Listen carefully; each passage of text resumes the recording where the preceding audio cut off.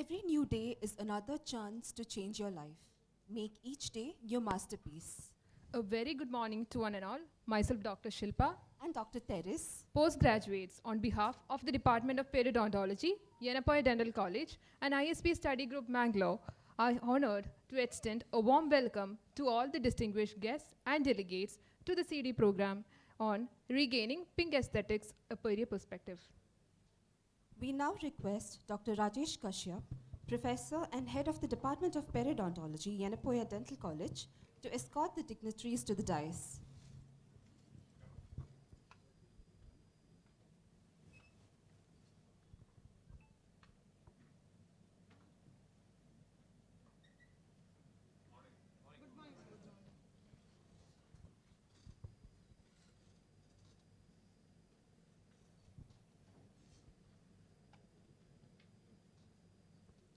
Prayer is man's greatest power. Sometimes all it takes is one prayer to change everything. We invite Dr. Mohammad Ashif, postgraduate, Department of Periodontology, to lead us in prayer.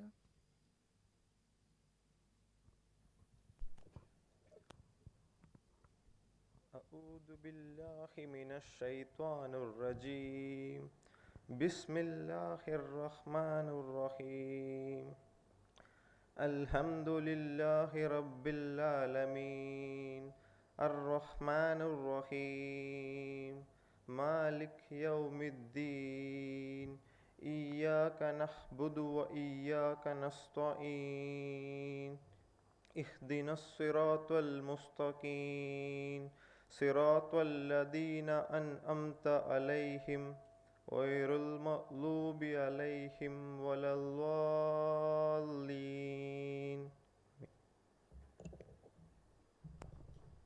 Thank you, Dr. Ashif. We request the Head of the Department of Periodontology, Dr. Rajesh Kashyap, to deliver the welcome address.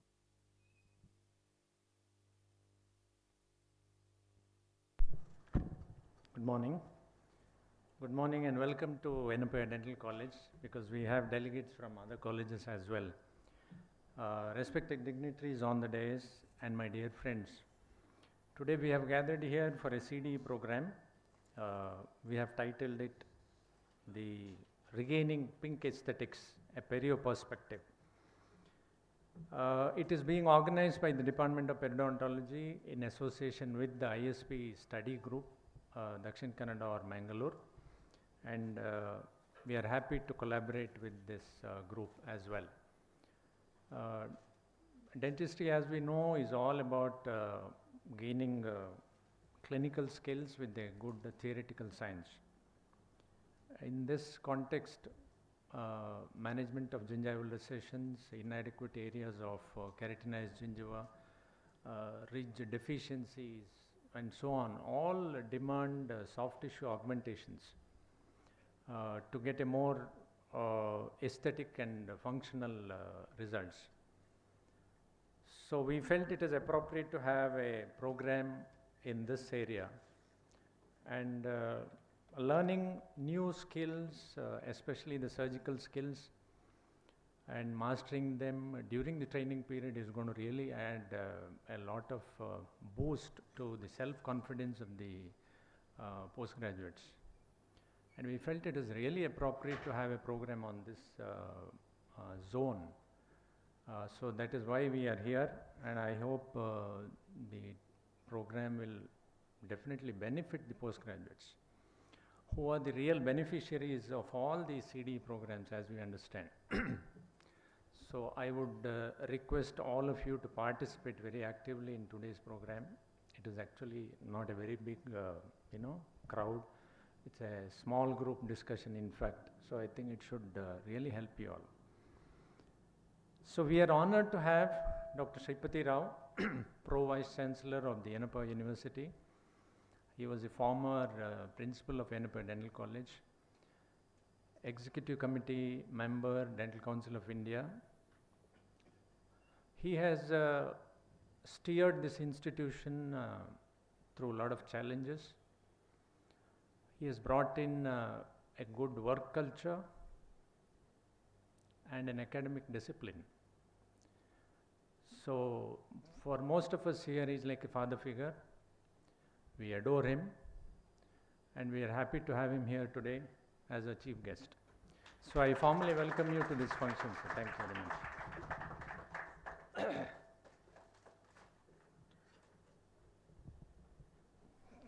Change was and is inevitable. Dr. Akhtar Hussain, a very dynamic, motivating personality, the Dean of Dental College, really assured some freshness and new thoughts on many fronts. And he has always been a source of encouragement and inspiration to many of us here. So thank you very much, sir, for coming here, and we welcome you to this function. I also welcome Dr. Biju Thomas, a senior professor from A.B. Shetty Dental College. He is also the president of ISP Study Group Mangalore. I know he breathes and speaks ISP, and but some say he even eats and drinks ISP. I don't know. I mean, that was on a lighter note. But what I meant was that he's such a passionate ISPN that he's really involved in all these years, much more than what we all could do to the society on various fronts. So we're really happy to collaborate with the ISP study group, and welcome to you, Dr. Biju. Dr. Mihir Kulkarni, the resource person and star of the day, is a young, brilliant, yet humble bundle of knowledge and skills from SDM Dharwad, with whom I share a common, that is a training from Manipal College of Dental Sciences, Manipal. A strong foundation that we strive to provide to our students as well. Welcome to you, Mihir. I'm sure you're going to have a fan club when you return from Mangalore. A warm welcome to Vice Principal Dr. Shambat, Dr. Maji Jose, and all the heads of the departments and postgraduates, faculty as well from Yenepoya Dental College. I also acknowledge the presence of the heads of the departments, faculty as well as postgraduates from all the other institutions such as A.B. Shetty Dental College, Manipal College of Dental Sciences, Mangalore and Manipal, and then we have the Coorg Institute of Dental Sciences as well as Srinivas Dental College. And a special welcome to Dr. Ashita Upur, the Dean of MCOTS Mangalore. Very hearty welcome to you, madam. Today's event is also extended to the Perio alumni. This is something that we wanted to have, and many from across the country and from abroad also have joined today with us. So we thought we would share this platform with them as well, so that our connect remains and it sustains that way. So we propose to do this in all our future academic endeavors as well. So just as I welcome all of you, I would also take this opportunity to acknowledge the cooperation and support that I receive on a routine basis and for today's program from all my colleagues, teaching and non-teaching staff of the department, as well as the postgraduate students. So I hope today will be a good day, and I'm sure all of you will learn a lot from this program today. We are going to have 2 lectures followed by a surgical demonstration in the afternoon. So we are all set to go through the day, Dr. Mehir. Please enlighten us. Thank you very much and have a good day. Thank you, sir. Knowledge is the light which liberates the mind from darkness. To mark the inception of the occasion, may I now request the dignitaries to come forward and light the lamp.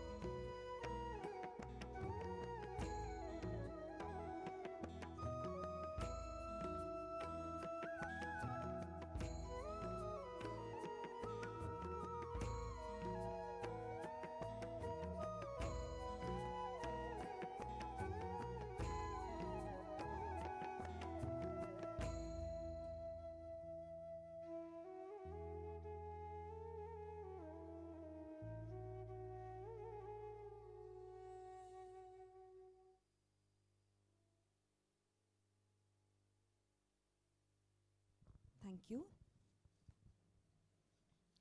A leader is one who knows the way, goes the way, and shows the way. With immense pleasure, may I request Dr. Akhtar Hussain, Dean, Yenepoya Dental College, to deliver the presidential address.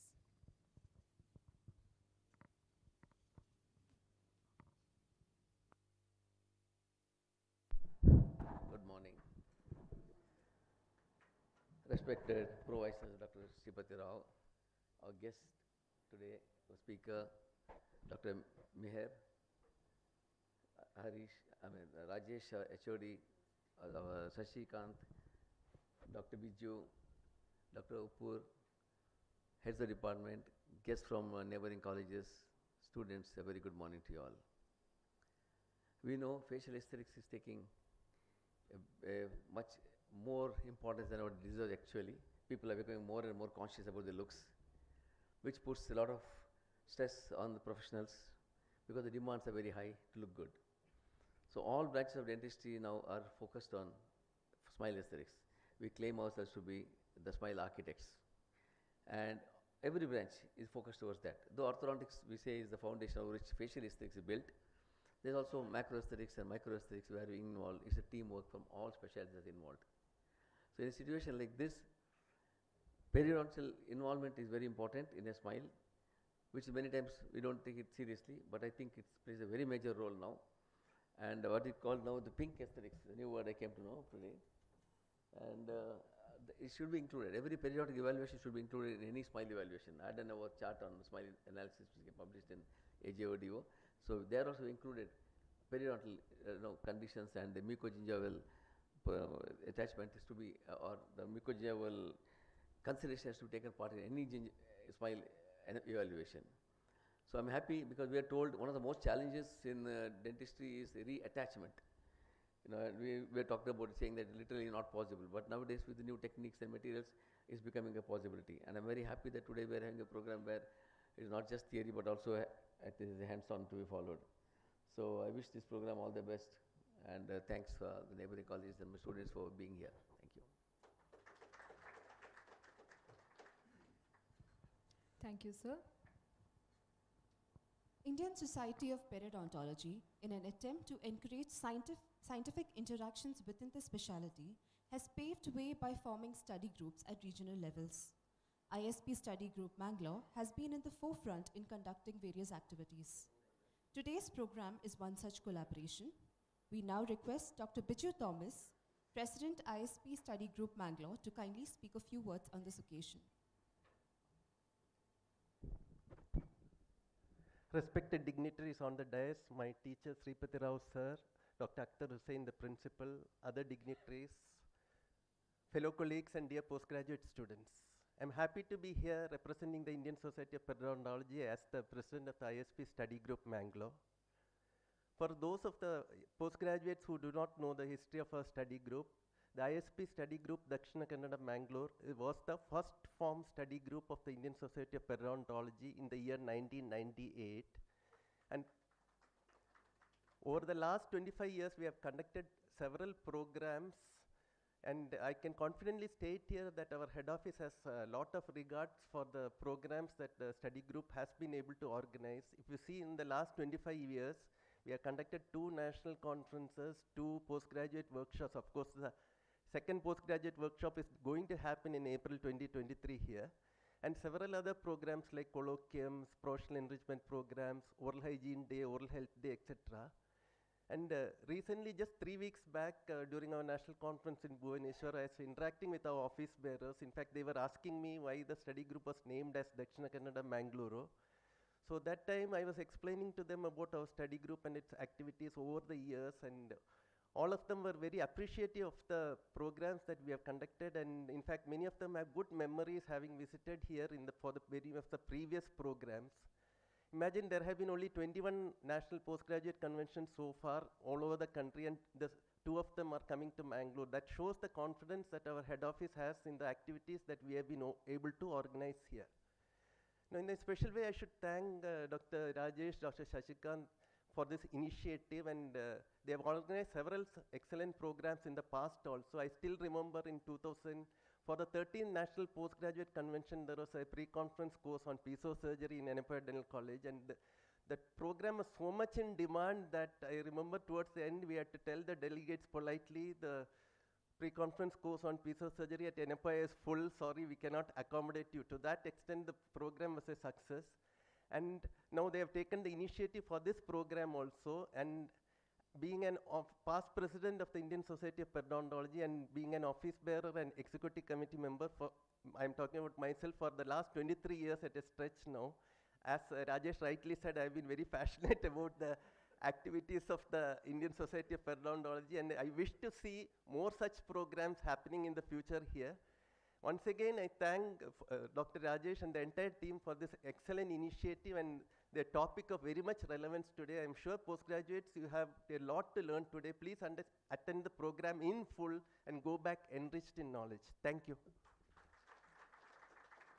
Thank you, sir. May I now call upon Dr. Anupama Rao, Additional Professor, Department of Periodontology, Yenepoya Dental College, to introduce the resource person for the day, Dr. Mihir Kulkarni. Good morning, everyone. It is my esteemed privilege to introduce the young and dynamic speaker for today's program, Dr. Mihir Kulkarni. Dr. Mihir graduated in year 2009 from Rajiv Gandhi University of Health Sciences and went on to complete his post-graduation in the subject of periodontology from Manipal University 2014. Dr. Mihir is presently working as the associate professor and also a faculty member of Department of Implantology at STM College of Dental Sciences, Dharwad. Currently, he also pursues PhD at the same institute.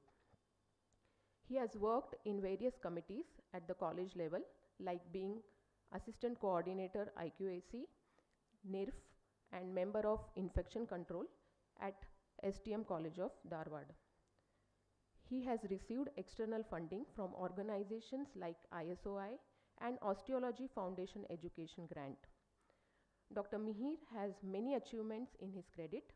Few of them includes a Best Graduating Student in 2010, Fellowship in Implant, as well as Best Faculty Speaker at ISOI in 2017. He has numerous high impact factor publications in national and international journals with more than 100 citations. He's a reviewer for many reputed journals like Journal of Periodontal Research, BMC Oral Health. He has also authored chapters in textbooks. He has given around 13 guest lectures at various platforms, including a pre-conference workshop at the National ISPRP Conference in 2019. The achievement he has had in a short span of his career speak volumes about his knowledge, interest, and passion in the subject of periodontology. We are fortunate to have such an exemplary personality amidst us. I am sure each one of us will have a valuable learning experience at the end of day today. Thank you. Thank you very much. Thank you, ma'am. As a token of appreciation and gratitude, we request our beloved principal, Dr. Akhtar Hussain, to present a memento to the resource person, Dr. Mihir Kulkarni.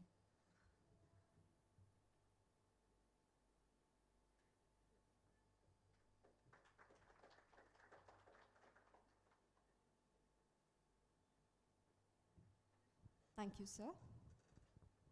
A good education can change anyone. A good teacher can change everything.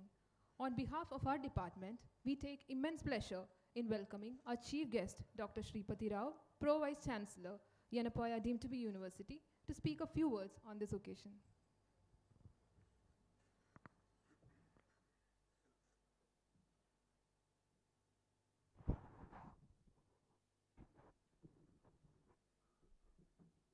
Good morning to all of you.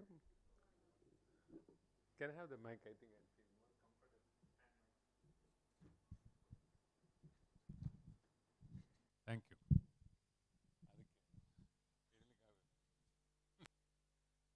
Yeah.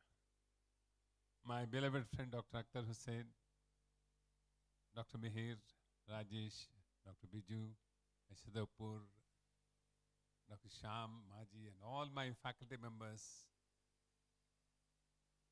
dear students who have come from different part of Mangalore, from different institutions. And ladies and gentlemen,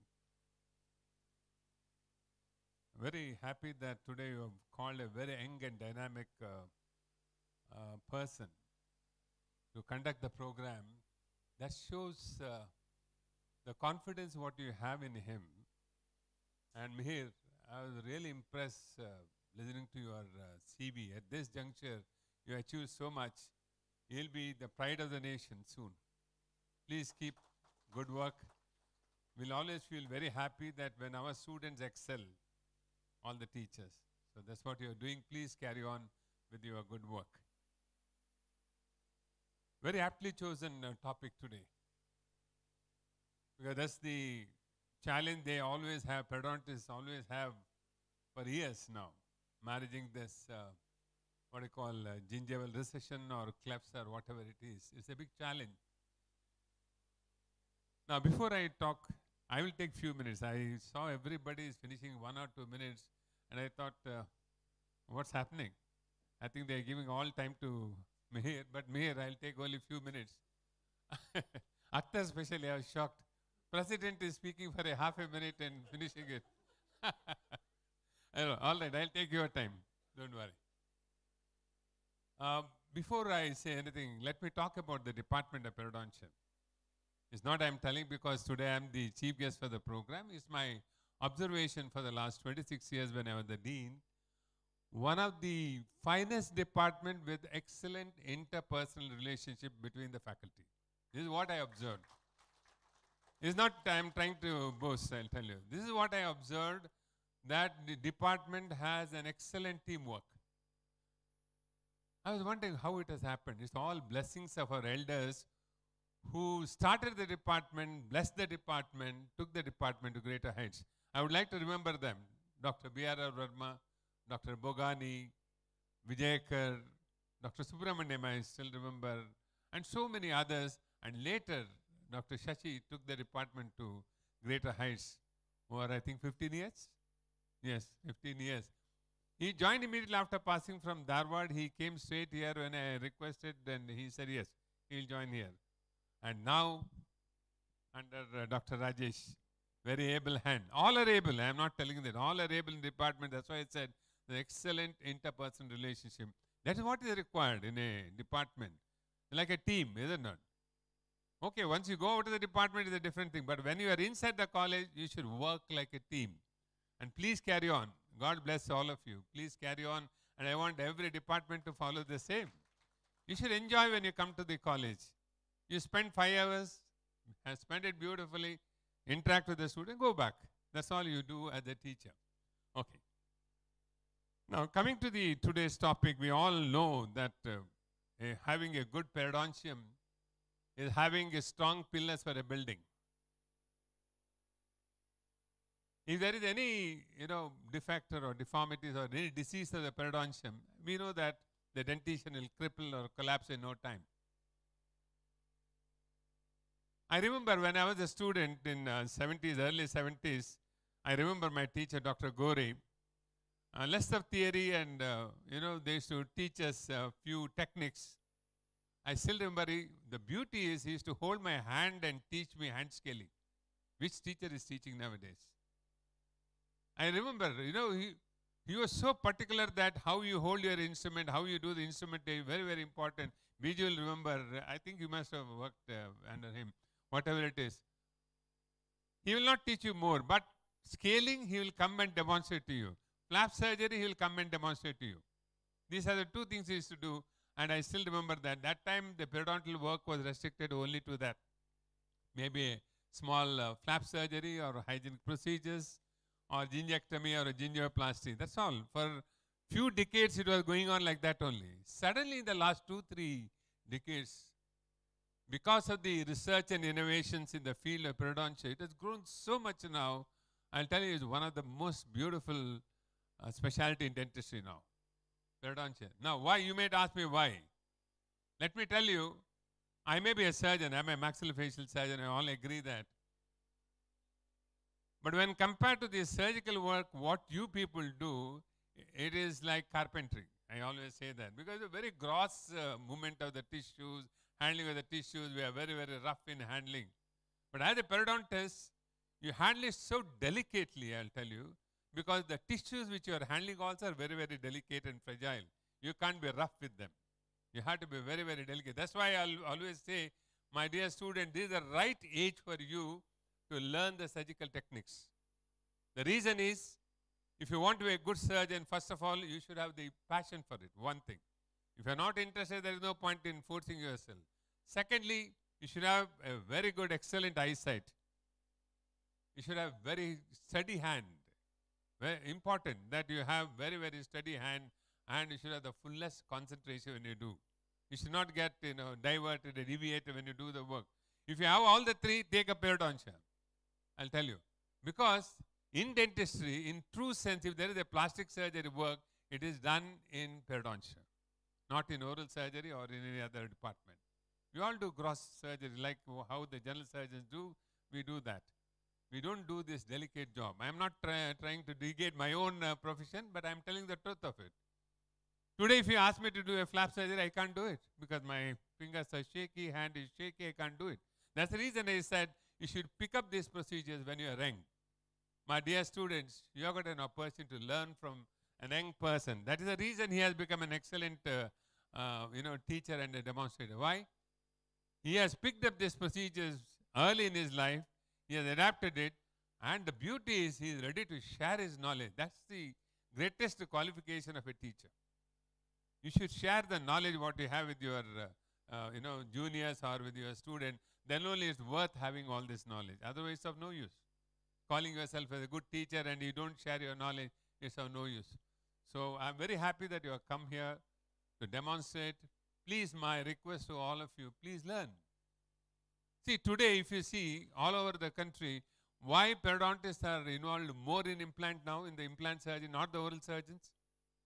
Because implant surgery requires a very delicate handling of the tissues. There has to be a good osseointegration. The tissue handling should be very gentle. Yeah, I drill a hole, I put the thing and mechanically do it. That everyone can do it. Now, if you see, even a BDS graduate does that. The beauty is how nicely you handle the tissues, how delicately you handle the tissues, because the healing depends upon how you handle the tissues. I remember when we used to do flap surgery, we used to be very happy. Raise a big flap, curate the whole area and put it back. After some time, you see, after 6 months, we see that there is a recession of gum and the whole thing will shift down. Why? Because lifting the whole mucoperiosteum will lead to resorption of the bone. Unnecessary. That's why the minimal invasive surgeries have come now. So anyway, I'm not going to talk about it because an expert who is going to talk about all this. And thank you very much for inviting me. My dear students, your profession is an excellent one as long as you learn it properly and implement properly. Don't learn for the sake of passing your MDS. Try to gain knowledge as much as possible from here. And even later also, keep updating your knowledge and your skills. I'm sure you will do very well like me here. Thank you, one and all. Thank you, Rajesh, for inviting me. God bless all of you.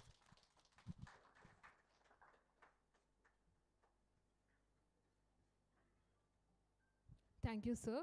We are very grateful for your gracious presence here today. You inspire us every day.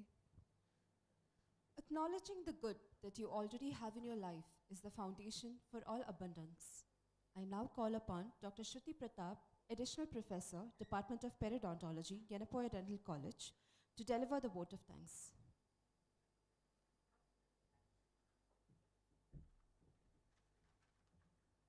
A very good morning to one and all present here. I deem it my privilege to propose a vote of thanks for today's program. This program would not have been possible without the support of our Honorable Chancellor, Vice Chancellor, Registrar, and all the statutory officers of Yenepoya University. I extend my gratitude to all.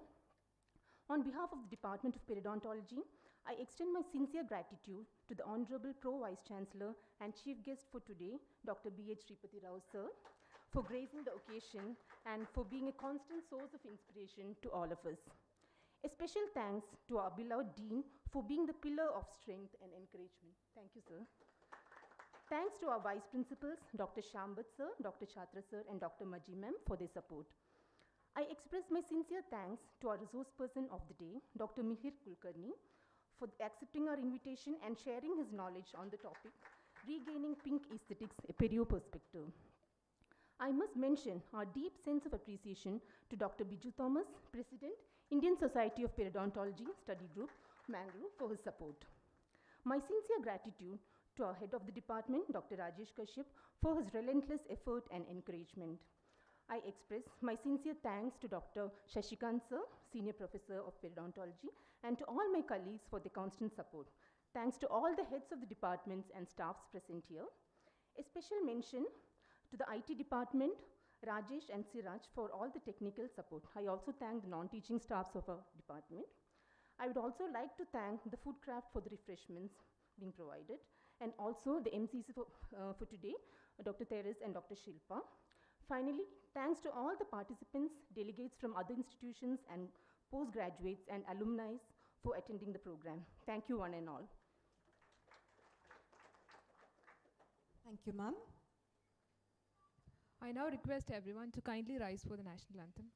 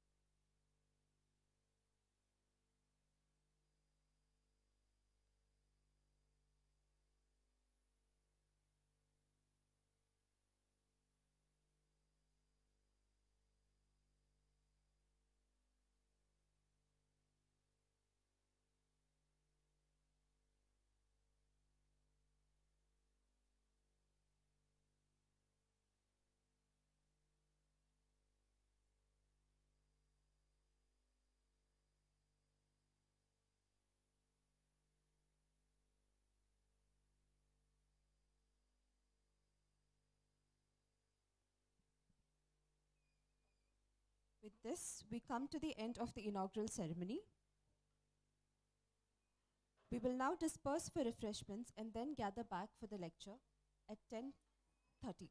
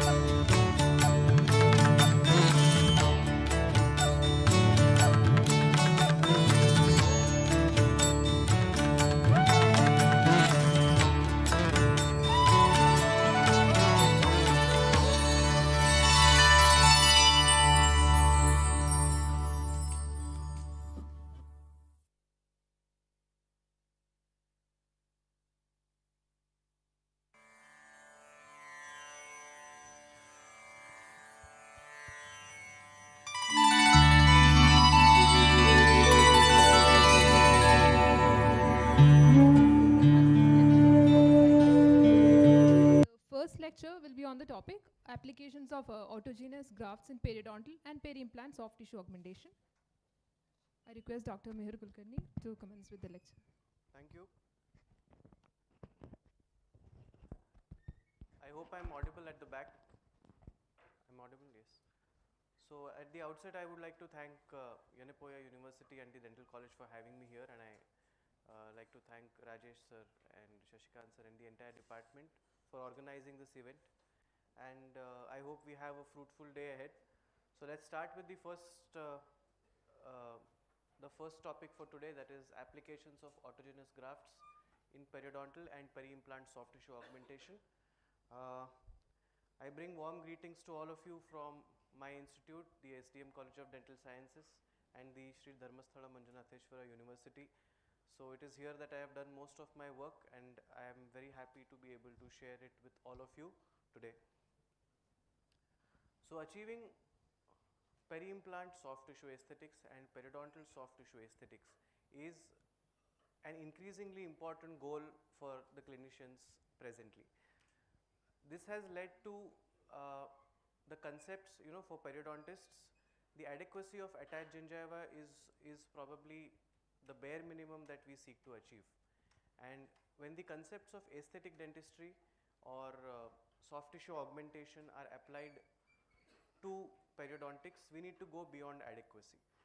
So we all know that adequacy of attached gingiva is considered to be that quantity of attached gingiva which is enough to resist the frenal pulse, okay, that quantity of attached gingiva which is going to prevent recession or inflammation of the marginal gingiva.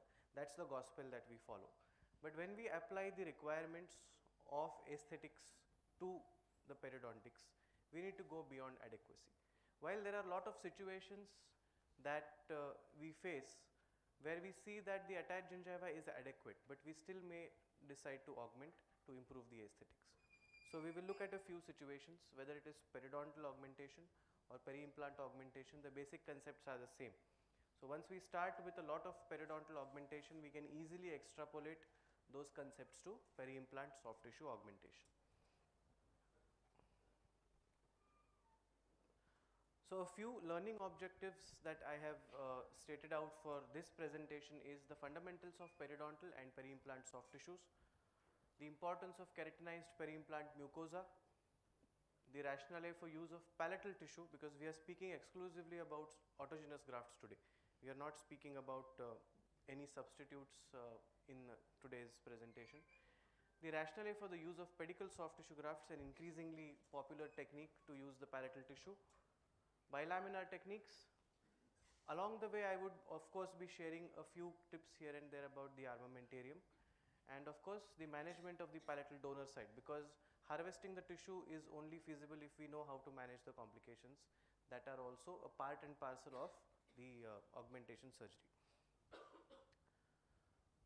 So when we look at the gingiva,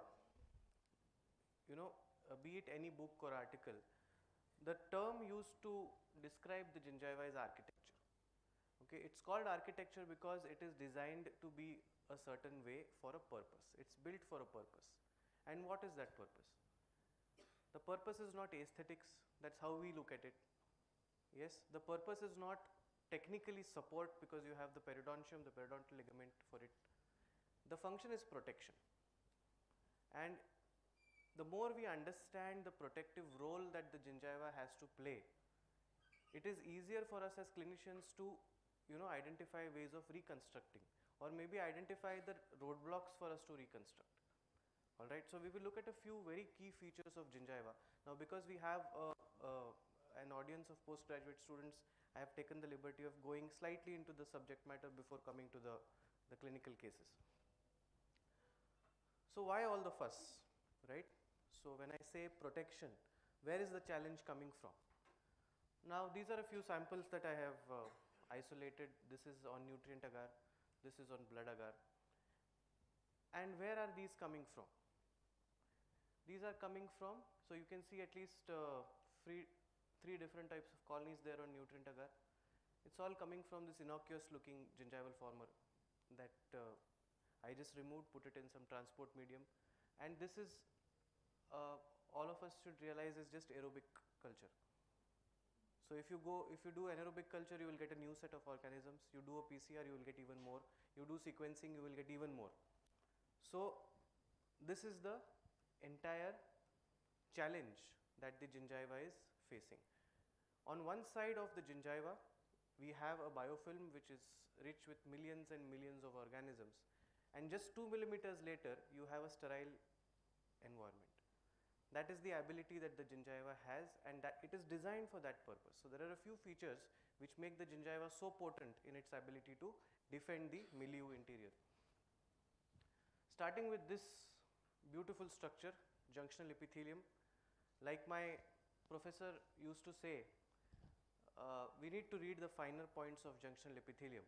And if you look at Carranza, it describes junctional epithelium as being non-keratinizing epithelium. The adjective used is non-keratinizing against non-keratinized, which is used for circular epithelium, because this epithelium is not meant to keratinize.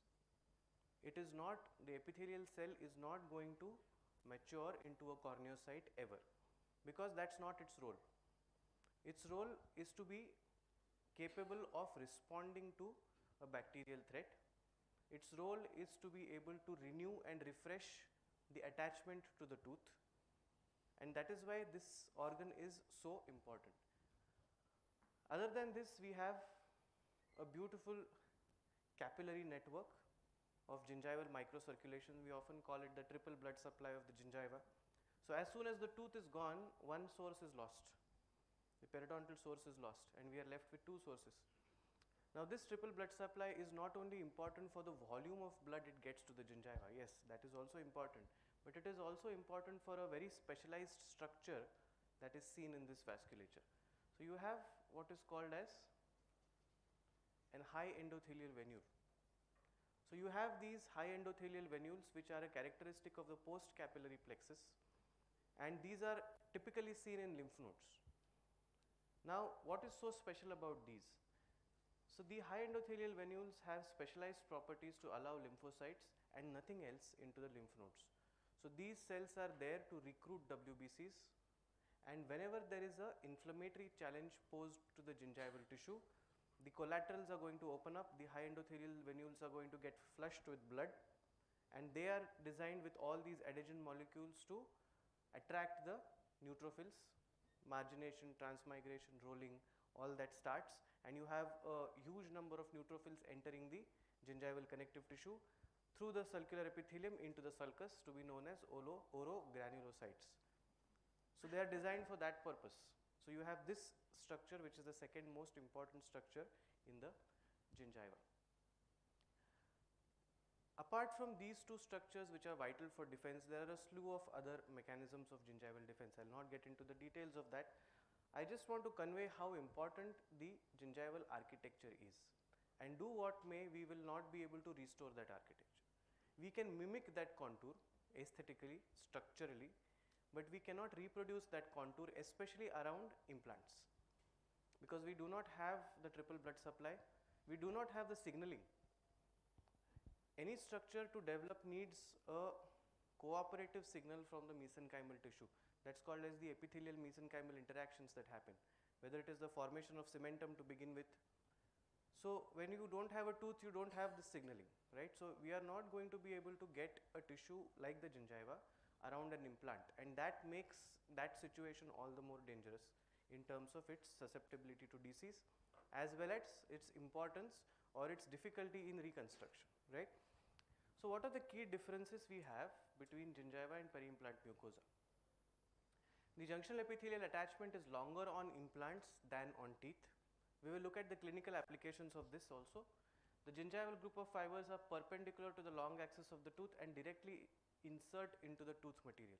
So there is a physical connection between the gingival fibers and the cementum, right, which is absent in an implant. In an implant, the connective tissue fibers are oriented parallel to the implant surface. There is more of an adaptation than an adherence. Of course, we have seen that the vasculature of the gingiva is richer than that of the peri-implant mucosa. Presence of high endothelial venules. Peri-implant mucosa is hypocellular as compared to the periodontium because the blood supply is less, the cellularity is less, the metabolic rate is less, and this leads to the rate of turnover of the tissue which is higher in gingiva as compared to the peri-implant mucosa. So what are the clinical implications of these differences? A periodontal probe penetrates deeper into a peri-implant sulcus as compared to a gingival sulcus. A basic thing we need to know when we are examining. So when you insert a probe into a peri-implant sulcus, it is bound to go in a little deeper because the tissue is poorly adherent, as well as the junctional epithelial attachment is also longer. The peri-implant soft tissue is adapted and adherent to the implant surface and hence more susceptible to breakdown because the attachment is not a physical attachment, right? The periodontal tissues are attached to the cementum physically through Sharpie's fibers and hence resist the attachment loss and pocket formation to a higher extent than peri-implant soft tissues. The biologic width around implants is more as compared to natural teeth regardless of the level of implant placement. So if your implant is placed subcrestal, the biologic width will relocate from that point. It does not correlate in any way to the level of implant placement. And this biologic width will re-establish once the abutment is placed, not after the implant placement. So the crestal remodeling that happens around the implant within 1 year, one part of that crestal remodeling is also the establishment of the biologic width around the implants. So when a slightly different implant to abutment connection like a platform shift is used, the biologic width dynamics change and maybe you get a better crestal bone level around platform shifted implants. So that's the clinical implication of this concept. Healing of peri-implant wounds is slower. We know that vascularity is less, you don't have the triple blood supply there. The alveolar crest levels around the teeth tend to be higher due to the presence of the alveolar bone proper. Now this alveolar bone proper is another very important structure which you can call to be a tooth dependent structure, like the junctional epithelium is a tooth dependent structure, the marginal gingiva is a tooth dependent structure. Without a tooth there is no marginal gingiva. Similarly, without a tooth there is no lamina dura. And in the anterior maxilla, for example, the alveolar crest most of the times is entirely made up of lamina dura. So the lamina dura from inside fuses with the cortex of the bone from outside. So the crest of the alveolar bone is purely cortical bone with the alveolar crest outside, the crest outside, the cortical plate and the lamina dura from inside. So when the tooth goes away, the lamina dura is lost and the labial plate goes down in height. When the bone goes down in height, the gingiva loses its support and you are going to have a slightly lower level of gingiva in the edentulous area as compared to the adjacent dentulous area. The alveolar crest around natural teeth is supported by the gingival group of fibers and is nourished by the periodontal blood vessels. So the alveolar crest tends to be more stable around natural teeth. And we know that a stable alveolar crest is a fundamental factor affecting the peri-implant and periodontal soft tissue levels. So if you see the soft tissue levels around an implant restoration, of course I have given an example of a poorly executed treatment, but if due consideration is not paid to these aspects of the periodontal soft tissues, you will end up with a situation where the soft tissues are going to respond to the bone level, the soft tissues are going to respond to the contours of the prosthesis that has been given, and they are going to go to levels that are unfavorable in terms of an aesthetic outcome. So this is again a debate which in my personal opinion was entirely unnecessary, because periodontists spent almost 100 years to establish the importance of attached gingiva around teeth, and then we were expected to do it all over again for implants rather than just taking our word that yes, it is important, right? So how did the debate evolve? So if you look at the research done by the same group, okay, in 2008, they have given a very ambiguous conclusion to the systematic review during that time that says that the decision to augment should be based on the clinician's judgment. Okay, of course we know that the clinician's judgment is a very important aspect of the evidence-based decision making triad. So it is almost as important as the available evidence. We tend to forget that sometimes. Again, what happened after this? After 2008, now as we enter the 2000s, osseointegration is something which is taken for granted. It will happen. So we need to go to the next level. We need to come to the era of biomimetic restorations. When we come to biomimetics, we need to have the concepts of emergence profile. When we say emergence profile, we have to talk about the transition zone, that is the zone from the level of the implant to the zone where the restoration emerges outside the marginal gingival tissue. That's the transition zone. So we need to talk about that. We need to talk about maintenance of the crestal bone, because like we see, it is the bone which is holding up the gingiva. And we also need to look for the long-term stability of the result. Not just achieving the result, but making sure that the result is going to stay the same for the next 50 years. Because implant is something which does not have an expiry, right? When a 20-year-old comes to you or a 25-year-old comes to us for an anterior aesthetic restoration, it would be disservice to promise 15 years of service, right? We have to promise 50 years of service when we look at implant restorations. And that is why we need to over-engineer. What may be adequate, what may be sufficient for the present, may be inadequate for the future. Because the implant itself is doing nothing to hold those tissues, like the tooth. The tooth is holding those tissues, the tooth is nourishing those tissues, the tooth is stimulating those tissues. The implant is stimulating, yes, but to a lesser extent. Other than that, it is not doing anything for the tissues. So we need to augment more at the baseline so that the achieved results are going to stay stable for a longer period. So the same group eventually in 2017 now conclude that the soft tissue augmentation results in more favorable peri-implant health. So from calling it to be a clinician's decision, it has now become a more favorable thing to do.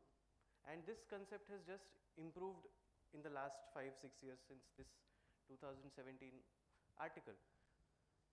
They have also said that the limited evidence available supports the use of soft tissue augmentation procedures to promote peri-implant health.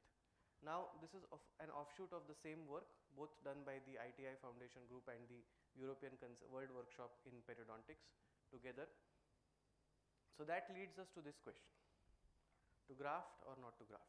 So I think by now I have made my case that we should graft, even in cases where we have adequate keratinized gingiva. So the concept of adequacy is no longer what we are aiming at. Okay, we want it to be enough, not just adequate. It needs to be more than adequate, because we are no longer restricting to health. We are extending the concept to get to aesthetics and to get to biomimetics and emergence and all that. So just adequate is not enough for us anymore. Coming right to our topic now, augmentation of gingiva using autogenous palatal grafts. We know that the autogenous grafts are of two types: the free gingival autograft and the subepithelial connective tissue graft. The free gingival autograft is of course epithelialized, and the connective tissue graft is the subepithelial portion. Why palatal tissue? Now we need soft tissue. There are so many oral sites from where soft tissue can be taken. There is the buccal pad of fat. There is a lot of, I have even read some obscure work about the tongue being taken as a donor site for soft tissue. But why the palate? Okay. The most important reason for choosing the palate is that there is abundant availability of keratinized mucosa and underlying dense connective tissue. So the keratinized mucosa is what we are looking at. We do not want just oral mucosa, we want keratinized oral mucosa. The connective tissue of the palate has the signaling capacity to initiate keratinization in the overlying mucosa. If we go back to the rhesus monkey study, where we know that a palatal tissue transplanted into the buccal mucosa is going to form keratinized tissue on the surface of it. So the same thing, why does it form keratinized tissue on the surface?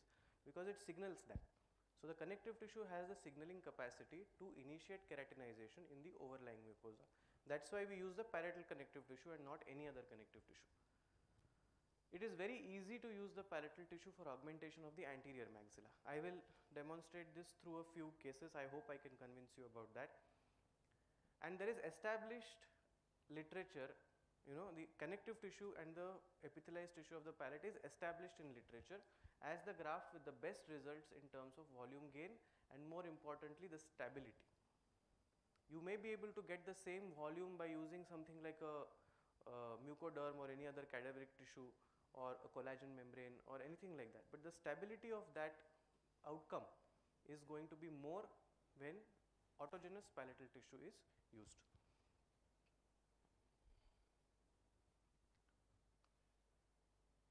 So let's start with the subepithelial connective tissue graft. I'll start with this and I'll end with the Friesenjavel graft. So there are different techniques of obtaining the subepithelial connective tissue graft.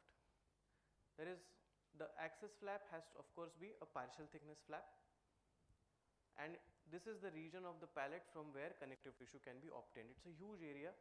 It starts from the rugae area and extends all the way to the area which is almost overlying the greater palatine foramen. So this entire area can be used to obtain connective tissue from the palate. Of course, there are different techniques to be used in different areas. You cannot use the same technique for obtaining CTG from all this, right? This is the more preferred area, the area which is anterior to the greater palatine vascular bundle where it emerges in the palate, and slightly posterior to the rugae area. Of course, rugae area is not a very preferred area for technical reasons, and of course the quality of the tissue is also a little different there. The area adjacent to the premolars is the best, but it is limited. So we need to extend either anteriorly or posteriorly to get adequate tissue. So in this anterior area we can use the trapdoor technique or the triangular flap or the single incision technique to obtain the connective tissue from this area. So we have to reflect a partial thickness flap either with 2 releasing incisions, which it becomes a trapdoor. Whereas in the posterior area we have to take out a Friesenjavel graft and deepithelize it to obtain the connective tissue, because we do not have the freedom of going deeper in this area because there is a vascular bundle waiting for us there, right? So if you want more connective tissue in the same patient, we have already utilized this site, you want some more, we can obtain it from the posterior area, but it has to be taken as a Friesenjavel graft and deepithelized. That's the way we can get some more tissue. Trapdoor technique, of course, the classic standard first technique that all of us learn, but a technique which we need to eventually phase out, unlearn and move towards either the triangular flap or the single incision technique. The reason for not sticking with this technique is that there is a very high rate of necrosis of this trapdoor across reported literature and also in my personal experience, because what happens is the blood supply to the overlying flap is severely undermined when we reflect a trapdoor. Also in our sort of effort to gain more and more connective tissue, we keep the trapdoor very thin. When the trapdoor is kept very thin, especially in the Indian population where you do not have too much of thickness of the palate anyway, I actually envy these Western periodontists who have so much tissue thickness to work with. They do a partial thickness flap, take out the connective tissue and still leave some tissue on the palate. I just can't imagine that. I actually want to experience that once. But what we need to do is we need to take out the tissue with a periosteal elevator, because we have to include the periosteum to be a part of our connective tissue graft, because the available tissue is very thin. Or in some cases when that biotype is very thin, we actually have to take out a FGG and deepithelize it even in the anterior palate. So our aim is to achieve the best quality connective tissue. We are anyway going to go into the palate. The patient is anyway going to have morbidity associated with it. Then we might as well get enough tissue. So do not hesitate in the technique of or in your sort of urge to reduce the post-operative morbidity. Don't compromise the quantity of graft that you are taking. Okay, so trapdoor technique, the trapdoor tends to necrose, so it's a good technique to learn because it gives good visibility of the palate, which also I sometimes disagree with, because with so many incisions there is going to be a lot of bleeding that is going to happen there. So it's best to eliminate the distal vertical release. Why distal? Because the blood supply is from distal to mesial. So eliminate the distal vertical release, do a triangular flap. This can be the go-to technique. This can be a standard technique to get comfortable with. It gives us the best of both worlds. Okay, a better visibility than a single incision technique, as well as enough access and visibility and less post-operative morbidity than the trapdoor. A necrosing trapdoor is more morbid for the patient as compared to a free gingival graft donor site, because the process of necrosis is going to initiate a lot of inflammation there. So first that entire tissue has to slough off, then the site becomes a free gingival graft donor site, and then it heals. So a necrosing trapdoor is not a very good thing for us to have. Of course, this is the technique which should be the final aim, single incision technique, where there is minimal residual trauma to the palate. In the sense, the palatal wound heals more by primary intention than by secondary intention. There is no vertical release there which is going to compromise the healing process in any way, and it is very easy to suture up this wound after harvesting the graft from that area. So, of course, the instrument that we should have for all of this is the 15C blade. This blade works the best among whatever I have tried till now, and I would recommend this for all palatal soft tissue harvesting procedures. And the brand I would recommend is Swan Morton. Every brand has different designs of the 15C blade. Paramount has a different design, Surgeon has a different design. So design that I found to be the most sleek and easy to access is the Swan Morton 15C blade.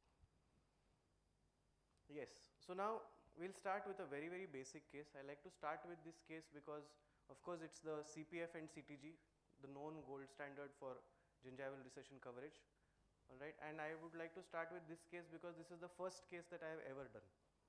This is the first case I did as a PG student in Manipal, and this was more of a, I don't think we can classify this with the Miller classification, but we can see that there is no keratinized tissue apical to the defect.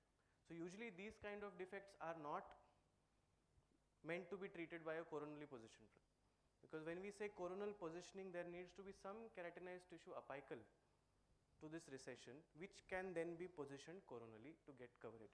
But anyway, decision making that time, I treated it with a CPF and CTG. This is the outline of the coronally positioned flap. So a full thickness and then a partial thickness. You can see a alveolar bone dehiscence here. The entire root surface is exposed.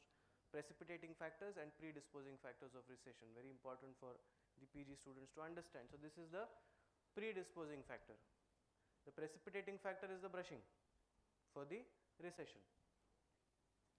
So of course this area is the partial thickness, then we have the full thickness, and then we have the partial thickness again. So partial, full, partial, modified CPF. The CTG obtained from the palate, you can see the volume of CTG almost 14 mm in length, sutured onto the tooth using absorbable sutures and a sling suture. The overlying flap sutured with silk.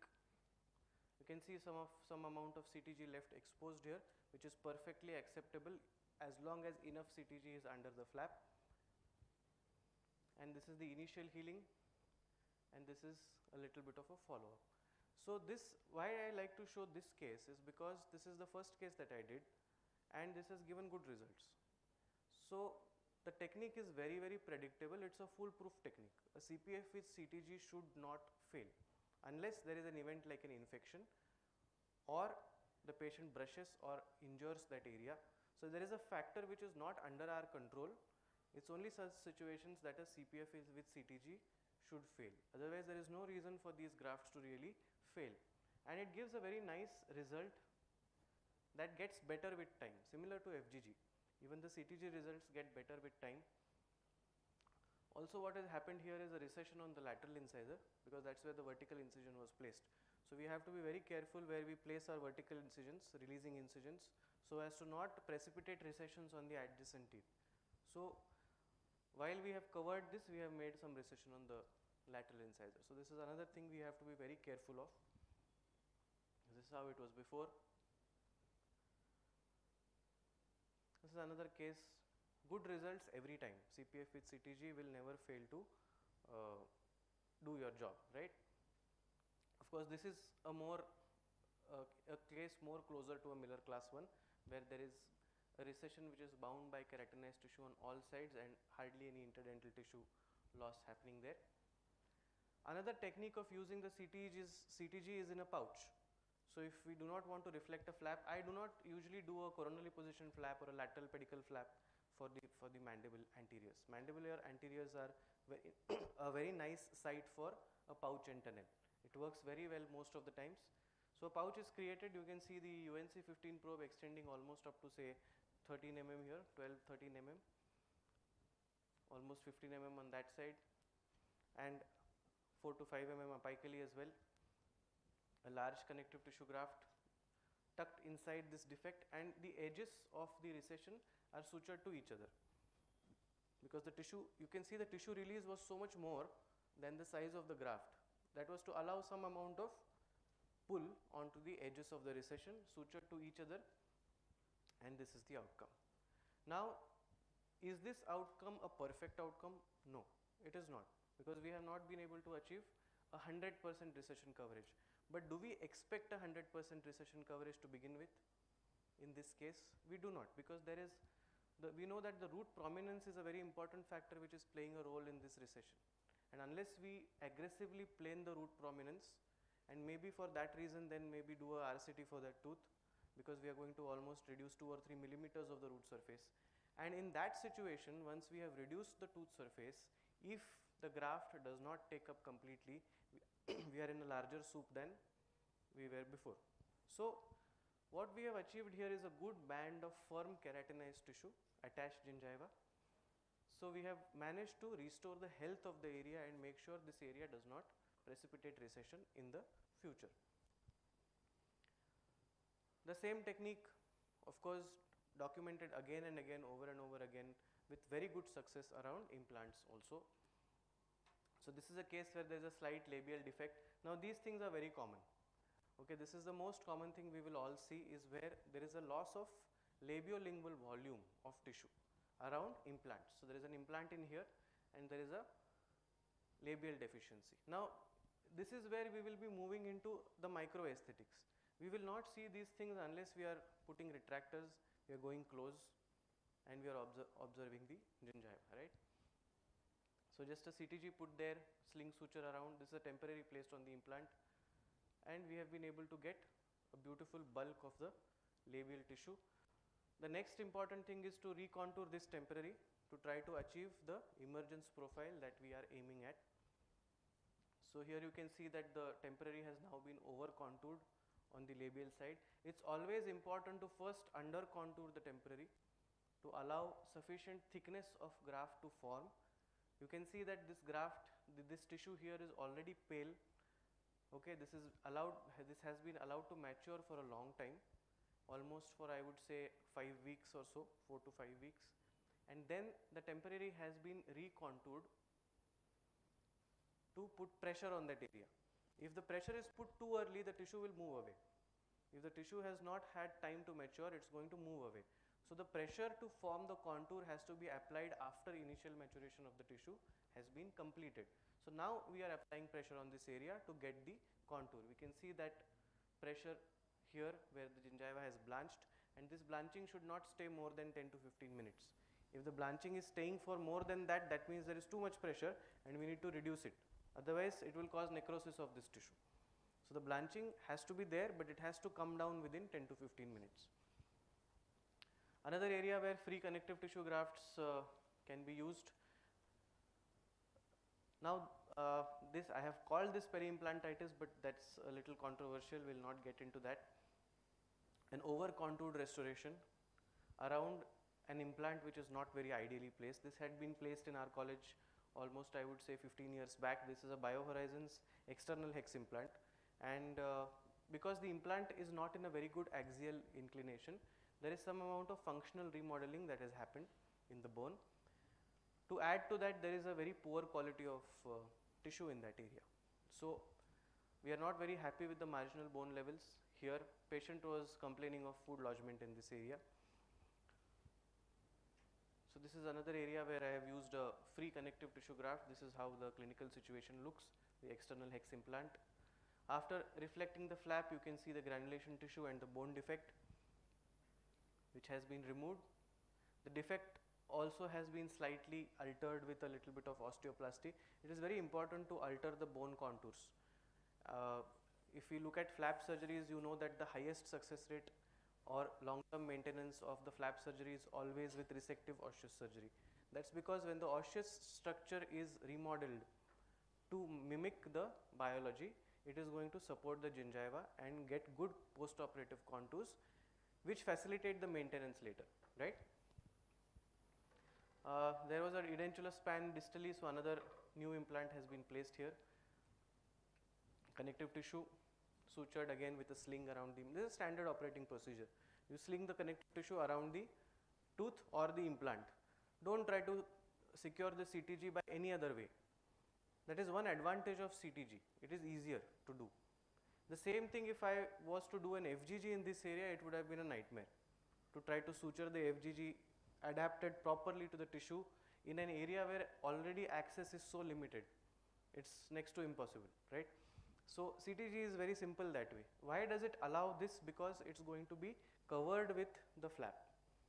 So it's going to get blood supply from the flap above as well as from the diffusion from the bone below. Whereas a FGG totally depends on diffusion for survival. So it cannot be unsupported. It cannot be loose. It has to be firm.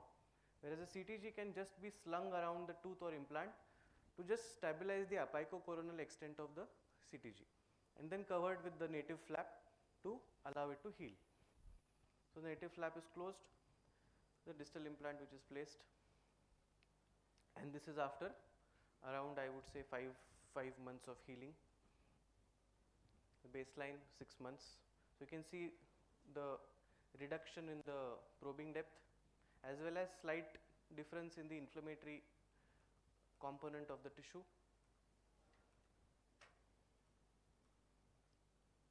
So there is a slight increase in the volume of tissue on the buccal aspect.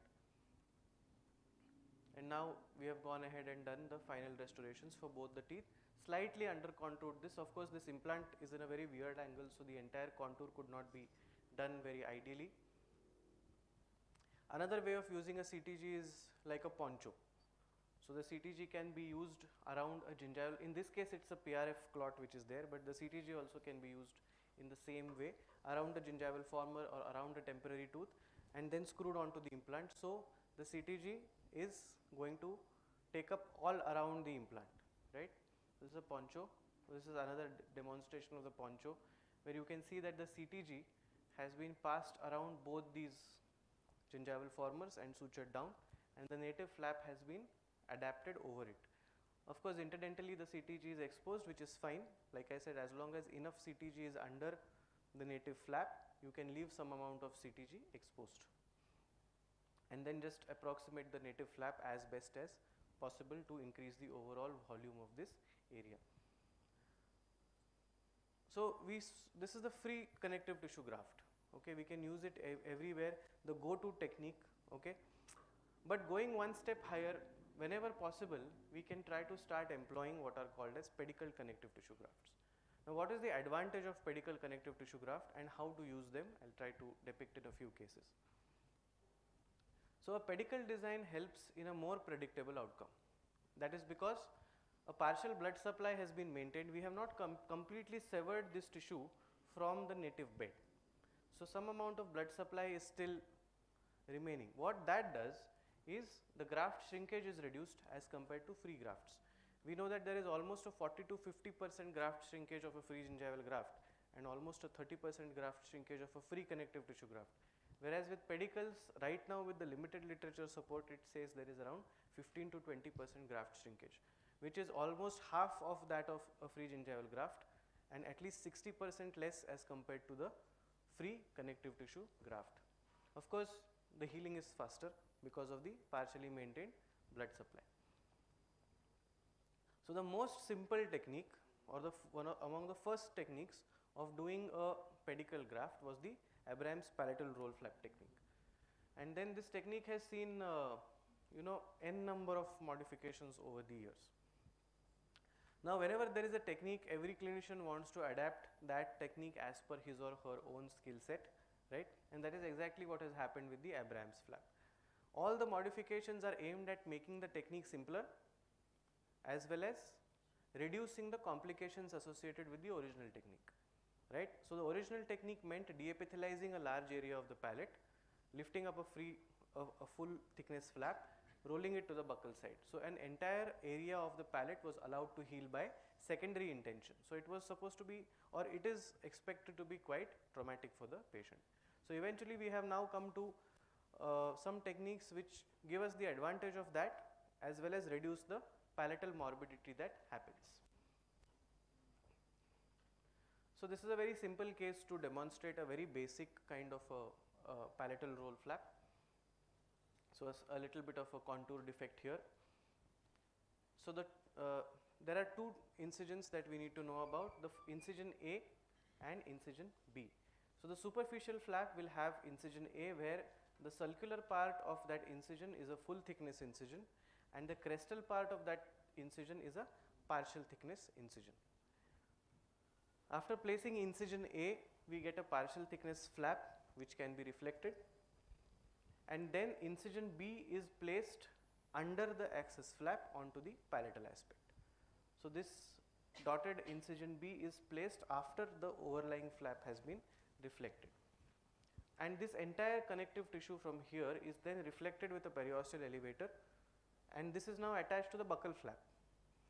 Then the buccal flap is undermined, like a hinge is created, and you fold this tissue. So you can see this, the connective tissue which was under this area is now here attached to the buccal flap. There is no second wound here, there is nothing here, and the slight undermining you can see here, which will allow us to fold this CTG. So the CTG is folded under the buccal roll, just two interrupted sutures, and we are done. It's a very simple technique. This is routinely done at our center for second stage. We no longer do a simple incision and open second stage. There is either this or there is another minimally invasive technique which I will share later. So it's a very simple technique. Once we get used to it, it can be done in 10 minutes flat. Okay, does not require too much of time also. And you can see how beautifully the buccal contour heals. Now this is where I say that we are no longer restricted by the concept of adequacy. Was it required from the biological perspective? Many would argue no. There is enough tissue there on the buccal side for health. Why did I do this here? Because this is one of my initial cases. I was executing the technique. But this technique becomes very valuable when we want to augment the anterior aesthetics, as I will try to show in a case. You can see this almost, I think it's a 1 year follow-up of the case. You can see this concavity starting to reappear. This is what I say that we need to plan for the next 50 years. Because nothing is holding this tissue, there is no bone. So the tissue is going to start shrinking. So that is why we have to over-engineer the peri-implant sites. This is something I have learned from my mentor, Dr. Sudhindra Kulkarni, that you need to over-augment. Okay, I am speaking from his experience, maybe not from my own experience, but after doing this soft tissue grafting for 25 years, he has told me that Mihir always over-augment, and I am just sharing that with you, right? And you can see how beautifully the gingiva has now draped around the restoration. Here, this is one case which I would like to show all of you and tell you that recently, the trend of contouring the anterior restorations, contouring the gingiva, which is viral everywhere, I personally think that it is unnecessary.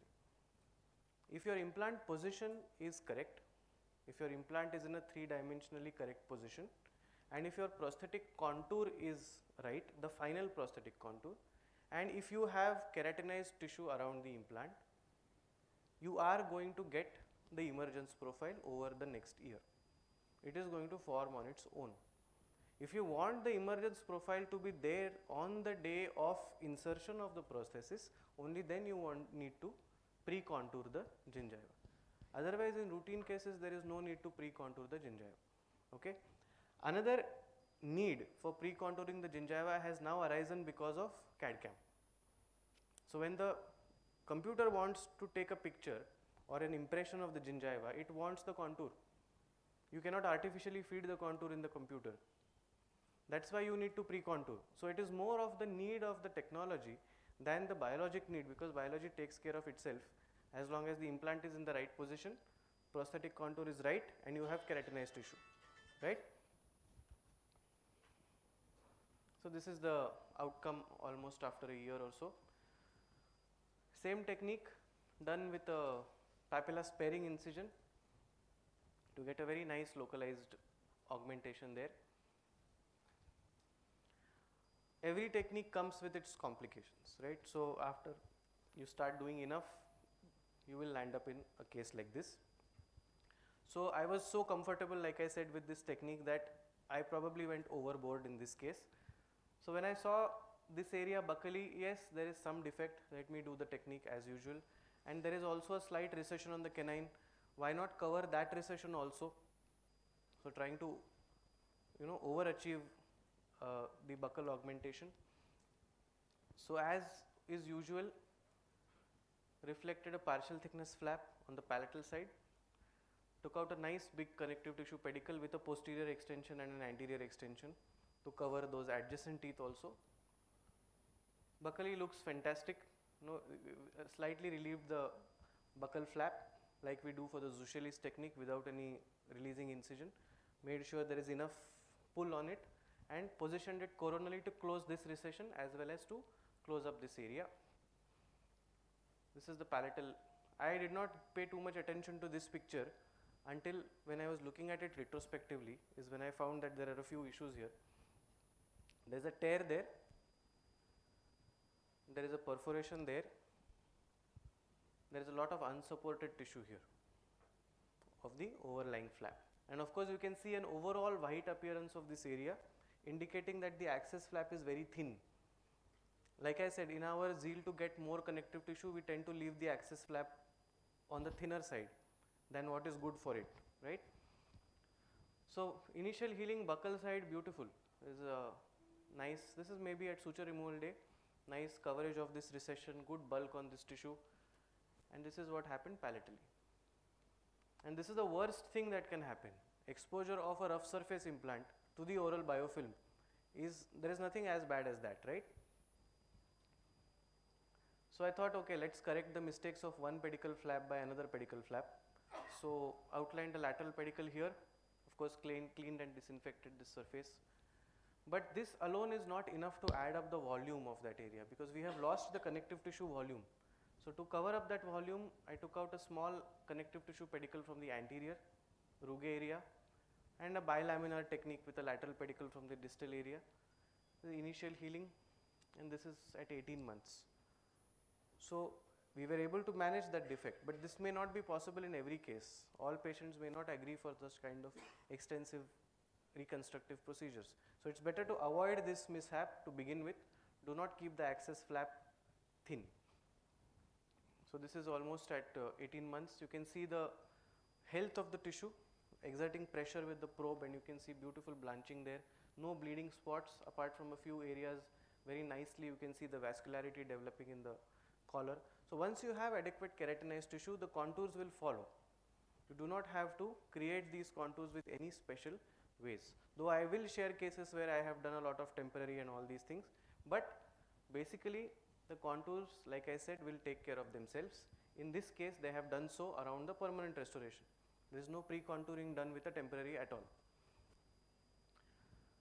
Now the technique that we have seen thus far is quite it's a minimally invasive, but still a larger variant of the minimally invasive. Let's go smaller than that.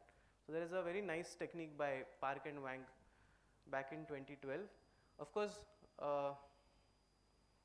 this is an old bad habit of mine, because I remember when I was doing a frenectomy for the first time, and Dr. Subraya Bhatt, my guide, asked me, what are the ways of anesthetizing the frenum?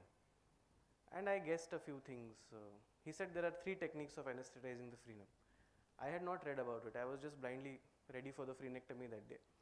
So I said, sir, we do it this way, we do it this way. He said, okay, fine.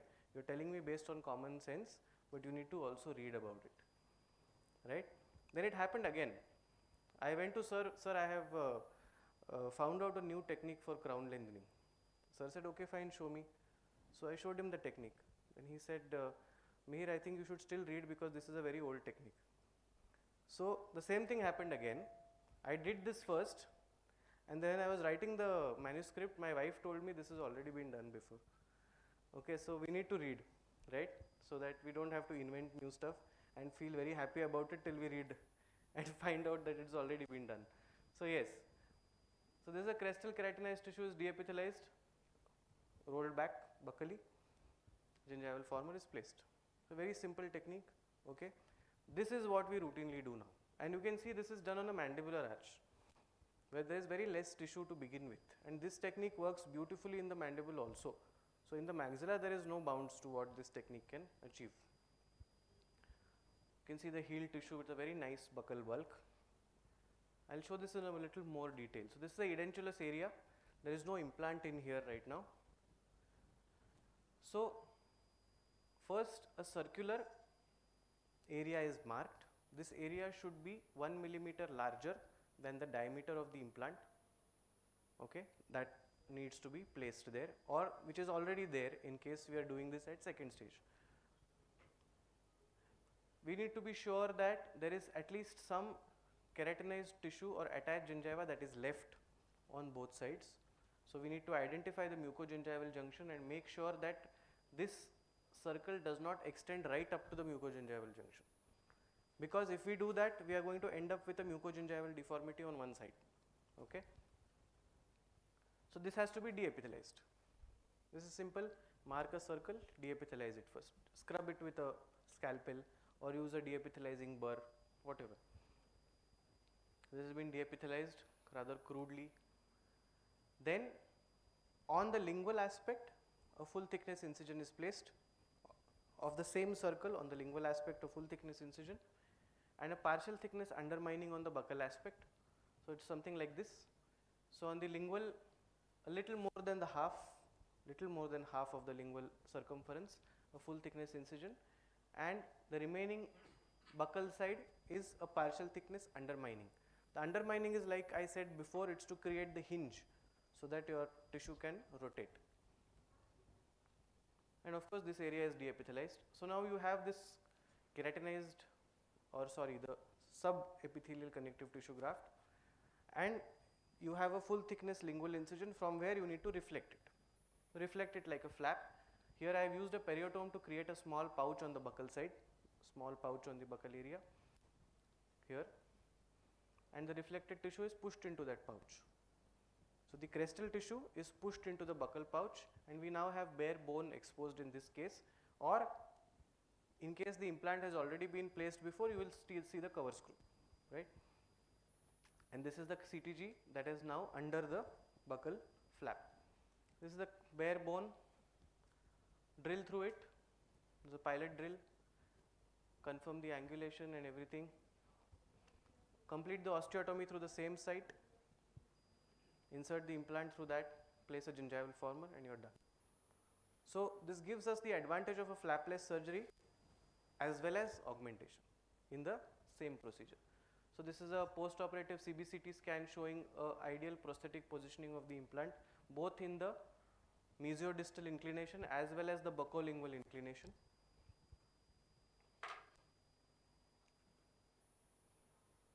This is a similar case which was done almost 1 or 2 months after the implant placement has been done, and you can see the beautiful buccal contour that we are able to achieve around the implant just with this simple modification of the incision. This technique will work beautifully with surgical guides if we do it with that. So it's almost flapless. There is no sutures. No sutures means better initial plaque control, right? Minimally invasive, allows single stage placement, and it does give us the benefits of soft tissue augmentation, very well suited for tissue level implants. So if tissue level implants are to be planned, this can be a very nice technique to gain the surgical access to the bone for these implants. The same technique can be now or adapted for anterior soft tissue remodeling. Okay, anteriorly we will always have a labiolingual defect. We may not have a buccolingual defect, sorry, we may not have a apicocoronal defect, but we will definitely always have a labiolingual defect, right? Here you can see the ideal prosthetic positioning of the implant for a screw retained restoration many times results in the implant perforating through the buccal plate. Of course, there is deficient bone also in this case. So I have used my routine combination, a xenograft with injectable PRF to make sticky bone, and of course a little more of that liquid PRF to condition or to incorporate in the collagen membrane. Okay. So the graft, the handling becomes very nice if the PRF is incorporated in the graft. Membrane placed on it, sutured. This is a monofilament absorbable suture, and the overlying flap is closed with nylon. So this is the CBCT where you can see the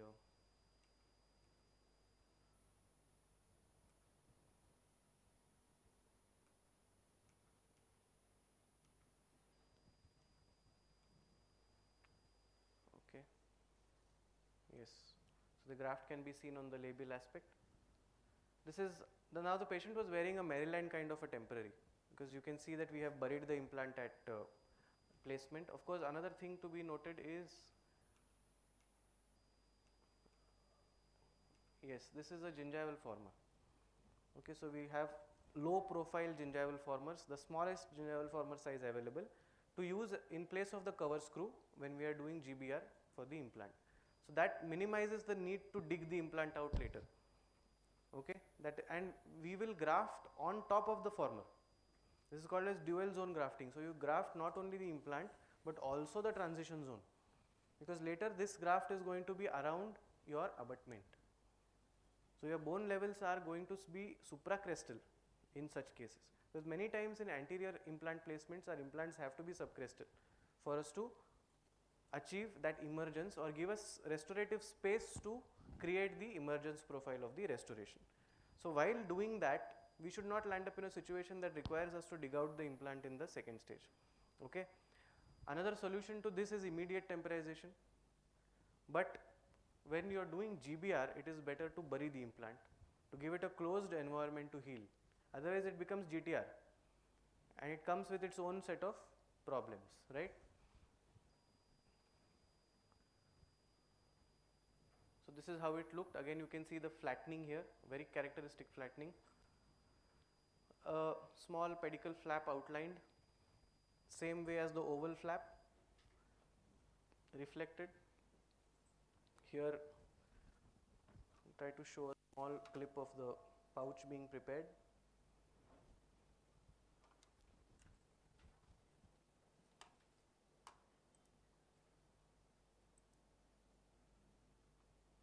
The periotome is used to create a pouch on the labial side. You can see the periotome coming almost till here. You can see it bulging out through the tissue. So this pouch needs to be continuous with no tags of tissue in between, otherwise those tags will prevent us from folding in this. Now this is the most irritating portion of the procedure. If any of you have done a CTG with pouch, you will realize that the CTG does not want to go in the pouch, and once it goes in, it wants to come out, always. So it's the toughest task to make a CTG sit inside a pouch. Okay. So the same thing happens here. It takes a long time for us to tuck it in. Once it's tucked in, you can see a beautiful labial bulge here, which is going to then support us to create the emergence profile. Of course, a lot of copious irrigation is very essential for any kind of a surgery. You have to keep irrigating whenever you remember to do it. So again, another advantage is we have not touched the adjacent papillae at all. The papillae height on the adjacent teeth are maintained, they are not disturbed. You can see the gingival former sort of showing through now, which we had placed at the time of the GBR of this case at baseline. So moist gauze is again used to make sure the CTG is firmly back into the pouch.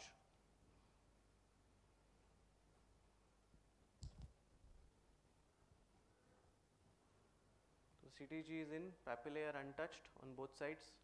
You can see the gingival formers starting to show through there. So because that's the gingival former, you can imagine the implant position is even 2 or 3 millimeters deeper to that. So this is the exposed gingival former. This is a temporary abutment and a chair side freehand temporary, which is made for this patient. Note the level of these papillae, both sides, And also note the area here is under contoured. Okay, there is a space we have provided there so that the gingival tissue will creep onto it or fall onto it like a curtain, right? And that's what we see after healing. Whatever space was given to the gingiva has now draped into that space. Of course, you would like to call it mucosa now because there is no tooth here, it's an implant. So the peri-implant mucosa is now draped into that space which we had created for it. Now imagine we do not give this space. Instead of giving a concave contour to the restoration, if the contour is kept convex, the gingiva is going to stay there, or worse, it's going to go a little more apically. Like it happened with the case that I showed you in the beginning of the presentation, where your restoration is so concave that the gingiva just goes apically, right? So that should not happen. The subgingival or the sub-emergence area, the height of contour is here. The height of contour is not here. So the gingiva has the scope to creep into the deficient area of the prosthesis. So this is after almost 4 to 5 weeks of healing. You can see the maturity of the tissue also being evidenced by the stippling that is now starting to appear in that area. This is a restorative contour. So this was the concave or under contoured area which has allowed the creep of the gingiva to take place. Again, you can see the labial bulk, the beautiful concave contour that has been achieved. And now we need to record it. It's not enough to just create this. This has to be communicated to the laboratory. Otherwise, they will just make a normally contoured crown, send it back, and we will lose whatever we have created, right? So we need to record it with a customized impression post. So the temporary which has been placed in the patient's mouth is attached to an analog, and a putty index is made. So you can see the contour of the artificial or the temporary tooth being recorded in the putty, and this is the analog. The impression post is placed on the analog, and a flowable composite is then flowed into that space, cured, and you get an impression post with the contour which is created in flowable composite. This then fits onto the tooth. So this is the customized impression coping and is then picked up in your open tray impression. So this is a very simple chairside way of then picking up this contour that has been created. If we are doing digital impressions, we need to scan the implant position. The lab now needs two things for a digital impression. One is the implant position, of course. So we have to put a scan body on the implant and take a scan. So we get the implant position. Now we need to remove the scan body and take a scan. So it records the gingival contour. And while we are doing this, 2 or 3 teeth should be used as index teeth where the scans can be overlapped with those index points, so that you now have the position of the implant as well as the contour of the gingiva. Another way of doing the same thing, scan this temporary on its own. So scan the temporary with your intraoral scanner and then transfer that contour to your permanent prosthesis. So there are many ways of achieving the same goal, as long as we know that we have to have a final restoration matching the same contour that our temporary restoration has. So another thing that we need to note here, look at how narrow this area is. Now our final abutments also tend to be of the same width. So there is no space for prepping the abutment and then starting to layer it with a zirconia or a metal, then layer it with ceramic. So we need to use narrower abutments in these situations if we are going the stock abutment way. If you are not going the TI based way, if you are using stock abutments, we have to use narrow stock abutments. So these decisions are going to have real implications on the restorative outcome of the case. This is another case of a similar situation where you have, this is a cantilever temporary on the adjacent central. The patient came to us like this. You can see the labial defect here. This patient needed a block graft. I have shown the cases of the pictures of that for the suturing presentation, so I'll show that case during that time. But we look at the gingival contouring aspect of it. So you can see that from this stage, we have got the case to this stage, where because this area did not have good bone and we have done augmentation, we could not get an implant in the prosthetically right position. So the implant has been placed with a labiolingual inclination. So the temporary has a labial access hole. So this is fine for a temporary, because we can always patch this up with some composite and send the patient home. But we will have to use an angulated abutment with a cemented restoration as the final restoration, or we will have to make a zirconia base with a laminate prep on the labial side and then cement the laminate on top of the zirconia base. So there are two ways of dealing with this situation. Of course, we have you can see some amount of gingivoplasty and a little bit of gingivectomy done here to get better contours. Adjacent tooth is prepped now, and here you can see the height and the volume of gingiva we have been able to achieve using just the minimally invasive roll technique. There is no free connective tissue graft done here, no palatal site, no second site. Okay, it's a very small tissue rolled from the same area, and you can get such a good volume of bone, of soft tissue on the labial aspect of the implant. Now there are a lot of different applications of a palatal pedicle. We have looked at applications where we have used the palatal pedicle and minimally invasive pedicles for aesthetic augmentation. But there are some functional applications of these tissues, right? For example, this case. So here there was a huge defect on the labial side, and this was a site which needed a combined hard tissue and soft tissue augmentation, right? And it is not a very good idea to put the patient through two separate surgeries, two separate invasive surgeries on two separate occasions. If possible, can do both together. So a palatal pedicle has already been obtained here. Labially, some scrapings of autogenous bone on the exposed implant surface. If you have implant surface directly exposed, it has to be layered with autogenous bone first, followed by a xenograft again, which is soaked in some IPRF as usual, layered on the labial side, covered with a collagen membrane. Collagen membrane is sutured separately, and the connective tissue pedicle is now sutured over the collagen membrane. So you have two zones of the grafting. You have hard tissue grafting, which is done inside. You have your usual layers, autogenous bone, xenograft, sutured membrane, and then you have a connective tissue pedicle sutured on top of it for the soft tissue part of your augmentation. Closed up, and this is the healing. You can see the amount of bulk we have here, and already you can see that it is not looking as bulky as it was looking immediately post-operatively. So the tissue shrinks. We know that the recent literature says that there is almost a 30 to 40% of shrinkage of the soft tissue in the first 6 months after restoring the implant. You can see the bone bulge here. So while bone regeneration is a totally different ball game, it happens. Okay, bone regeneration is not a problem, but you can see the soft tissue defect is not always as easy to manage as the bone defect. But when the soft tissue is supported by an underlying bony contour, when it's a two-layered grafting, it always stays up better. So when you have only soft tissue outcome, we get something like a masking or something like a camouflage treatment, where we get a good post-operative bulk, good results in the first year, but eventually the tissue starts to shrink because the bone is not there, right? But when we have areas like this where combined grafting has been done, where the bone also has been augmented, the soft tissue augmentation definitely is going to stay stable for a longer time. Of course, again through the same procedure, initial temporary, again recontoured temporary blanching, same thing followed, customized impressions, etc. This is the most recent version of the temporary. So the same technique again slightly modified by Sklar in 2003.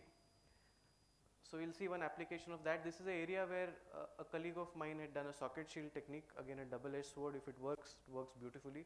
If it fails horribly. So that's what happened here. So you can see the implant being placed. Nothing wrong with the execution of the socket shield, it was done quite well. The entire tooth with the apex was out. Patient came back to us like this, and this is what we saw after opening up the lab. Of course, there was a pre-operative CBCT that we did, so we knew that there is a problem inside and went in with the plan of doing a double layered grafting. You can see fragments of the shield broken up here.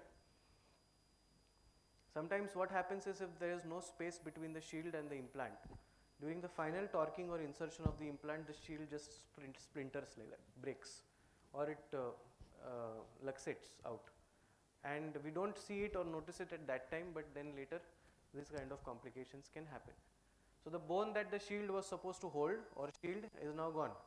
So we have again labial exposure. When you have implant exposure, surface exposure, autogenous bone. So again autogenous bone from the chin. The donor site is protected by some collagen plugs. Again you can see nice autogenous bone here. Sticky bone, again standard format. First layer of autogenous bone, second layer of xenograft. Xenograft is to retard the resorption. The autogenous bone has a very high rate of resorption, right? And xenograft is non-resorbable or non-absorbable. So when we use a non-absorbable graft as the top layer, the underlying fast absorbable graft is protected for a longer time, right? The connective tissue pedicle obtained from the palate, again you can see this bridge is maintained here and the connective tissue is passed under this bridge using a suture. I'll again put some more details of that in the next presentation. So this tissue is now got labially. You can see the suture which is holding the underlying GTR membrane here in this picture. This tissue is now sutured over the on the top of the GTR membrane and soft tissue closure is achieved. So this is the outcome after around 4.5–5 months. So while this is a compromised aesthetic outcome, we have been able to get a decent amount of tissue bulk on the labial side of what was a very difficult clinical situation at presentation. So you can see given separate crowns with a slight embrasure here, patient is not able to maintain that well. So it's a work in progress. But if you look at the baseline labiolingual volume of the area, we have been able to augment that quite a bit with a combination of hard tissue and soft tissue grafting. The apicocoronal or the vertical augmentation is again a totally different ball game, and for that we require a block graft. Nothing else is going to help us to get the vertical augmentation of bone. Sometimes we are faced with situations where the patient may be too young for an implant.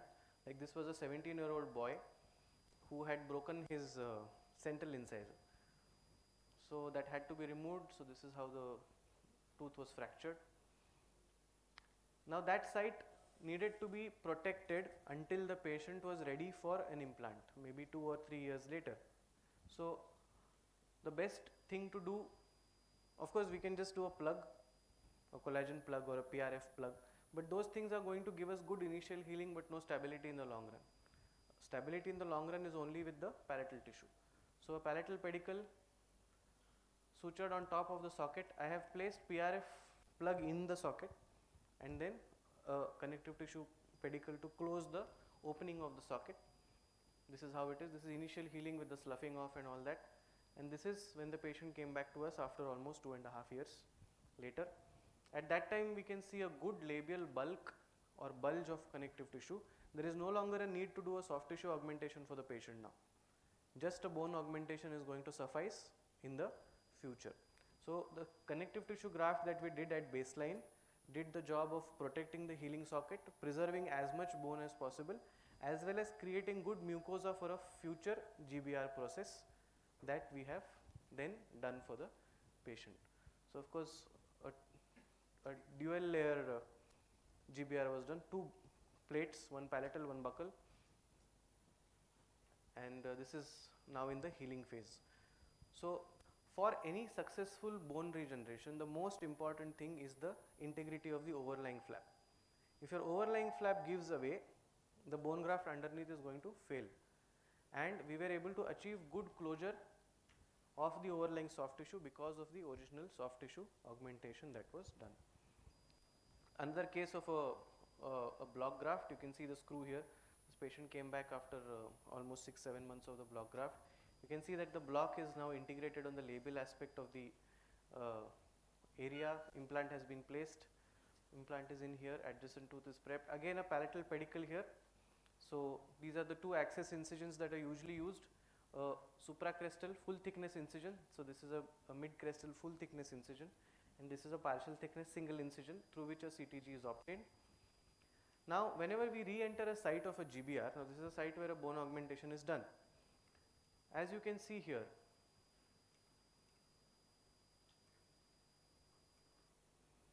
As you can see here, this graft is still not completely integrated with the underlying bone.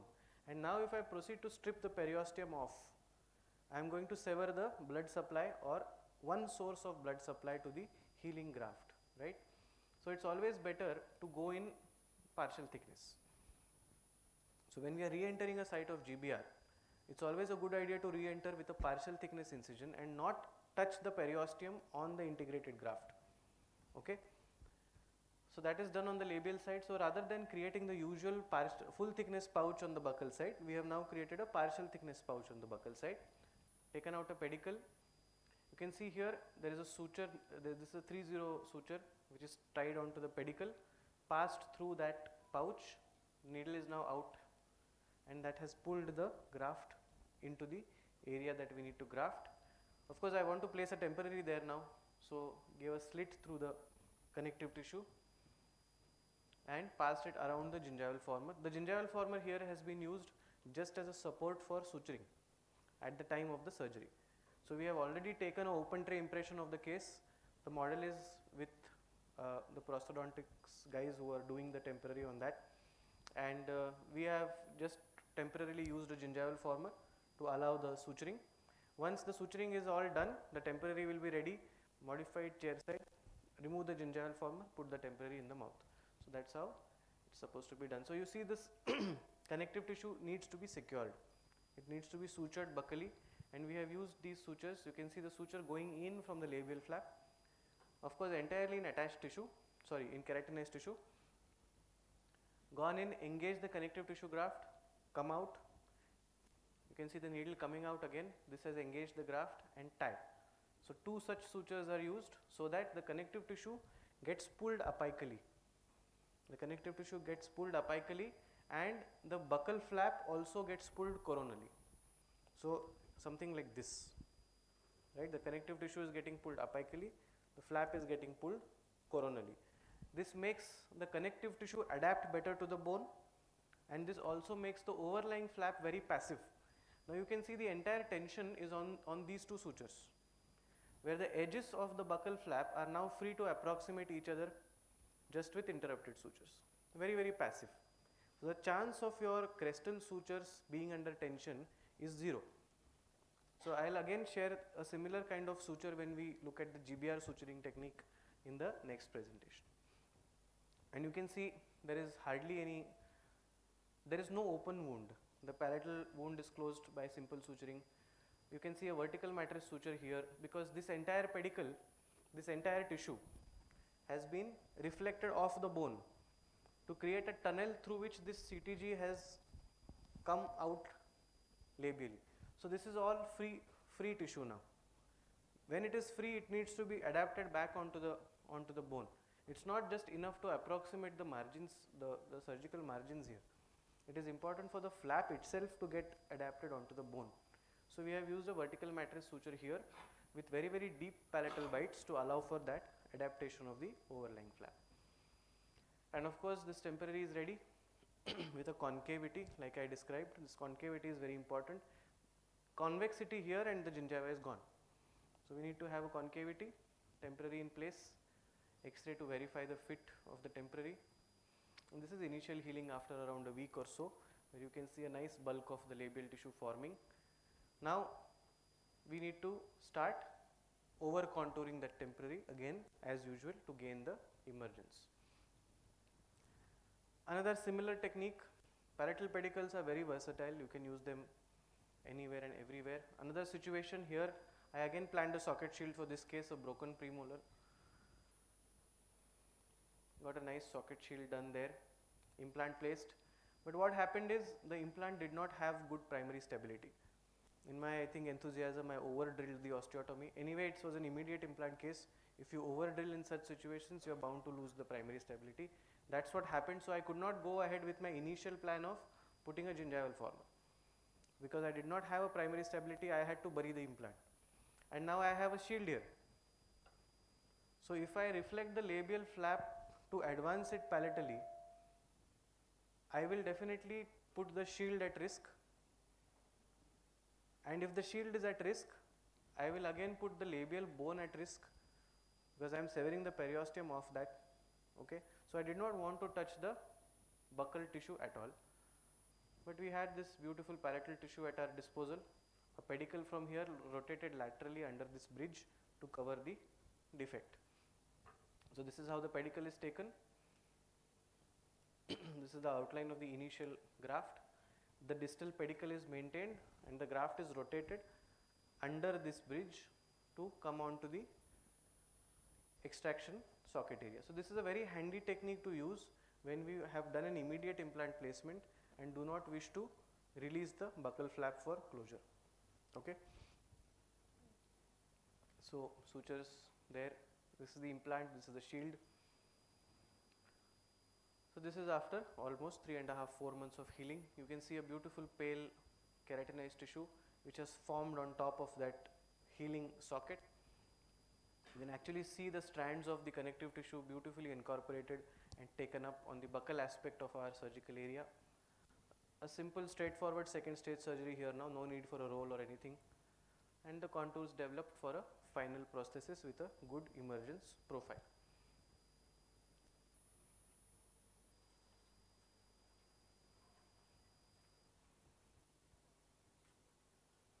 Yes. Another application of palatal pedicles. This was a very complex case. It was a case of a failed lateral sinus augmentation. So there was an adhesion between the membrane, sinus membrane, and the oral mucosa. As soon as the flap was reflected, you have a big tear into the sinus. We used a collagen patch. This is a Zimmer collagen patch which is soaked in IPRF again to dress the palatal perforation, to push the perforation away, and again 2 or 3 more PRF clots there to just act as a cushion for the perforated sinus. Xenograft autogenous bone mixture put into the sinus, and of course we need some bone to cover the window. The window which was done previously is gone. That's the complication that had happened. So the bony defect was then covered up using a block, and this is the screw holding the bony plate in place. Now the most important part of a GBR, or the most important issue that happens with such kind of a grafting, is that the screw is always over the bone, right? There is no option for us to countersink here like we do for implants. We countersink the bone so that the implant goes flush with the bone level. We can't do that on the block. I have tried it for a few cases. To a limited extent we can do it, but it's between choosing the security of the screw as well or breaking the bone graft. Sometimes the block just cracks, you try to play too much with it. So what happens is the mucosa overlying this area, you can see this at baseline, it's just very thin. And if you recollect the picture of the previous block graft case where the screw is actually showing through the mucosa. Okay, so sometimes what happens, the screw gets exposed, and if a screw gets exposed and if a biofilm colonizes that area, the entire graft is a failure. So whenever we have a screw, it's always better to close that screw or to protect that screw with a connective tissue pedicle. So here, while our aim is not augmentation, because eventually this case will need a free gingival graft for the vestibular deepening on the buccal side, our aim here is just to protect the screw from getting exposed by the time the patient is ready almost 9 months later for a implant placement. So the connective tissue graft is obtained from the palatal side.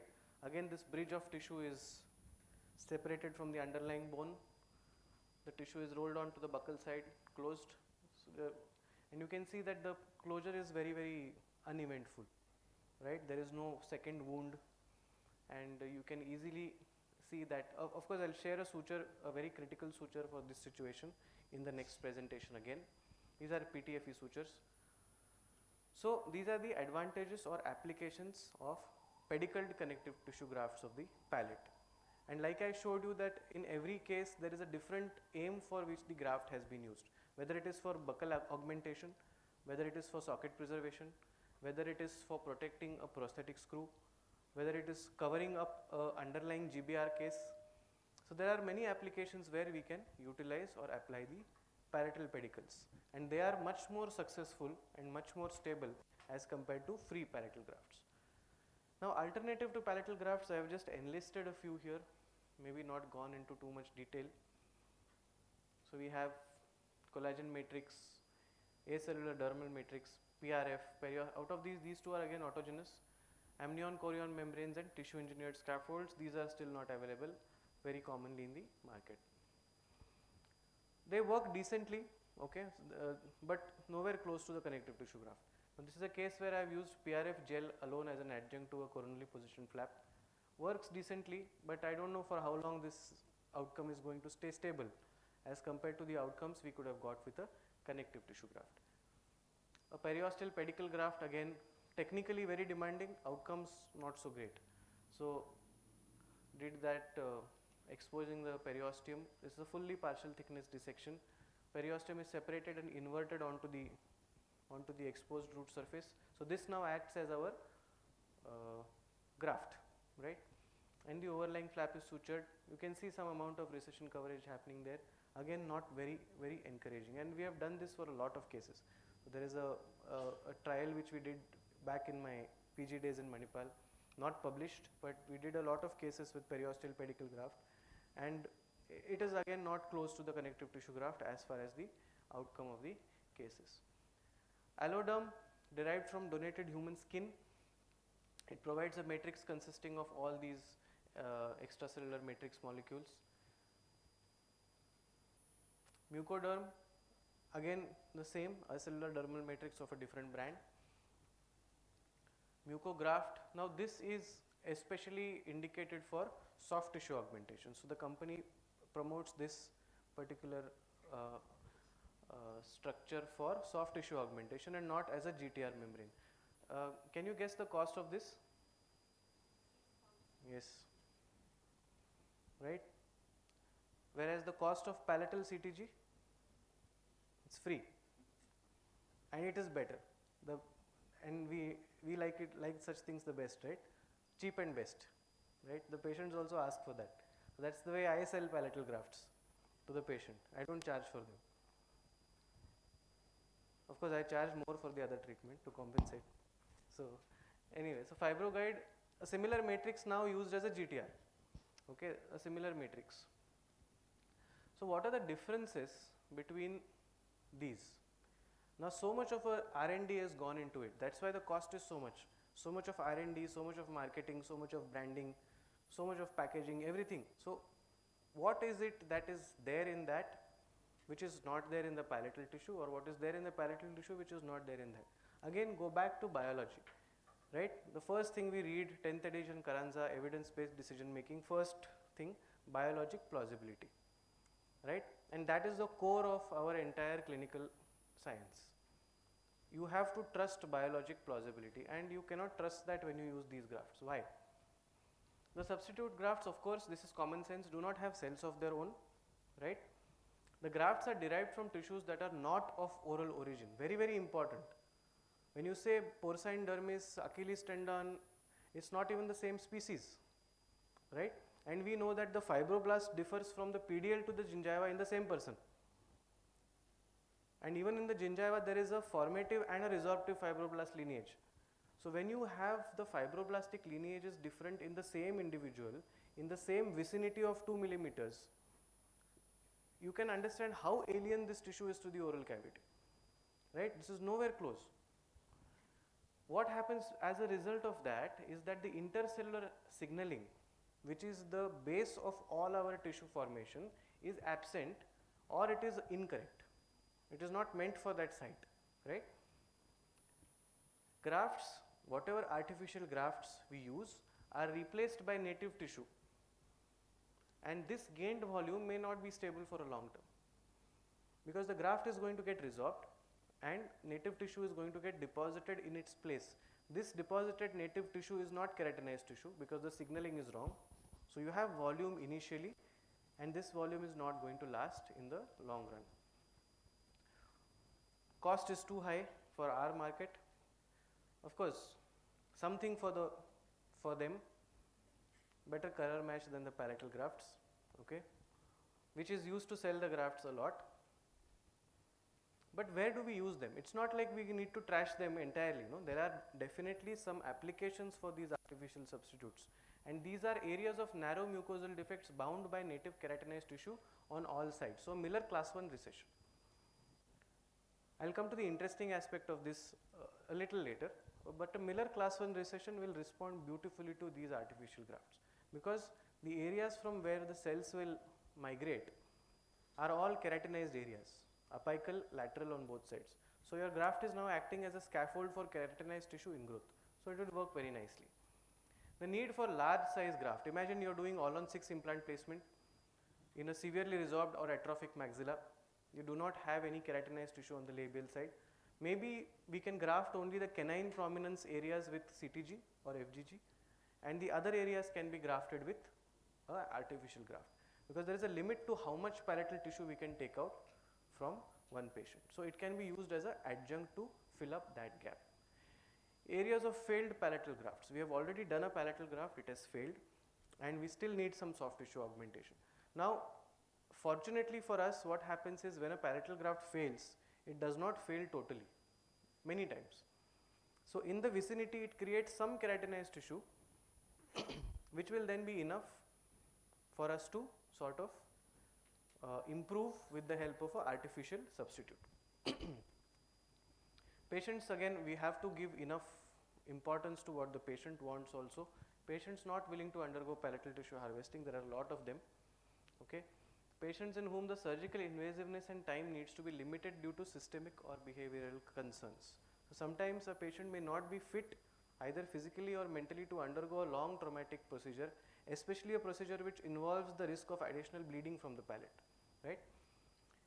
And patients requiring simultaneous GBR procedures, because see, when I work in a college setup, when I have 6 people assisting me, I do a GBR, I do a palatal roll, I do everything in the same day. It is okay, it is achievable, but may not be practical in a private practice setup. So, in such situations where the objective on that day is a GBR, but I also want some soft tissue sort of support, I may use an artificial graft on that day. Maybe during second stage or later, think of using a palatal graft. So, that is a very practical application of these artificial grafts.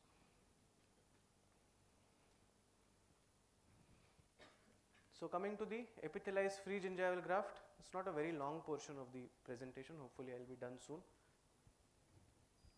And this is the core of our subject, right, the free gingival graft. Okay. We need to be able to execute a free gingival graft predictably again and again without any complications. As long as we can do that, everything else comes easily, right. This is a case where is there a recession? So, why do a free gingival graft here?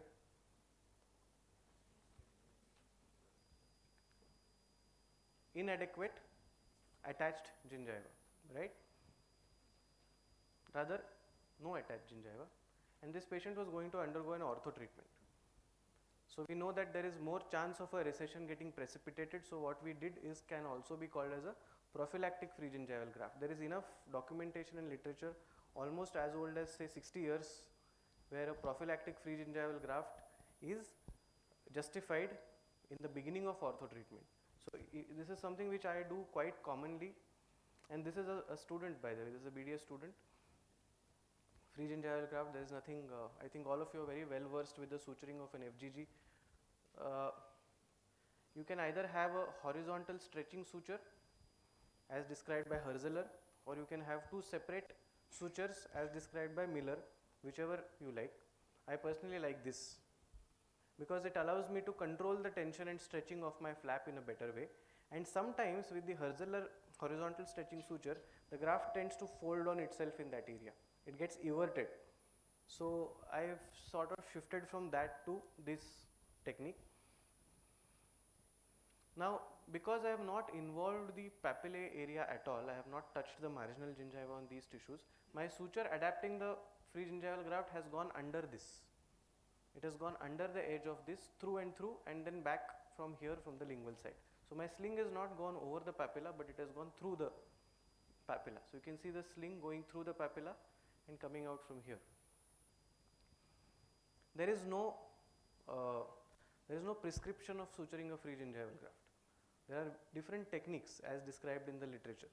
Okay, but the objective is that the graft has to be adapted firmly to the underlying recipient bed. It should not move, there should not be any dead space. As long as these objectives are achieved, any kind of suturing is fine. And you can see the initial take up of the graft. One important thing you need to note down as PGs is that initially we imagine this graft to integrate as it is, right? But what happens is the graft loses its epithelium. The epithelium goes away because it's not getting nourishment anymore. It's just the connective tissue of the graft that is taken up. It is not the epithelialized graft that is taken up in toto. The connective tissue has taken up. The epithelium is now migrating from the adjacent areas. And because it is migrating over a epithelialized graft CTG, it is also getting epithelialized and forming a keratinized tissue there. So this epithelium is not the native epithelium of the graft. It is the epithelium which has migrated from the adjacent tissues. So why use the epithelialized graft at all? Why not just suture a CTG here? The most important part is one, protection. The epithelium acts as a natural barrier protecting the underlying CTG from whatever may come and colonize it on the surface. That is one. And second is the handling. A epithelialized graft is much easier to handle and adapt as compared to a CTG. A CTG is a mess to adapt. That's why it is only good in pouches or under a CPF, but never as an exposed graft, right? Again, the best part about a free gingival graft is,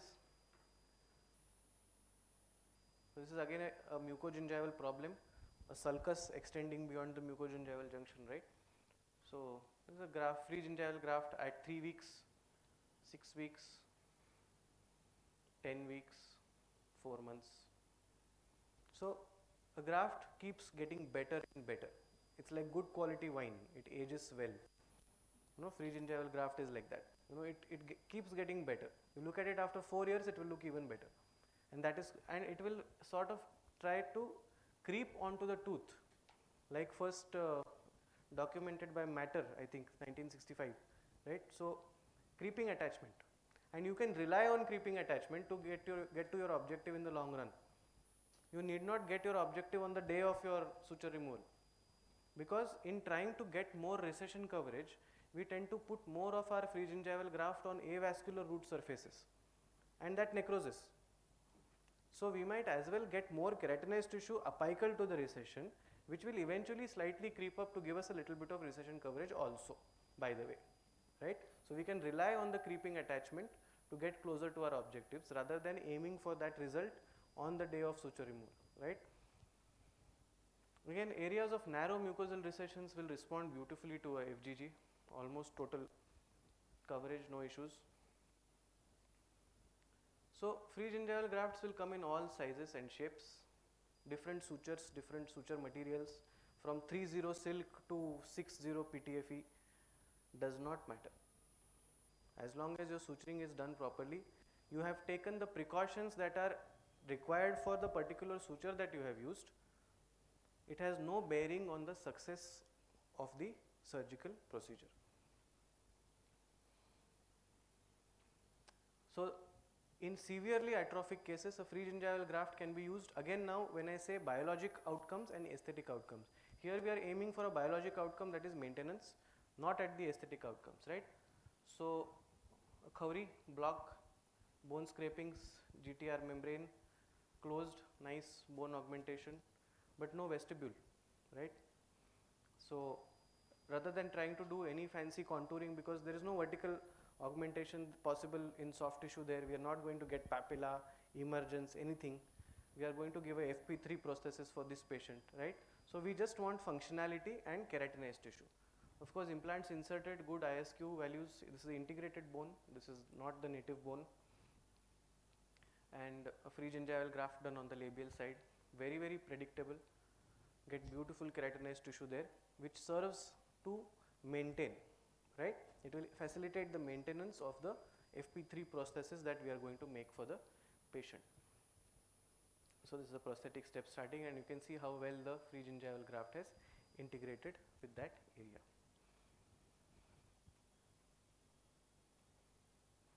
So when we do a free gingival graft, we have to consider the mechanism of graft uptake and shrinkage, adaptation and stabilization of the graft, and protection of the graft. The FGG derives nutrition via plasmatic diffusion, unlike the CTG which has blood supply coming from the flap. The optimum thickness should be between 0.75 to 1.5 millimeters. Thinner than this, the graft will necrose. Thicker than this, the graft will necrose. So we have to hit that sweet spot of 0.75 to 1.5 mm. A good ballpark idea for that thickness is the bevel of a 15 number blade. The FGG has to be as thick as the bevel of your 15 number blade. If the graft is thinner than this, you have more shrinkage also. See, as per current literature, graft shrinkage between 40 to 50% can be expected for a free gingival graft. Blood clot formation should not be allowed on the recipient bed. So before we suture the free gingival, it takes time. We usually make a recipient bed, then we harvest the FGG. So by the time we put the FGG at the recipient bed, there is already a clot there. So that clot has to be scrubbed off before we suture the free gingival graft on the recipient bed. Suturing should be firm but not tight. If the suture is not firm, the graft will be loose, it will fail.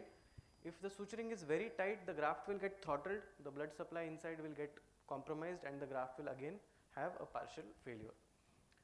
Any suturing technique can be used. Perforating the graft with multiple suture passes has to be minimized. So most of the sutures we use for a free gingival graft are like seat belts. They go around the graft, but you avoid piercing the graft, except for the horizontal sutures, or maybe sutures in one or two corners if they may be required. Digital pressure with a moist gauze, before that, this is a very, very important technical point. Periosteal anchors for the sutures need to be planned in the beginning while preparing the recipient bed.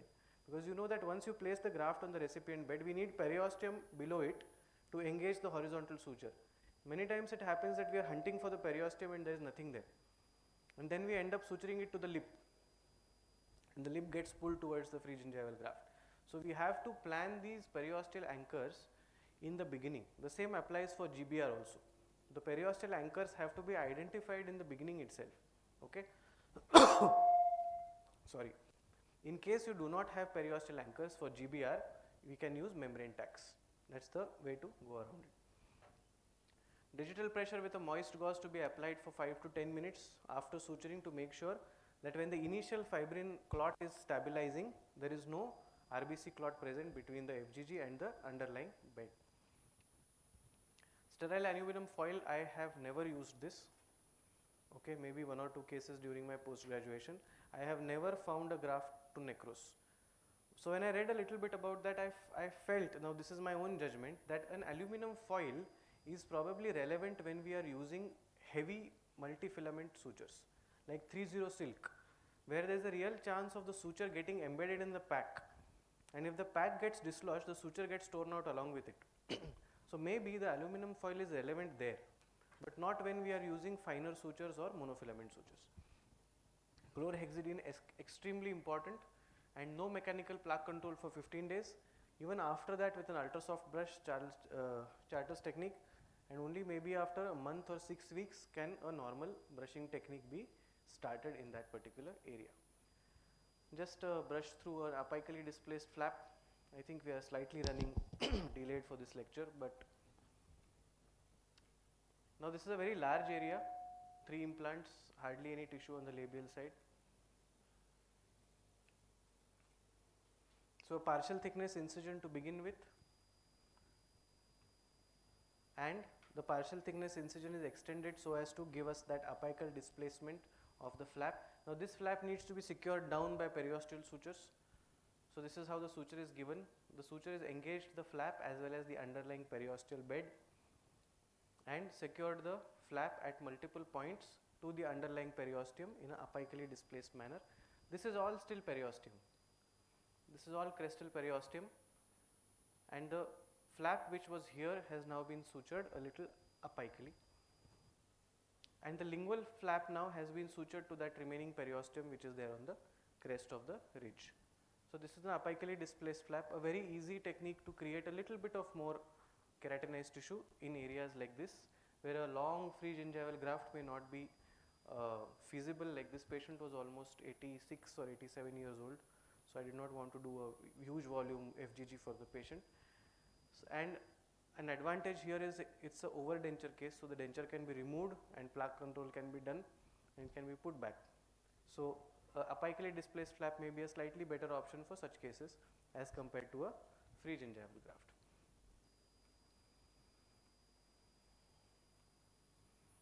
Yes. Sir, do we have 10 minutes for the palatal site, or should we break now and then continue? Sure. Yes, sir. So we'll have a 5 minutes break, then I'll finish off the small portion on managing the palatal site and directly get to the suturing techniques. Do we have any doubts at this stage? Or maybe come back after a cup of coffee. Thank you.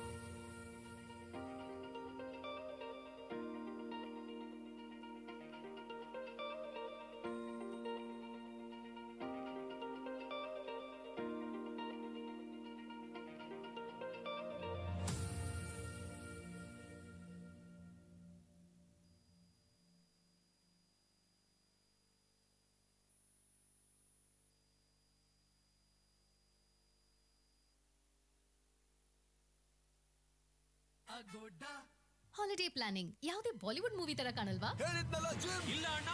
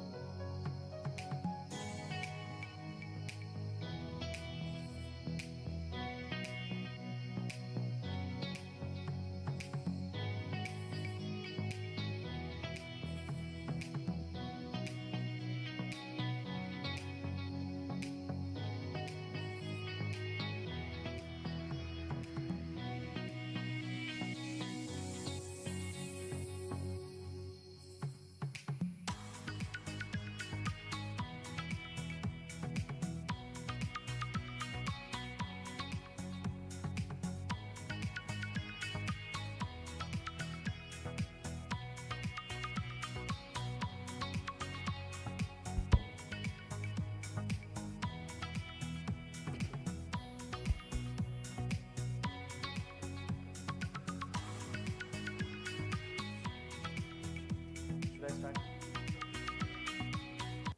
So let's come to the concluding portion of this first lecture, which is the palatal donor site. Like I said before, when we do a lot of palatal grafts, we also have to be equipped to deal with the emergencies or the mishaps that are associated with the palatal donor site. The two most important things we have to consider is, firstly, the bleeding, which is a more of an immediate concern, and the second is the wound healing. Of course, I will not cover the routine portions of what we commonly do.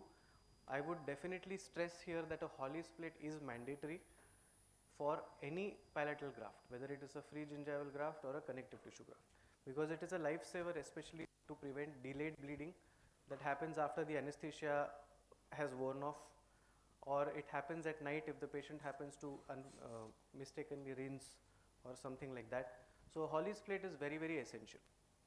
There are a lot of other things which are very commonly done, like placement of a pack on the Holly split and then placing the Holly split, or sutures and all that. So I will not get into those common things. Just two things that I would like to share here. One is the palatal compression suture. So we use this suture very, very commonly to arrest the palatal bleeding when it is a little more than what we expect. For that, we need to have two reference points, point A, point B, and the distances are measured from the palatal midline as the reference, rather than the teeth or the marginal gingiva or the rugae area or anything like that. So we use the palatal midline as the reference, and these statistics have been derived from a review of literature pertaining to the Indian population. So where is the rough position of the greater palatine foramen? So we need these points to be slightly anterior to that position. So we expect the greater palatine foramen to be somewhere here beyond the yellow line. Okay. So this is the yellow line, marks the junction between the first and the second molar teeth and the palatal midline. So the suture has to be passed from point A and has to emerge from point B. Now there are two essentials of this. One, the suture needle has to be larger than 18 mm. 18 to 24 mm is the ballpark figure for the suture needle, and the suture material has to be silk or PTFE, one of these two. Whichever the intention of that suture material is that it should allow tightening with the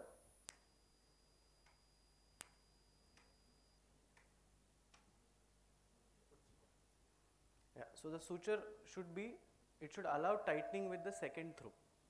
Okay, and no other suture material will allow that other than silk and PTFE.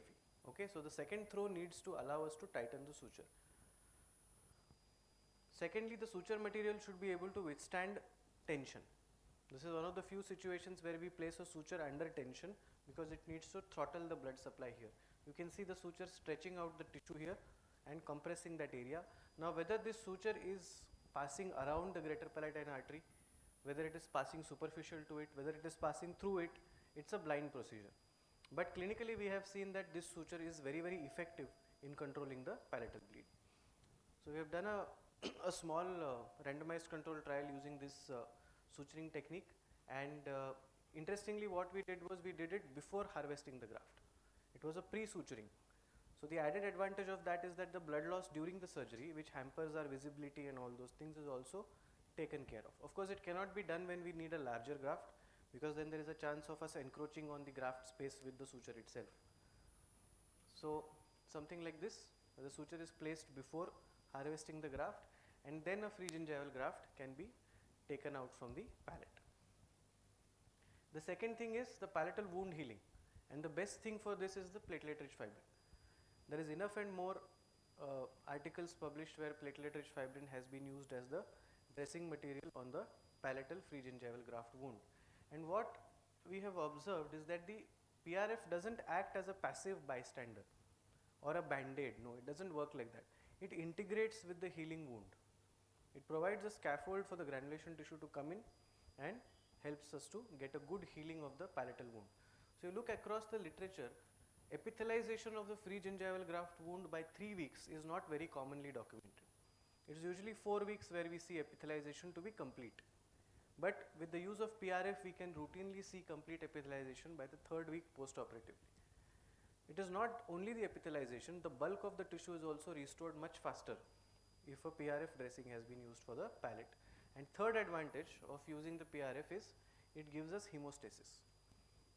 So there are a lot of unreacted clotting factors in the PRF which when delivered at the site of the palatal wound are going to cause hemostasis also for us. So the way to do it is take out a PRF clot, put it on a moist gauze, fold it up, and that folded PRF piece is now transferred onto the palate. The way of suturing it is also very important. I will show the picture where the suture needle has to pass below the edge of the flap, below the edge of the wound. Only then that suture is going to be able to hold the PRF down onto the palate. Okay. This is another way of doing it. The disadvantage of the suture passing over the edge is that the PRF is not adapted down fully. It's not pushed down by the suture. It's just held there. Whereas if the suture is like this, there are 2 or 3 segments of the suture which are holding the PRF in close approximation with the palatal wound. So at the end I would like to leave you with the question, why look beyond the palate? Again, I have listed out the most important high quality evidence which supports the fact that palatal tissue is more than sufficient, or rather the best tissue of choice if we want to go for periodontal or peri-implant soft tissue augmentation. Whether it is the immediate post-operative outcomes of achieving the goal or it is the long-term objective of having a stable outcome, both of these are better when a palatal graft is used. It's a gold mine for obtaining soft tissue grafts. The accessibility of the palate from the anterior maxilla presents amazing opportunities for reconstruction of the aesthetic zone, like we saw in a few cases of pedicle grafts where we can easily transpose the pedicles from the palate onto the anterior zone.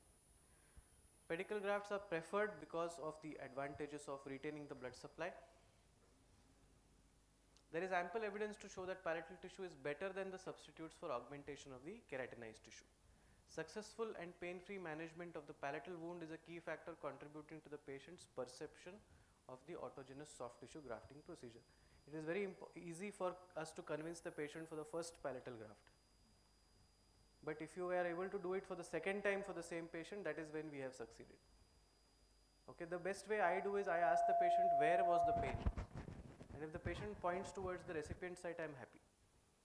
I don't ask the patient, did your palate hurt? No. After the patient comes back after healing, I ask the patient where was the pain, and if the patient directs me to the recipient bed, I am happy. So I know that the palate was not the most important concern for the patient post-operatively, and I have seen PRF to be very helpful in this regard also. So attention to soft tissue contours and restorative contours has to always be done together. One cannot work without the other. Even if you have good soft tissue, if your prosthetic contours are not good, we are again going to have plaque accumulation and difficulty in maintenance for these situations. Stable and augmented soft tissue contours are going to help us to create biomimetic restorative outcomes for the patients. And not only will this help in aesthetics, but it will also help in the defense of this peri-implant crestal tissue, which is very, very important to maintain the level of the alveolar crest. So we know from evidence that a stable alveolar crest has a direct correlation with the thickness of the soft tissue that superlies it or overlies it. So the thicker and more keratinized the tissue is, the more stable the alveolar crest around the implant is going to be. So like I said, a good restorative contour and a good three-dimensional positioning of the implant again is very essential.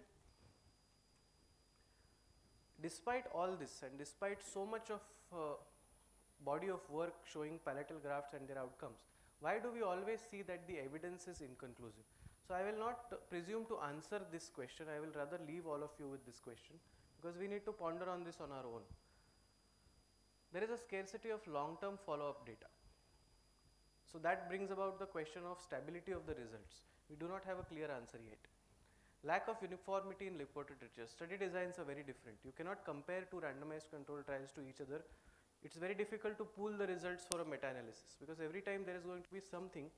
That's why every meta-analysis we read is, we read 2000 articles, we chose 3.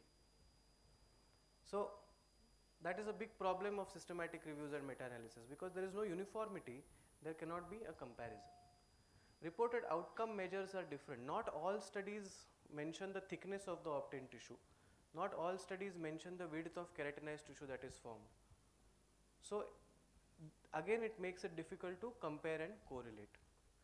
The change of surgical techniques and biomaterials is very fast.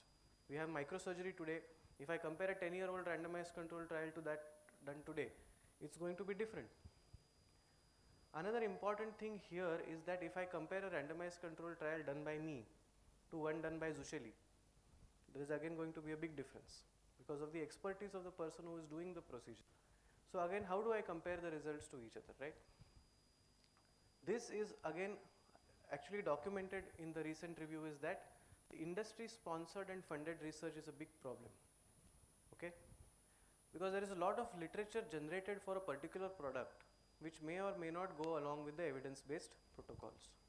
And again, in periodontics, the biggest bane that we have is we use surrogate endpoints to report the results. We say clinical attachment level, we say pocket depth, we say bleeding on probing. We do not measure real world outcomes because they are very difficult to. I cannot measure tooth survival, right? So we have to try to balance these things out. The other time I was mentioning Miller class 1 recession. So when we do a randomized control trial, we are checking one graft with the other graft, and we are using a Miller class 1 recession as our template. We know for a fact that everything is going to do well in a Miller class 1. So are we doing a randomized control trial to give us a real difference, or are we actually biasing the study to begin with?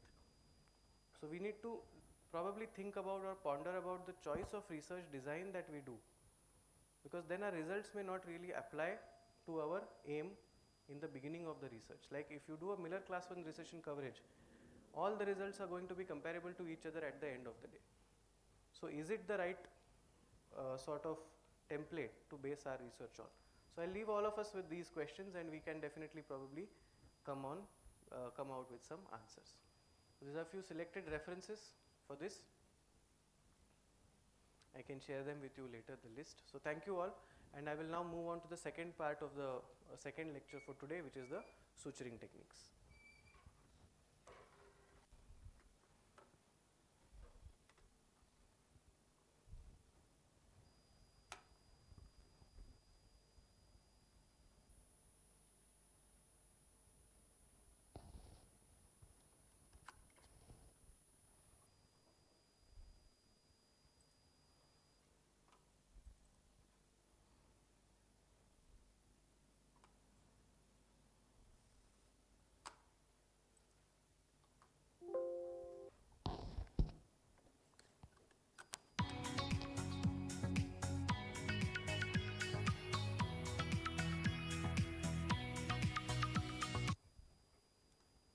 Yes, so suture materials and techniques.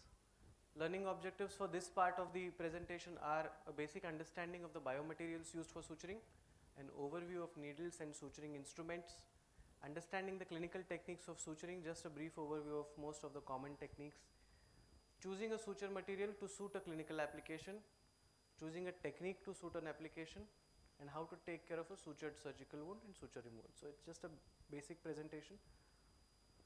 We know that there is a rich history of suturing. As long as there has been surgery, there has been suturing. So there is nothing new in suturing. Everything has been done before. We have just developed new and more fancy and more efficient techniques of reaching the same sort of objectives. So what is suturing? It is approximation of tissues by using a biomaterial done with the intention of promoting wound healing. So the most important objective we need to remember is wound healing. So the suturing technique that is going to help us achieve the best wound healing is the one we choose. It is done most of the times with the objective of achieving healing by primary intention, used for a precise reconstruction of tissues which are displaced due to surgery or trauma. So sutures will help us to reconstruct the tissues which are displaced by any of these two reasons. They can be used to suspend, secure or adapt biomaterials for reconstruction or regeneration, and also used to achieve hemostasis. Most common applications and objectives of suturing. The most relevant suture materials for us: catgut, historically surgical silk, the workhorse of oral suturing; vicryl, again a very important and more commonly available suture material. These two, polyglycolic acid and polydioxanone, are alternatives, cheaper alternatives of polyglactin 910, slightly cheaper but almost similar in terms of their working characteristics to polyglactin 910, which is the common brand name for which is vicryl. Then you have polyglycaprone 25, it's a monofilament suture, absorbable. Then we have polypropylene, Teflon and nylon, which are again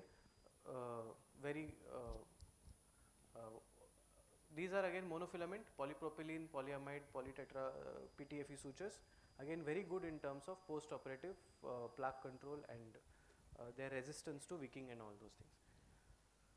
So catgut, of course, silk.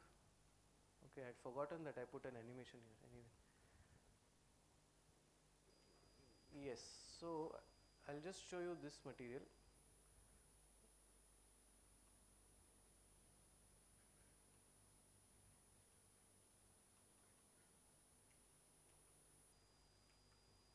Anyway, I'll show it later when it comes out for a case.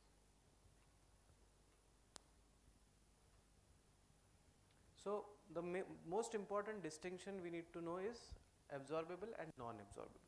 So suture, they depend on the materials depend, like our choice of material is going to depend on whether we want the suture to be absorbable or non-absorbable. What also matters is the rate at which the suture gets absorbed. There are advantages and disadvantages for both. There are applications again for both, and the mechanism of absorption is also important because that's going to dictate whether there is going to be a lot of inflammation during the healing phase or it's going to be relatively better.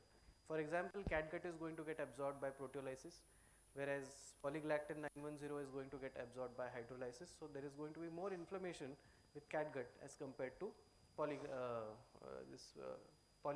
910. The common non-absorbable ones are silk, polypropylene, polyamide and PTFE. The common absorbable ones we use are vicryl, then polyglycolide, lactide, polydioxanone and polyglycaprone 25. Out of these, only the last one is monofilament, all the other ones are multifilament. Out of these, the first one is multifilament, all the others are monofilament. So the advantages of absorbable sutures, of course there is no need to remove the suture. I slightly contest this important fact. It can be used for layered closure. This is the most important part. It can be used for layered closure, less wicking and infection and better passivity of the suture. But the disadvantages are poor knot stability. So when we suture vicryl, we always use one more additional reverse throw after finishing the surgeon's knot. Whereas for silk, we don't need to do that because the knot stability is very good with only a surgeon's knot. The disadvantage is this, like I said, the need to be removed. They do not get absorbed very fast. Even if you use something like a vicryl rapid, which is supposed to be a fast absorbable vicryl, it still takes 3 weeks for the suture to fall out on its own. And 3 weeks is too long a time to leave a suture in the oral cavity, except for situations where a layered closure and a membrane stabilizing suture is there, in which case we will anyway be using monofilament sutures. So we don't want to use a multifilament absorbable suture for that purpose. So I remove vicryl at 7 days. Then what is the point of using it? So if you are going to anyway remove the suture at 7 days, why incur that additional cost for that suture? And knotting is very difficult. In vicryl, if your first knot is not secure, You put your second knot, you are not able to tighten it further, you have to remove and start over. That is a big disadvantage with those suture materials.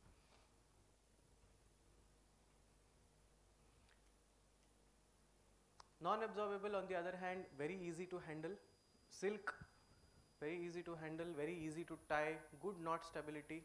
We can adjust the tension with the second knot, which applies for both silk as well as for PTFE, and it holds the suture tension for a longer time. What happens with, say I use a 3-0 vicryl versus a 3-0 silk, the tension on the 3-0 vicryl is going to start coming down after a week. It's not relevant for oral applications, but it's one of the properties of the suture. Of course, with non-absorbable multifilament sutures like silk, the wicking and wound infection are definitely more as compared to any other suture material. So it's not a good suture as a membrane stabilizing suture, but PTFE on the other hand is a very beautiful membrane stabilizing suture.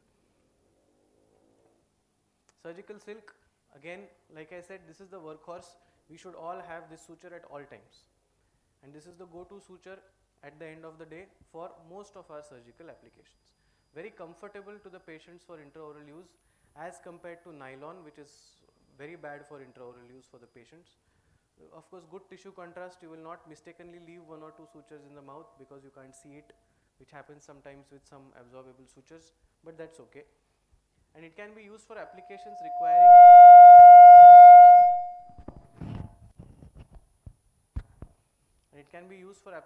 where we need tension, like the palatal suture, where the tension is advantage for us, is where we can use silk. This is a very important aspect of suturing that we need to know, is the knot. So most of the times the suture breaks when we knot it, because knotting reduces the failure load. So the load required to break the suture is much lesser at the point where there is a knot, rather than a different point on the same suture thread. Okay, for example, when we are tying nylon, if you're tying nylon and you put too much pressure, it breaks where the needle holder is holding the nylon. It does not break at the knot. But silk and vicryl will break at the knot, and that will make us most of the times to cut it out and resuture. So knotting and failure load related to the knot is a very important property of the suture. Again, with vicryl it is the same thing. The knotting is going to reduce the failure load by almost 40%. So there is a high occurrence of suture breakage while knotting. We know that the second knot is not going to give us the additional tightening, but we do it anyway and it breaks. This is the most common thing that happens with vicryl, right? This is not very commonly used in the oral cavity. This is more used on the oral surgery side, which is the PDS suture. Extremely expensive suture, that's why it is not very commonly used for routine surgical procedures. And another thing is it is very stiff. It has what you call as a shape memory. Same thing like a polypropylene suture. Polypropylene suture is a very, very difficult suture to use because the suture keeps falling all over the place, and there is a lot of tension in the suture which needs to be first relieved by stretching the suture out and then using it for suturing, which is not there with any of the other sutures like silk or vicryl. This is a very nice suture to use. This is the one which I had used in one of the cases where I said it's a monofilament absorbable suture for stabilizing the GTR membrane. So very good knotting characteristics, very good handling, but again it's expensive. Because it rapidly loses tensile strength, you cannot use this suture to suture the flap. It can be used to stabilize the GTR membrane and left inside. But if you use the same suture to stabilize the flap will tend to open up or gape by the 7th day, which is not a very desirable thing to happen in case of a GTR procedure. Polyamide, as far as the surgeon's comfort and the wound healing goes, this is a very nice suture material. Knot stability is very good. It is not as bad to handle as polypropylene, but for the patient, the sharp ends are a very big problem. I have seen a lot of patients come back with ulcers on the buccal mucosa where the points of the nylon has pricked the cheek of the patient. So there is a way where you can burnish the ends with a hot instrument, but it's not always practical to do that at the end of a surgery. So while it is extremely cheap, nylon can be a good alternative for the GTR membrane stabilizing suture if we want to use a cheaper alternative. Because this costs around 50 rupees a pack, as compared to PTFE, which costs 500 rupees a pack. So it makes a real difference to a lot of patients. PTFE probably a very, very good suture. If patients can afford it, we can use it everywhere. The knots tend to be very bulky for PTFE. That's one thing that I have seen. So even though the suture itself is very, very plaque friendly, in the sense very, very anti-plaque, doesn't retain too much plaque, but the knots tend to accumulate some amount of debris because it's a very bulky knot when it comes to PTFE. Other than that, the suture is beautiful. You can tighten it with the second throw always. The knot stability is good. You can keep smaller ends. The ends do not prick the patient at all. It's very, very comfortable. So otherwise, this is a very nice suture material. One more thing that can happen with PTFE is if it is left too long in the mouth, the tissue tends to integrate with the PTFE. Soft tissue tends to sort of adhere to the PTFE. So while removing it, you can end up causing some tears in the soft tissue, which does not happen with any other suture. So normally this is the range we work with, 30 to 60 in the oral cavity. And if I were to recommend something, I would say for all routine procedures, we need to use the 40 as a routine based suture, unless we really require the mechanical advantage and strength of the 30. Otherwise 40 for everything else and 50 for a slight more delicate procedure. 60 I would not probably use routinely because you require magnification to see the 60. You can see the 60 suture, but you can't see the needle. You can see it, but it's very difficult. It's a 11 mm needle and it's a hassle to use that if you do not have magnification and an assistant.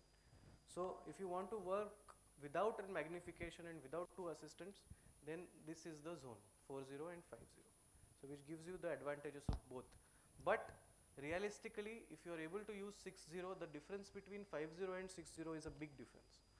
The difference that we feel while we move from 30 to 40 in terms of the fineness of the suture, the same difference we feel when we shift from 50 to 60. So it's a really big difference. That too comes in with its own technical challenges because the finer the suture, the more points it needs to engage a flap. So you have to then shift to mattress sutures. You have to shift to mattress bites. You cannot use 60 for interrupted sutures. Otherwise you have to use 20 of them. So the time required for suturing increases and the finesse required also increases as the suture becomes more and more thinner. One more disadvantage that comes with the increase in number of sutures is that your needle starts getting more and more blunt. So it's already an expensive suture. You are passing it 50 times to the tissue. You are going to open a new pack. As against a 40 silk, you can suture an entire quadrant with that, reverse cutting, and you are still left with some suture at the end of the day, right? So financial aspects again. Absorption time, this is a big problem for us because none of these sutures absorb fast enough for us in the oral cavity. So they have to be removed. If you want to instill plaque control at a earlier stage, and instilling mechanical plaque control is a priority for us. The faster a patient starts following mechanical plaque control, the better the tissue is going to be. If the patient is on chlorhexidine, it comes with its own problems, stains, the need to do oral prophylaxis again and again every time the patient comes back. That's not something we need to look forward to. So all of these sutures need to be removed unless you are going to bury them. So wherever there is a situation where you actually have to bury the suture, only then I would probably use a absorbable multifilament suture in the oral cavity. Suture needles, of course, the most common these days we used is the swage design. The tip, the body and the swaging is there at this end.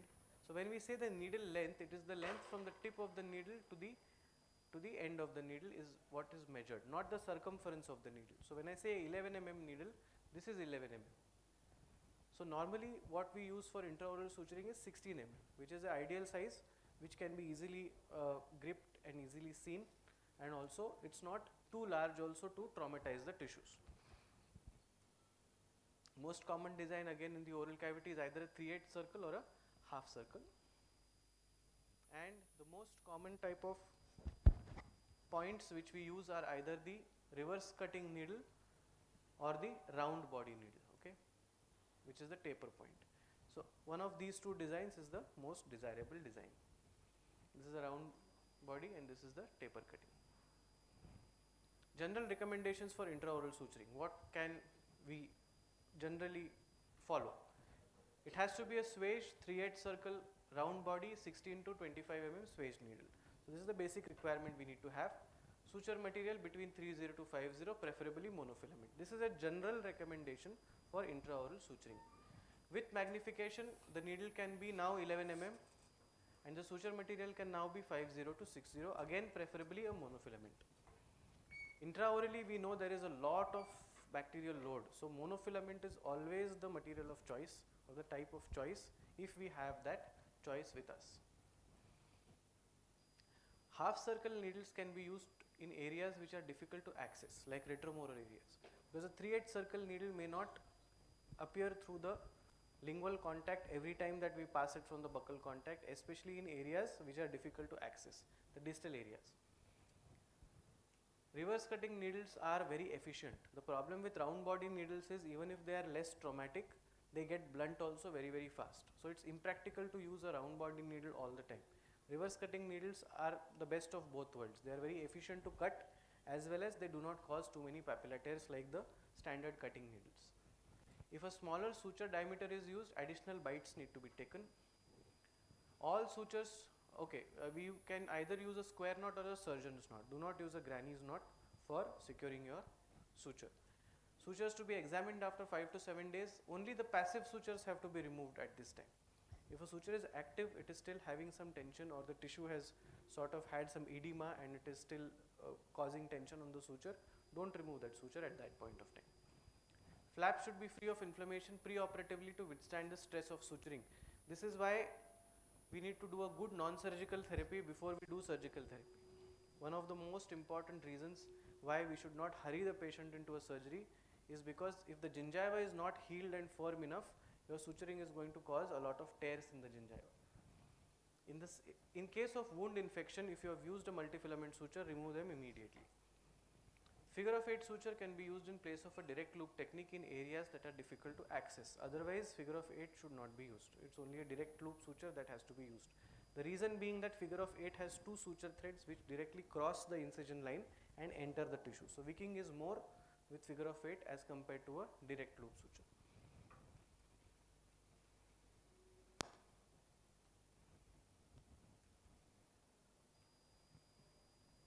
Suturing instruments, of course, I'll hurry up a little bit. Standard design, Mayo Hagar. This is the one which I use routinely. You can get tungsten carbide coated tips for the needle holders, making it more secure for the needle. These are more relevant when we shift to 16 mm and 11 mm needles. Otherwise, we can use the routine serrated designs for the needle holders. For everything 40 and above, there is no need to go for a TC coated needle holder. In fact, you would be damaging the TC coated needle holder if you use it with large needles, right? Castrovigio again depends on the way we are trained. I personally am not trained with Castrovigio, so I don't find it very comfortable. But a few areas which are very difficult to access with a standard needle holder, the Castrovigio is very easy to use, especially the lower anterior area. When you want to give the deeper FGG engaging suture, the Castrovigio is very easy to use as compared to a normal needle holder. For the finer sutures, you get diamond coated Castrovigios, extremely expensive. This one I think costs around 30,000 rupees. So as the finesse of the surgery increases, the cost for the armamentarium is going to go up. For smaller hands, this is a very good design, the Durf needle holder. It's a short needle holder, but the distance between the two fingers is wide. So it is good for people with smaller hands. It does not constrict your hand, but it allows you to work with smaller hands. So I found the Durf needle holder to be very comfortable. My wife is a periodontist, so she likes this a lot. She has a smaller hand than mine. This is the one which I use very routinely. This is a TC coated tip. It has a converging tip. It is from a brand called as Kohler. This is the catalog number for that. So I find this particular design to be very easy to use. Another essential part of your armamentarium has to be a corn plier, which will allow you to pass the suture through this precisely at the point where you want to engage the soft tissue graft. Okay. Micro tissue forceps, non-toothed. The forceps should be non-toothed. And for a non-tooth forceps to securely grip the flap, it has to be a good quality tissue forceps. So this is a very essential part of your armamentarium. And of course, good quality scissors. You can imagine you have gone through a 3.5 hour surgery, GBR and everything, and at the end of the day, your scissor is not cutting the suture. It's a very annoying place to be at, so you have to make sure your scissors are very sharp, precisely cutting at the point where you want it to cut. Any additional tension on the suture while cutting can sometimes lead to the suture tearing out or becoming loose.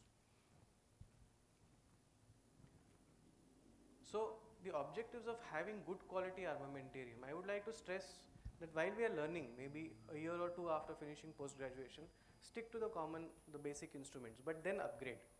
Because once your skill set has improved, you need to, of course, upgrade the armamentarium.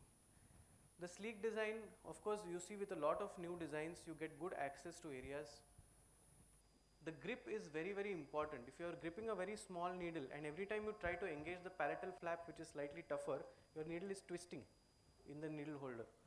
So that's not a very good comfortable thing when we are operating. So the quality of the needle holder is very, very important for the comfort. The tissue, like I said, the tissue pliers, secure but atraumatic on the tissue. The locking, unlocking mechanism of the needle holder, it has to be smooth but secure. Seamless design. When you knot and pass the thread over the needle holder, it should not get stuck on any way along in the needle holder. Maybe at the hinge, maybe at a screw, maybe at where the Teflon is attached to or your TC tip is attached. It should be a seamless flow. And of course, precise and sharp cutting scissors. So back to the basics. I'll probably not cover this too much because all of us know this from our UG days. So sutures should pass from movable tissues to fixed tissues, from thinner tissue to thicker tissue, and from deeper tissue to superficial tissue. So we have to go deeper and then superficial. Sutures should not be tied under tension. When we are engaging a papilla, the point that we need to engage is the center of the base of the papilla here, so that there is ample keratinized tissue on all sides of the papilla to provide a good anchor for the suture. So a simple direct loop suture passes from outside to inside on the buccal flap and inside to outside on the lingual flap, come together, tie. Very importantly, whenever you are negotiating interdental contacts, do not snap your suture through it. Pass it with the needle, always. However confident we are of snapping it, please don't. Because it will break exactly when you are tired. It will not break any other time. It will break when you don't want it to break. That is Murphy's law of suturing. Okay, and it will always happen when you are tired at 6:30 when you were supposed to go home at 5 o'clock, right? So don't snap the suture. Simple interrupted sutures, versatile. You can use them everywhere, anywhere. More conducive with slightly thicker suture materials. 3-0, instead of giving 6 sutures here of 6-0, you can just give 2 simple interrupted with 6-0. There is no evidence relating long-term outcomes with the choice of suture material. We need to again get this very, very strongly in our heads. There is no evidence at all saying that 6-0 and 3-0 is going to make a difference 6 months later to the patient's surgical outcome. So it is the immediate post-operative outcomes that are more important when we choose the suture material. Vertical mattress, your bites are again. So the vertical mattress suture will engage the flap at 2 different points. An interrupted suture would have aimed at this point, but a vertical mattress suture is going to help us to approximate the papilla as well as to support the labial flap. So it's a suture which approximates as well as supports and adapts the flap. Horizontal mattress, a more easier option when we have longer areas to approximate or we are using a thinner suture material. So horizontal mattress is a very good design or a very good technique of suturing for these 2 objectives. A longer edentulous span so that it reduces the number of knots that go along the way, or when we use thinner suture material so that the point of force accumulation on the flap is distributed among 2 points rather than a single point. So the mattress can be internal or external. So the dotted line is the mattress. It can either be internal mattress or external mattress. Internal mattress is when your horizontal mattress suture is supposed to support a GTR membrane. That's when your mattress has to be internal. And if your horizontal mattress has to support and evert the edges of the flap, your mattress has to be external. So these are the two differences where you're using the horizontal internal or external mattress. So like I said, a long edentulous span, a horizontal mattress will help us to achieve approximation as well as reduce the number of knots. Rather than having 3 or 4 knots along the way, we can use a single suture. The access is very important. See, tying a knot in the third molar region is very cumbersome. I might as well tie it at the second molar region and just have a horizontal mattress engaging the third molar region. So it's practicality, right? And horizontal mattress, when we use it on the palate, we can vary the distance between the 2 points to get the desired suturing outcome. Also, the distance of the bite from the edge of the flap are also going to dictate how well the flap is adapted by the suture. So rather than just approximating the edge here, if the suture adapts the flap, this is going to give us better healing than just approximating the edges of the wound. Sling sutures, again very underutilized I feel, but very important, because again they adapt the flaps to the teeth and the hard tissue contours rather than just approximating the papillae to each other. So the unsupported tissue is less when we use sling sutures, and sling sutures can be combined with mattress bites for beautiful post-operative outcomes. So you can see the sling suture here is actually adapting the tone papilla, and it is obviating the need to place additional sutures here, and the same counterpart of the suture is also approximating the papilla here. So a sling suture combined with mattress bites can be a very beautiful way of adapting the soft tissue to the hard tissue contours. Now just one suture design, that is the anchor suture. So sometimes you have an edentulous span adjacent to a tooth, and that is when the risk of causing recession of the papilla on the tooth is very high. So anchor suture is used here. Of course, here I have used a vertical mattress bite along with the anchor suture technique. Vertical bite. The suture is now slung around the tooth. So the bite is on the labial flap. Suture is slung around the tooth, taken out from the contact. So this is how. So you can see that when I pull the suture, the papilla gets adapted to that tooth. And now the same suture is used to engage the lingual flap, again slung around the tooth in the opposite direction and tied. So what this does is, this allows the two papillae to adapt to the tooth again rather than approximate to each other. Now this is an area where I have demonstrated the technique because it's easy to click photographs. But this suture is very valuable in a distal third molar surgery. So after an impaction, this is the suture that needs to be placed to close the papilla behind the 7. Because the most common thing we see is recession around the distal to 7 and sensitivity on the 7 and caries, root caries and all that, because of soft tissue loss behind the 7. So this suture is extremely valuable in such situations. So it anchors the flaps to the teeth, prevents recession, like I said, very valuable in third molar surgeries, and it can be used in combination with mattress bites or just simple single bites. So we have given 2 anchors here and then approximated the flap with interrupted sutures. The same area, anterior mandible, when you have a heavy pull from the muscles, you can use interlocking sutures to dissipate that stress. Where you don't want that stress to pull the flaps away, you can use interlocking sutures so that the stress of the frenum is distributed across the entire flap and doesn't concentrate on 1 or 2 single sutures. Same area, when you want the wound edges to be everted slightly to protect an underlying graft, you can use internal mattress sutures. Again, another lower anterior area where just by varying the technique of suturing we can gain some tissue volume. So it need not always be grafted. You can see a buccolingual loss of volume, gingival formers are placed. Sutures are just placed to hold the tissues in approximation. There is no attempt made to close this space. So we are leaving a gaping wound there, or sort of an area to heal with secondary intention, and getting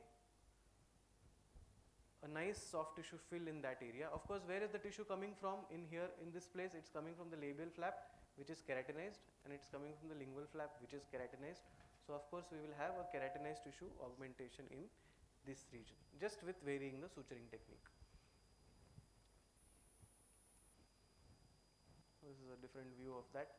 Palatal bites, one more point is the palatal bites need to be deeper because the palatal tissue is thicker and needs to be adapted down to the bone. So the buccal bites, even if they are shallow, the palatal bites should be slightly deeper. Suturing of an FGG, I will not get into the details of this, but we need to use crisscross sutures as well as parallel sutures to make sure that the graft adapts around the root prominences, where the root prominences are going to be really strong. So like I said, the material of the suture does not matter as long as the technique has been executed properly and the suture has been protected. This is a 3-0 silk, and we have got an excellent result using a 3-0 silk for a free gingival graft. Palatal suture, again, like I said, the suture passing below the edge of the wound is very, very important so that it holds the PRF against the palate. I will not get into too much detail of this. You can actually see the marks of the suture still on the healing tissue, indicating how well the suture had adapted, and also showing the fact that the PRF clot here has integrated with the tissue. You can see the bulk of the healing tissue carrying the suture mark on it. So the PRF is not vanishing away. It is staying there, a part of it is still staying there on the bed of the palate. Palatal pedicle grafts, again here a crisscross sling to stabilize deep palatal bites. Again, like I said, the aim, always the aim has to be in the mind. There is no rule book of suturing. If your final outcome is very clear in the mind, we can adapt the suturing techniques to gain that particular aim. So I want this pedicle to be stable. I want this pedicle to be adapted to the tooth. So I have given a crisscross matrice suture and slung it around the gingival formula. Simple as that, right? Again, simple interrupted sutures. Suture for suturing the palatal pedicle graft, again a palatal pedicle taken here. Like I said, the graft is engaged with a suture and the needle is passed under this bridge to come out from the labial side, pulling the graft along with it. Of course, the graft needs to be very nicely freed for it to come out very easily. Again, sutured down. Now there are two sutures here which are very important. The graft is adapting on the labial aspect of our defect here. So the graft needs to be stabilized apically here. The suture here is very important, and the palatal tissue also needs to be adapted down so that there is no dead space there. So we are using an external vertical matrice suture here, which is doing the job of adapting that palatal mucosa down, and we have an internal horizontal matrice suture here, which you can again see emerging labially here. This is a knot and this is the palatal aspect. So the suture is actually passing over the connective tissue graft, holding it down onto the bone, adapting it down to the bone so that the integration is much, much better. Coming to membrane stabilizing sutures, a case of GBR, again autogenous bone, xenograft membrane. So these are the periosteal anchors. So these periosteal tags, like I said, have to be identified in advance so that you can engage them with the suture to hold the GTR membrane.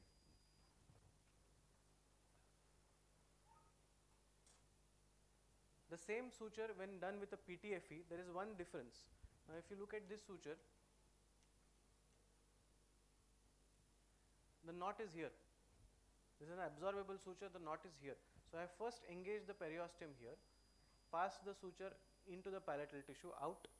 From out it has come back in from a horizontal bite, and I have tied it here. So the knot is inside because this is an absorbable suture. So the knot is going to get absorbed over time. But when I am using a PTFE for the same kind of a suture, I need the knot to be outside because I should be able to remove the suture. So rather than starting with engaging the periosteum here, we need to start from the palatal flap. Outside to inside from the palatal flap, then engage the buccal periosteum, come back out palatally and tie outside. So the knot is now outside, which has to be removed after 3 to 4 weeks. That's the only suture to be left in place for 3 to 4 weeks. The other sutures can be removed at 10 days or 12 days, but that suture can be removed after 3 to 4 weeks. Again, a more detailed picture of the membrane stabilizing suture here. So you can see multiple membrane stabilizing sutures need to be given as much as necessary to make sure your membrane is held there and you create a sausage like graft, a stabilized graft which is going to integrate later. This is the way the bone has taken up. You can see new trabecular bone formation there. Coming to one of the last important suturing techniques is the passivating suture for the flap. So this is the membrane stabilizing suture, the way I showed it in the previous pictures described by Urban. But along with this, there is another suture that you need to place. Of course, the first suture has stabilized the GTR membrane down on the bone. The next part is your flap, and like I said, your flap needs to be passive. The edge of the wound has to be passive. So if the edge is passive, there is something which is bearing the tension. It's not every time that you are able to achieve enough periosteal release to make sure your edges are absolutely passive. If you are able to do that, fine. But if not, you have to give what is called as a passivating suture. So this is the same case where I had shown the anterior temporization where a block graft has been done. This is the first membrane stabilizing suture. So this is the, instead of, I have not used a membrane here actually, I have used just PRF clots onto the autogenous bone because you have cortical bone here. So when you have a cortical plate, you need not use a membrane because the plate itself is going to act as a barrier. That's the whole point of the Khoury's technique, where it removes the need to use any kind of artificial graft or membrane or anything like that. So just PRF clots. So you can see here that the suture is engaging the periosteum at the base. This is the first bite that we take. The suture is engaging the periosteum at the base of our surgical field. It's then, the needle is then passed into the palatal flap, taken out palatally and passed back in through the palate like that. It's a little dark picture, but the needle is being passed from inside to outside. Again, take an additional periosteal bite. So you can always take multiple periosteal bite and multiple palatal passes in the same suture and tied together. So this is the membrane stabilizing suture, the standard suture that we do. Once that is done, we need to give a apical anchor suture for the flap passivity. So the labial flap is now engaged at the base of the flap, very very close to the mucogingival junction, from outside to inside. And this is again passed through the palatal flap, the same way that we had passed the periosteal anchor, passed through the palate, back out here and tied. So now what that is doing is, it is holding the entire labial flap down like a curtain, and it is taking up the entire tension on the labial flap. So now my wounds are so passive that they can be just approximated by interrupted sutures and they are going to heal very very well. But again, because this suture is taking up the tension, do not remove this for 2 to 3 weeks until you are sure that the bridge here, the union is so strong that it is going to now take up the load of the underlying pressure. So this is a passivating suture. Once that suture is placed, we can use interrupted sutures to close off the area. Again, the palatal suture, I will not get into this. Like I said, the healing of the palatal wound is better when you pass the suture through the underside of the, or below the edge of the wound. This is another suture of that case of a sinus perforation where we had used the buccal plate. So here I have used a flap passivating suture externally, the PTFE, to go under the bridge and also engage the palatal single incision connective tissue graft. So a single suture doing two jobs. It is passivating the buccal flap and it is also adapting the single incision connective tissue graft to the underlying bed. So like I said, the application, the endpoint has to be clear in our mind. We can use the suturing technique to suit that particular goal. So you can see the knot here. This is the knot for that suture, and it is passing under the buccal flap here and here to approximate the flap. So this portion is getting pressed down and this flap is becoming passive. So both these objectives are achieved by the single suture, and then just place interrupted sutures and close off everything else. So periodontal pack to cover the suture area, very relevant for multifilament and braided sutures. Avoid brushing the sutured area and the adjacent teeth. Use of chlorhexidine, very important again for all cases post-operatively. Non-critical sutured areas. Non-critical areas means areas which are not overlying a soft tissue or a hard tissue graft, just flap closure. So wherever there is a non-critical area, they can be brushed from the fourth day post-operatively using extremely soft brushes like the Curaprox surgical brush. Topical anesthetics may be used in case of post-operative pain or discomfort. Again, no massaging, it should be heaped over the tissue. To avoid any pressure on the sutured area, especially when grafting has been done, there should be no TPD and anything placed on that area. Of course, absolute avoidance of tobacco smoking. Examine the suture wound after 5 to 7 days, identify the passive sutures and remove the passive sutures. But we have to first irrigate the wound with hydrogen peroxide to break the debris, so that while we pull the suture out, the debris doesn't enter into the tissue. Once the suture has been removed, the area has to be irrigated again. So irrigate before and after removing the sutures. Hold the knot up with a tweezer, pull the knot up, because the suture is passive, right? We have identified only passive suture. So you will easily be able to grip the knot with a tweezer, pull up, cut close to the tissue and remove. It's a very simple way of removing the suture, because we need to remove the sutures as early as possible, as early as their job is done. Otherwise, this is what happens. So silk is notorious for this. Okay, you can see the amount and the volume of biofilm that has accumulated on the silk suture, and the resultant inflammation where the suture was passing through the tissues is so much more as compared to the intervening areas where there is no suture. So keeping the suture for longer than this is actually counterproductive to the wound healing. That has to be removed. Monofilaments are slightly better. You can see in this case I think this is a polypropylene suture. So you can see it is much better in terms of silk, but there is still some amount of plaque accumulation on the monofilament suture. So it's not the fact that monofilament sutures are going to be entirely plaque free, but there is going to be a significant reduction in the plaque accumulation on a monofilament as compared to a multifilament suture. So if your suture is too tight, for example this situation, you can end up with a necrosed or a lost papilla, some of the complications. If you are suturing and it takes its own time for this to fill up. Now this is almost a 6 or 7 months follow-up that I have, and the area is still not filling up completely. So one mistake at the time of closing the flap and you have lost the papilla there for a good amount of time. If your suturing is too loose and not really doing its job of adapting the tissues, you will have failure of the graft. So it's very, very essential for your suture to hold your graft in the way that it is supposed to hold it. And we should also know when not to suture. You need not suture always. You can always use techniques sometimes where suturing is eliminated, because we know that wound healing is going to be much better. Like this situation where we can access the implants for a second stage surgery with just a minimally invasive nick, separate the tissue, put the former. There is no need to suture in such areas. Or the minimally invasive buccal roll, again where there is no need for a suture.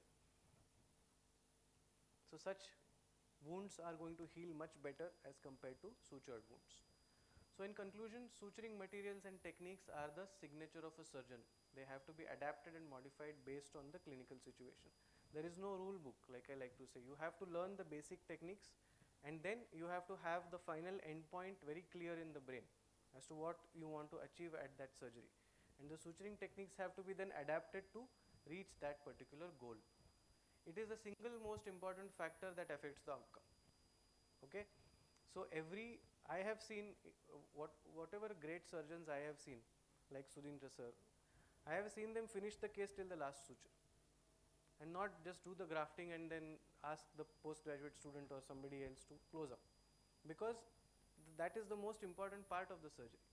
However big graft or fancy technique that has been done, unless it's sutured properly, it is not going to be successful. A clinician should make an informed choice about the suture materials and techniques. And while we do this, we have to keep the financial aspect very, very clearly in our heads when we deal with our patients. So do we really get to justify the cost to benefit ratio is what we have to ask ourselves. If some job is going to be done by silk, there is no need to go to Vicryl.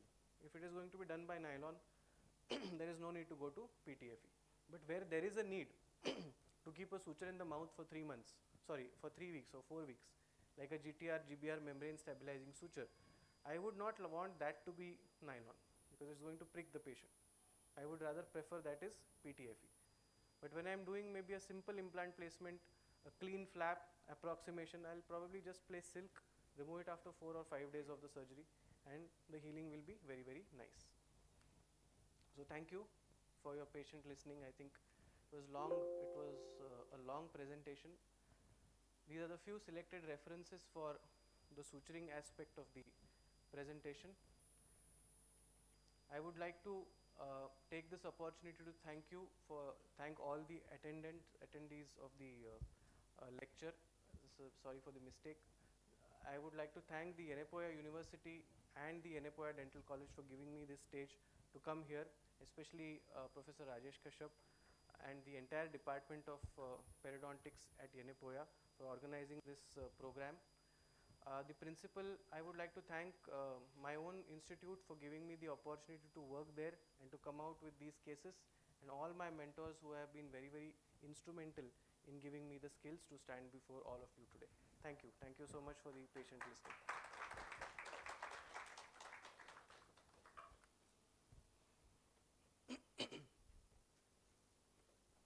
So do we have some questions now? Any doubts or any?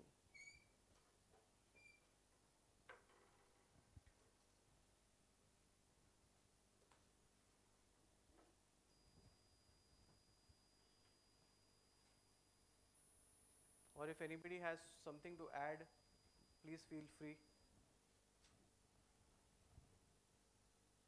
Should we break, sir?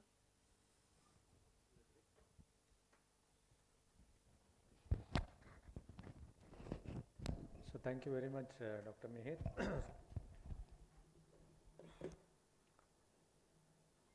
Astute periodontal surgeons will definitely grasp whatever he has said very quickly. Are there any PGs from third year here? Third year. Second year? Second year, okay. So I saw a lot of effort from his end during his presentation in terms of the clarity of thoughts that he had and the points that he emphasized, because I felt it is quite realistic. It is not just from the books or literature, but it is realistic. Step by step, when you're doing it, you realize that these are very, very critical points that he has raised up. And I also appreciate Dr. Mihir for all the documentation that he has come up with, all his own cases, and we get connected with the case very quickly. I mean, you are not in any sense distant from what you are routinely doing and you are faced with. Okay. So in that sense, I must really congratulate Dr. Mihir for all his effort that I could see there, and I really appreciate your commitment. I truly see a bright or brighter Dr. Mihir in 10 years to come. I don't know what future you're going to be ending up with. I really wish you all the very best from our end. And so that's the end of our lecture session, and we are going to break for lunch now. So we have to have a quick lunch today and get back to the surgical mode as quick as possible. Okay? Thank you all. Thank you for your patient participation. But I would definitely encourage your participation in terms of, clearing out your doubts as well, at least during the surgical phase. Small little things also is okay. Don't think that they're all silly questions and, is it fair on my part to ask, or, is it okay for me to ask? Don't get into that mode at all. This is a very small group and we encourage you to learn things and, share your ignorances right away. And you have a person who is really up to date and he can really clear our doubts without any hesitation. Okay? So please make use of this opportunity. Do not hesitate. We have made arrangements for two-way audio as well. So you all will be seated here itself and you will visualize things, and you can also ask your questions as and when it is being done, and you'll be able to clarify the doubts. Okay? Thank you all. Thanks, Mihir, once again.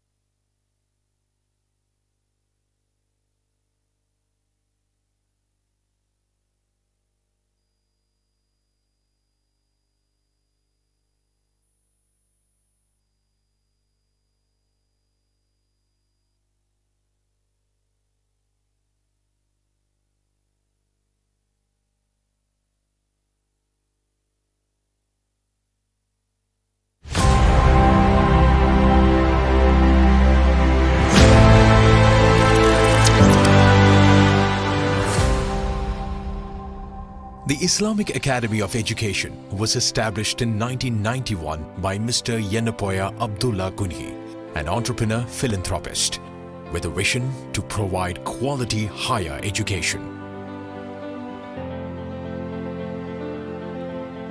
As a non-profit trust, the Academy established Yenepoya Dental College in 1992 and set up medical, nursing and physiotherapy colleges subsequently. Over the years, institutions developed by this trust have created a niche in healthcare education, not only in hinterland of Mangalore, but also across the globe. In recognition for this contribution to the education system, in the year 2008, the Ministry of Human Resource Development, on the recommendation of the University Grants Commission, conferred the deemed to be university status. Yenepoya University thus became the first unaided deemed university to be established in the Dakshina Kannada district of Karnataka. The university, following the accreditation in 2015 by the National Accreditation and Assessment Council with an A grade, has diversified its academic prowess and scope by establishing Yenepoya Pharmacy College and Research Center and Yenepoya Institute of Arts, Science, Commerce and Management in the year 2017, the Yenepoya Ayurveda Medical College and Hospital and the Yenepoya Homeopathy Medical College and Hospital in the year 2018, the Yenepoya Institute of Allied Health Sciences and the Yenepoya College of Naturopathy and Yogic Sciences in the year 2021. Yenepoya University has secured accolades by various national and international certification and accreditation agencies, the significant ones being consistent ranking within 100 by the NIRF for 3 consecutive years. ATL ranking of institutions on innovation achievements by the Ministry of Education on 2 occasions under self-finance or private institutions category as an endorsement for the innovation and entrepreneurship development efforts among students and faculty of the university. The university has also been ranked with 4-star grading in KSURF Young University category in 2019. In recognition of contribution to the new knowledge generation, the university has been ranked among the top 50 institutions in India in the SCI MA Geo Institutions ranking consecutively during the last 2 years. There are multiple faculties of study in the university which are represented by the standalone constituent units. These institutions are spread over a total built area of 1,44,453.11 square meters to accommodate academic and administrative activities. Curricular diversification has been the focus of the university. It offers more than 100 programs at the undergraduate, postgraduate, super specialty, doctoral and postdoctoral levels. The university has enrolled more than 6,000 undergraduates, 600 postgraduates and doctoral students, complemented by over 500 well-qualified teachers trained in ICT-enabled teaching learning processes. The classrooms, similar halls and demonstration rooms are ICT-enabled with Wi-Fi facilities extended to all strategic locations in the campus. The integration of information communication technology in teaching learning meets innovative educational standards. Self-directed learning is supported through e-resources on the customized learning management system. Choice-based credit system incorporates a wide spectrum of electives in majority of the programs offered. Internships, industry visits, community postings, skill development training and early exposure to research equip the students professionally competent for employment. The mentorship program supports the mentees throughout the duration of the program to enhance learning experience and personal growth.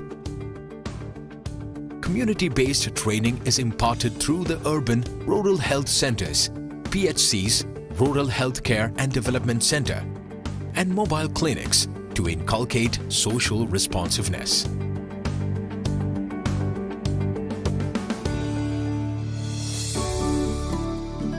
The university library caters to the learning needs of the students and faculty. It has a vast collection of books, manuscripts, ancient books, digital learning resources. The library transactions are fully automated, facilitating accession and lending of books. The digital library, which is available at all the constituent units, helps the students and faculty to access the e-resources. All the academic departmental laboratories are well equipped for providing training.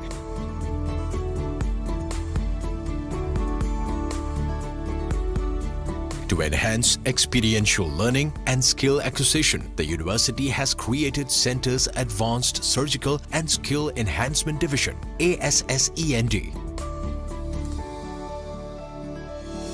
and a state-of-the-art advanced comprehensive clinical training and simulation center. These facilities are one of their kinds in the country and provide training support to the students and faculty from other institutions. The examination section is fully automated with an indigenously developed examination management system procedures involved in the pre-examination, examination, and post-examination processes. This has enabled to bring in several technological reforms in the examination system, enabling speedy announcement of results. The university has been making constant and concerted efforts to actively engage in research. Research support facilities available in the university include state-of-the-art central research facility with modern equipment for conducting advanced research in emerging areas like microbiomes, cell signaling, nanoscience and microfluidics, stem cell and tissue engineering, systems biology and molecular medicine, omics technologies, bioinformatics and biostatistics supported by highly qualified manpower, funding, informatics tools, Animal House and Ethics Center. The Ethics Center has the unique distinction of imparting NIH USA funded postgraduate academic programs in research ethics. The Center for Nutritional Studies fosters nutrition-related activities in India. The policy and advocacy has led to government's initiative in launching a direct benefit transfer scheme for all TB patients to enable access to a better diet. This center has developed maternal nutrition advocacy, implementation, policy and planning in collaboration with Ministry of Health and Family Welfare, UNICEF, National Center for Excellence and Advanced Research on Diets.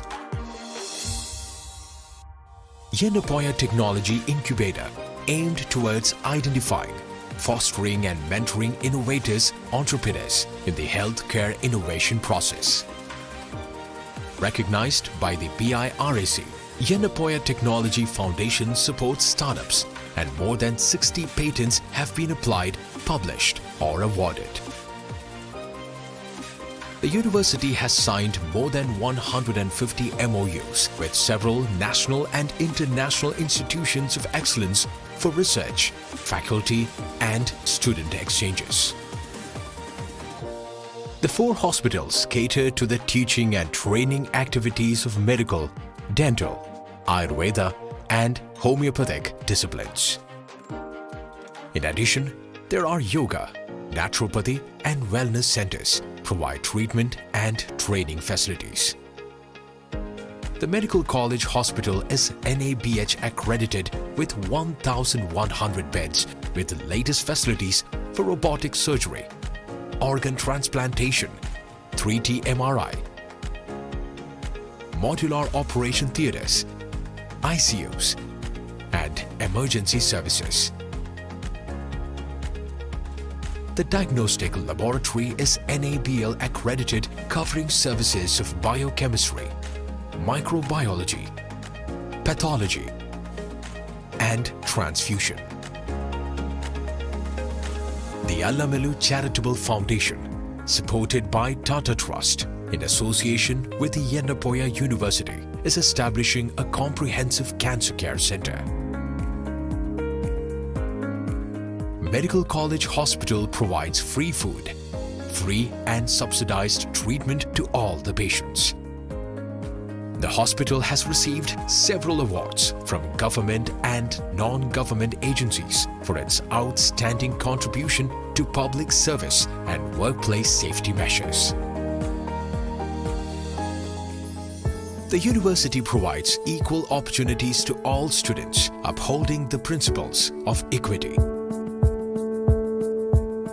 The observance of cultural fest, religious festivals, NSS activities, and disabled-friendly and barrier-free environment provide the opportunity for students from the diverse background to effortlessly blend with the campus life. The international student cell caters to the needs of overseas students to seamlessly adapt to the campus environment. The Student Council provides a platform to undertake various co- and extracurricular activities.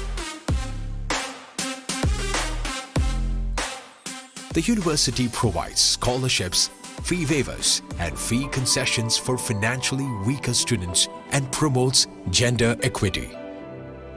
Career Guidance Cell prepares the students for entrance competitive recruitment examinations. The Placement Cell, in association with Alumni Association, organizes campus placement drives. Students participate in extension and outreach activities through camps, awareness programs, and have adopted several villages for comprehensive healthcare support. The university has created excellent sports and auditoria facilities to support the physical and recreational requirements of the students and faculty. Endurance Zone, the indoor auditorium, has a multi-purpose hall, basketball court, shuttle badminton, volleyball, gymnasium, squash court, table tennis, and board games.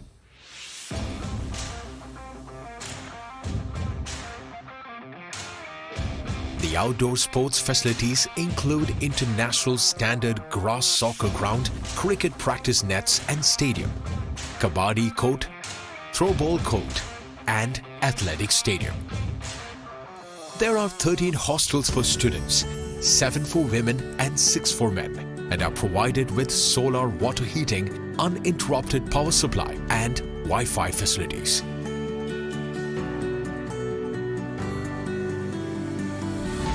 The centralized kitchen, food craft, caters to the food requirements of students, staff, and patients, along with 2 canteens and 15 cafeteria spread across the campuses.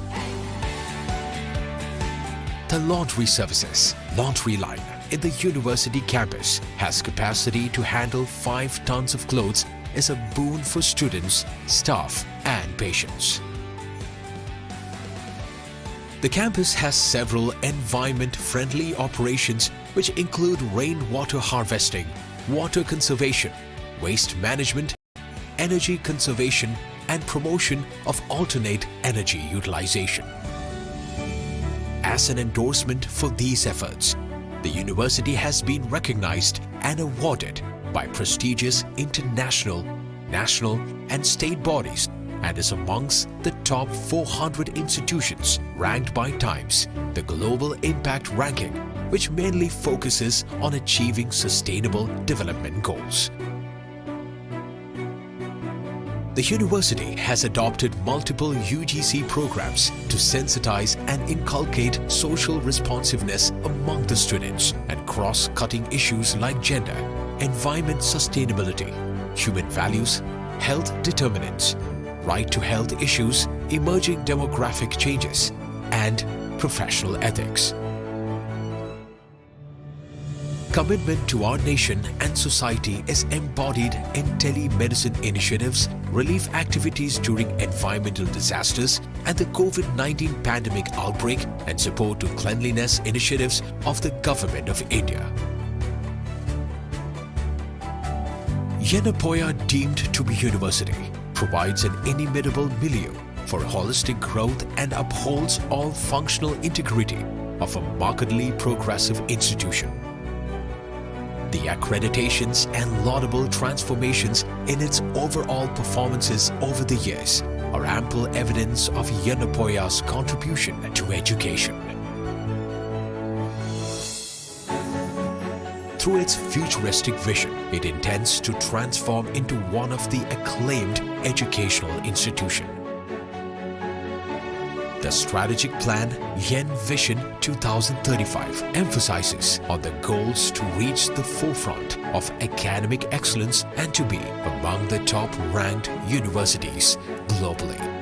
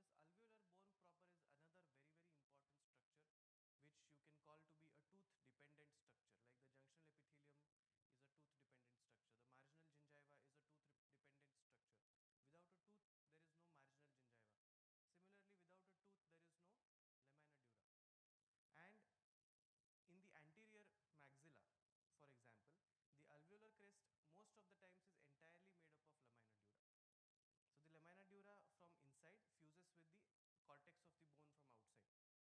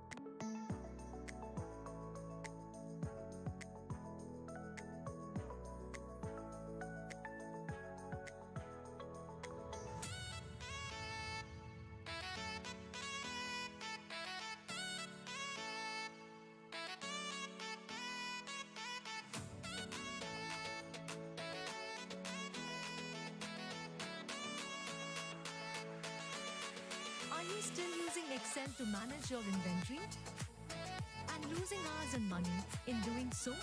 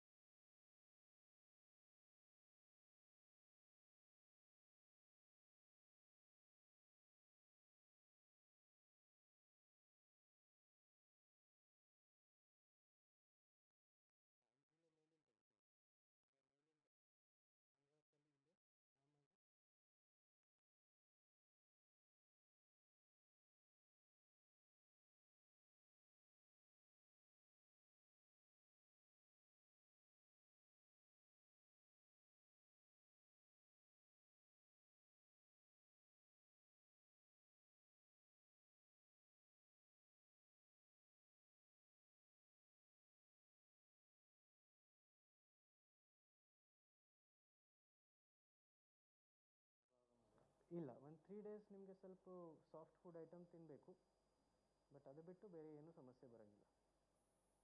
S. So we'll give some topical, we'll first show this. Am I audible in the hall, sir?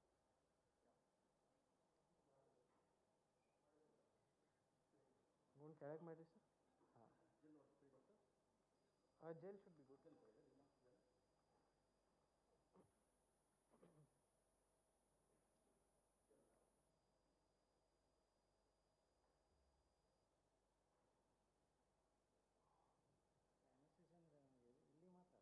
ಇಲ್ಲೇ ಮಾತ್ರ, ಇಲ್ಲೇ ಮತ್ತು ಇಲ್ಲೇ ಮೇಲೆ major ಏನೂ ಆಗೋದಿಲ್ಲ, ಬರೀ ಈ ಕಡೆ ಅಷ್ಟೇ. Local ಅನೆಸ್ಥೀಷಿಯಾ.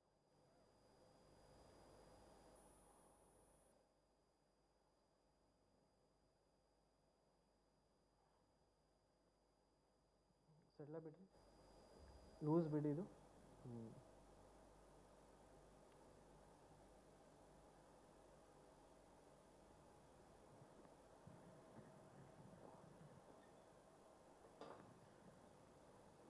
Okay. So we have a recession with 4-1.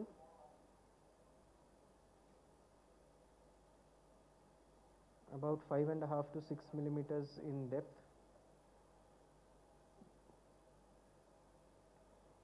It's a reasonably wide recession. It's not a narrow defect considering the tooth that it is in relation to. So we have almost a 3 millimeter width closer to the margin of the adjacent tooth. You can also appreciate some amount of root prominence here. This tooth is slightly placed more labially, so which has been the predisposing factor for that recession. There is a frenal attachment quite close, but you can see a slight amount of blanching of the margin of the tissue on that tooth, indicating that the attached gingiva in that area is inadequate. So while there is a small attachment here, because physically it's not moving the margin, but whatever is present is causing a lot of blanching in this area. So this is a area of, this is a positive tension test, an inadequate area of attached gingiva. So what I am going to do now is to create a pouch all around this recession, harvest a CTG from the palate, place it in the pouch. Before that we will treat the root surface by doing a little bit of root planing, and then after that we will insert the graft material. We will begin with some local anesthesia now.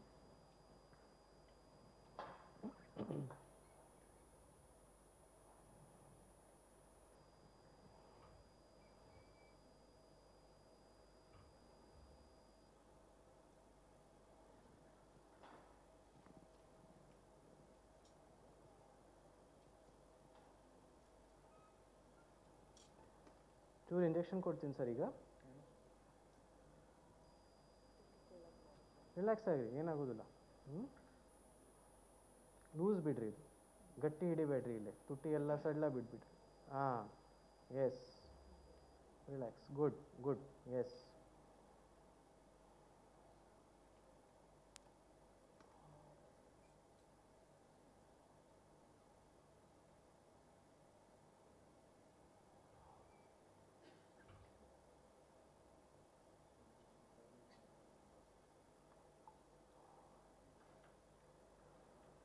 So slow deposition of LA considerably far away from the site of, yes, we do not want any unnecessarily ballooning of the tissue close to the surgical site.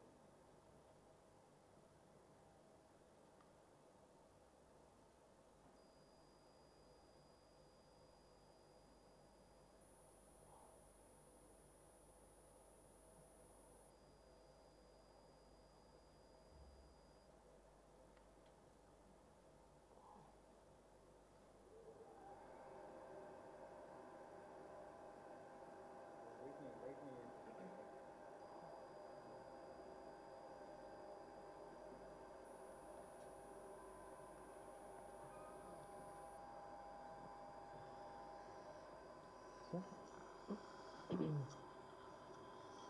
ತಲೆ ನನ್ನ ಕಡೆ ಮಾಡಿರಿ. ಈಗ ಇಲ್ಲೇ ಮೇಲೆ ಚರ್ಮ ಇಲ್ಲಿಂದ ತೆಗಿತೀವಲ್ಲ ಅಲ್ಲೇ ಚೂರು ಇಂಜೆಕ್ಷನ್ ಕೊಡ್ತೀವಿ. ತಲೆ ನನ್ನ ಕಡೆ. So I'm giving a greater palatine block, exerting pressure with the blunt end of a probe to identify the foramen.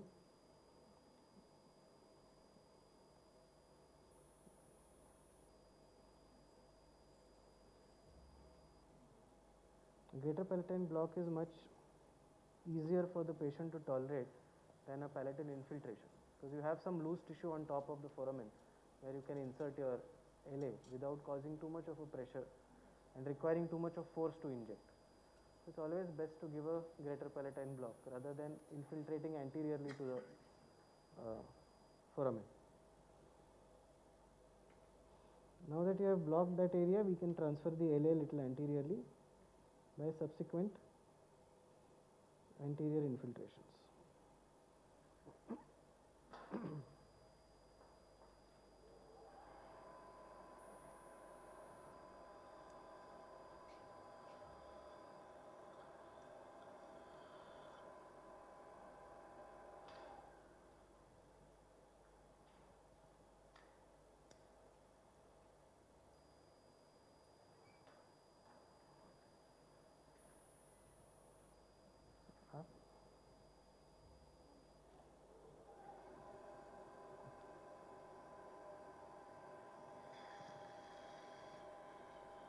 So we'll first prepare the recipient site now. I have anesthetized on both aspects. I will put a little bit of anesthesia on the lingual side also.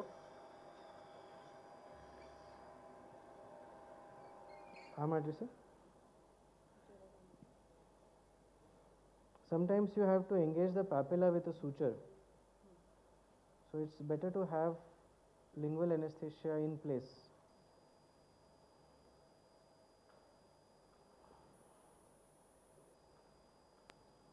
This papilla derives its innervation from both sides.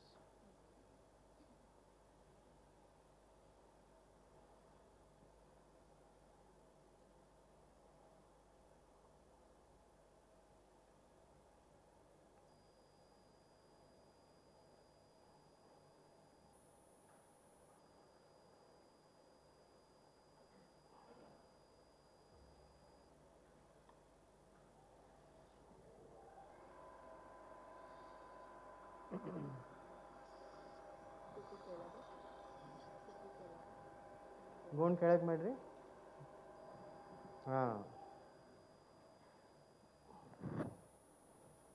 ಚೂರು ಎದ್ದು ಕೊಡ್ರಿ sir, ಒಂದು ನಿಮಿಷ. ನೀವು just loosen this head rest. ತಡಿ ಎದ್ದು ಕೊಡ್ರಿ sir, ಎದ್ದು ಕೊಡ್ರಿ. ಹಾಂ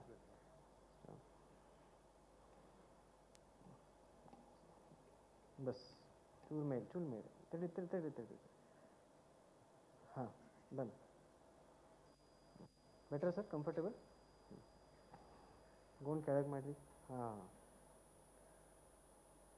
So now I will be preparing a pouch. For that, the first thing I will do is place a full thickness circular incision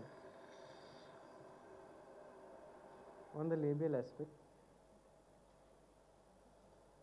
We first check if the anesthesia is working well.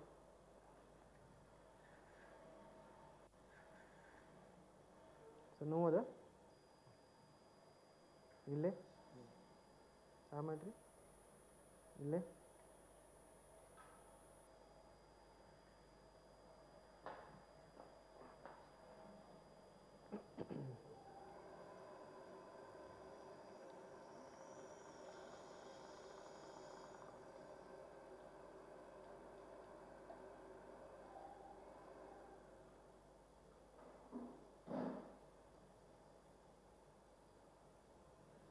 we placed a full thickness circular incision there. Now why a full thickness? Because we can also prepare a partial thickness pouch, right? But the biotype of gingiva is not so great as to allow us a partial thickness pouch preparation here. We try to do partial thickness, we'll end up tearing. Even with full thickness, in such cases there is always the issue of creating tears. So if it happens, we have to manage it. Try to avoid any tear as far as possible.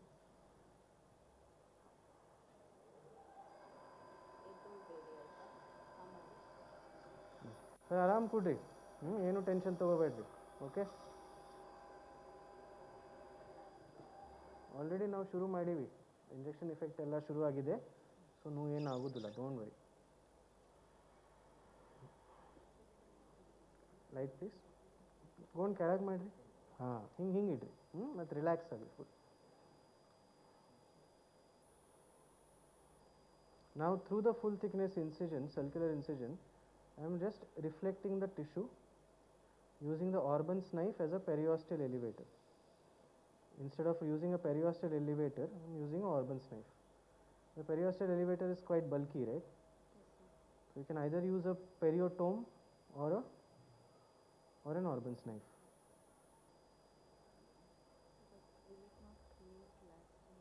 It can, yes. So a periotome is much better because it is blunt, or unless you have a specialized tunneling instrument, which is nothing but a miniature periosteal elevator itself. With Orban's knife you always have run the risk of going partial thickness, because that instrument also is sharp, right?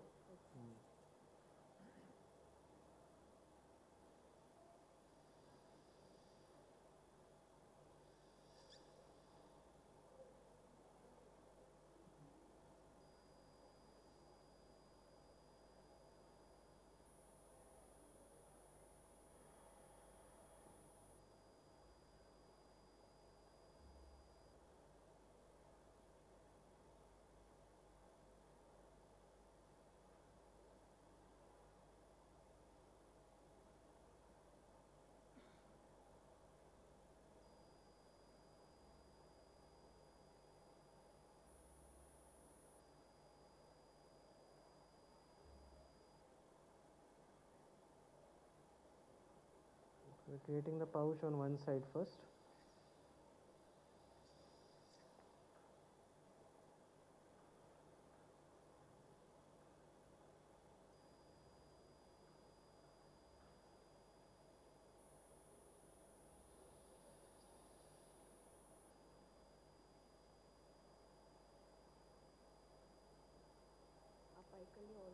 Yes, apically it will be slightly split thickness, but as far as possible try to hug the bone. You can now take this instrument in your hand and just pass it along this area. You should feel the alveolar crest.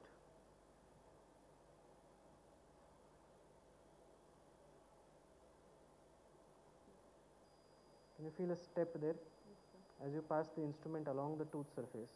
So see, pass it along the tooth, you feel a crest, and then you go beyond the crest. So that shows you are hugging the bone as close as possible and going in.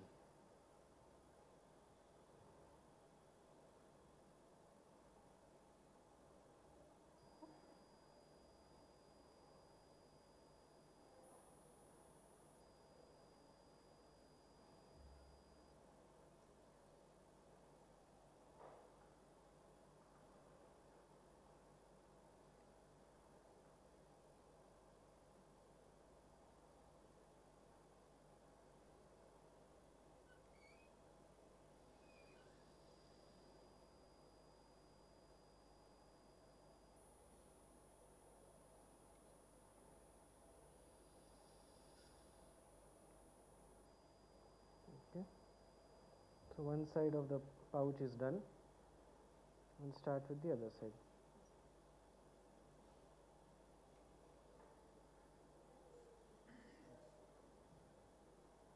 See, so I have a tear there now. So that is what happens when we use a sharp instrument for creating a pouch. You get a tear. It's okay.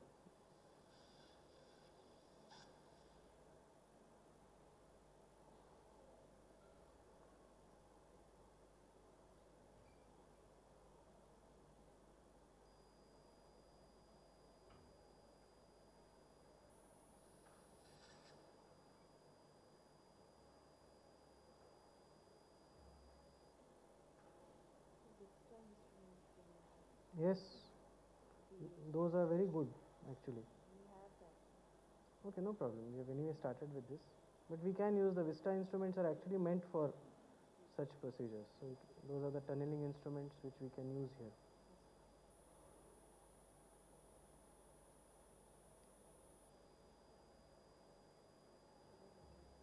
I'll tell you.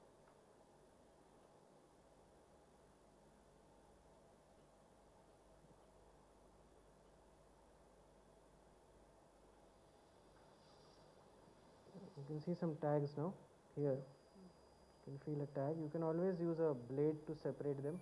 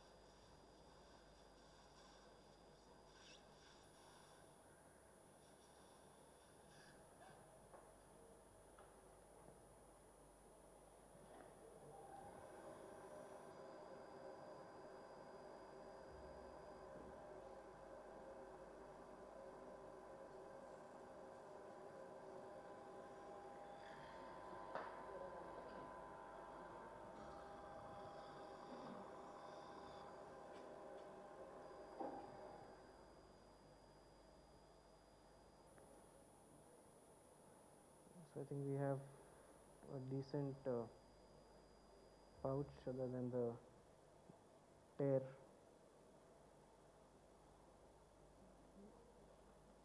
We have to see that it is continuous.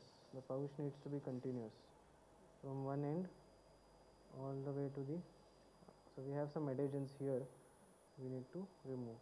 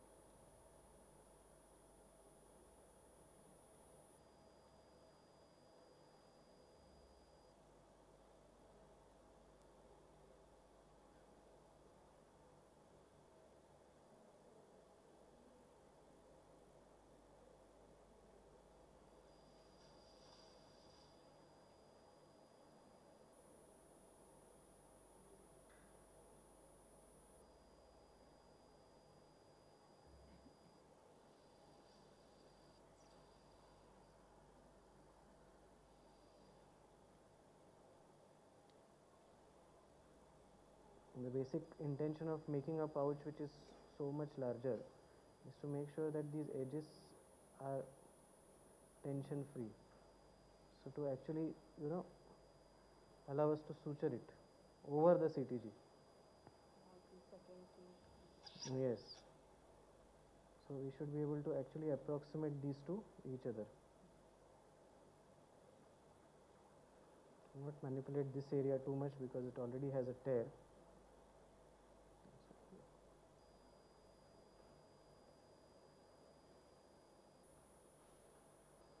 This area is again quite critical because you can end up just tearing this papilla also off. You try to relieve,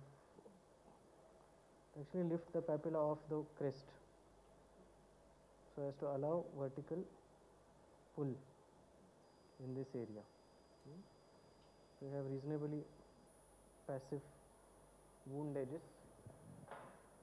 Examine that with a probe. So insert a probe into the pouch. You see that we have almost a 7 mm pouch here.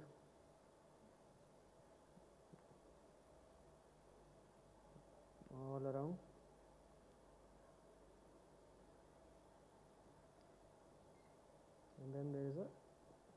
tear here. So this pouch is going continuously all around. Small tag here, and then it's coming again almost here with a small attachment here. Can you see the probe through the soft tissue at this point, at the depth? So that shows how close we are to perforating there also. So I have to be mindful of these aspects. Now that this is done, the next step is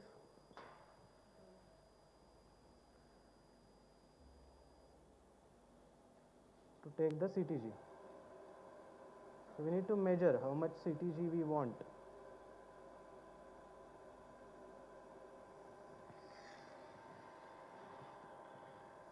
In this case, we saw that we have around a 6 millimeter or a 5 millimeter of recession was there. So 5 plus 3, ballpark figure, 8 mm of width and 3 mm width. So 3 plus 3, 6 plus 3, 9. So we need around a squarish, say a 9 by 9 or 8 by 10, something like that. So you transfer that measurement onto the palette using a Williams probe. So what I usually do is Tali Nankade. Now you need to change the patient's position when we shift from the mandible to the maxilla to increase our visibility of the palate. So put a moist piece of gauze here. Then change the patient's position for the maxilla, where you raise the base of the chair and then put the backrest down.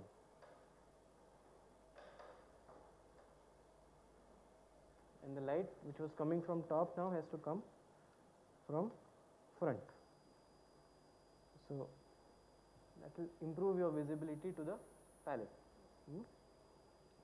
Tari Nankade sir? Ramesh ಅವರ ನೋವು ಆಗ್ತಿದ್ರೆ ಹೇಳ್ರಿ. ನೋವು ಅದ ಇಲ್ಲಿ ಇಲ್ಲಿ ಇಲ್ಲಿ ಇಲ್ಲಿ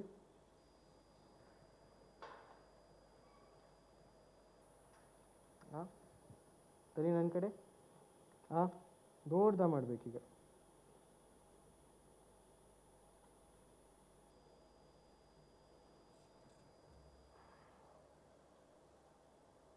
So since we need a relatively smaller graft, we will restrict ourselves to the premolar area, the area adjacent to the premolars.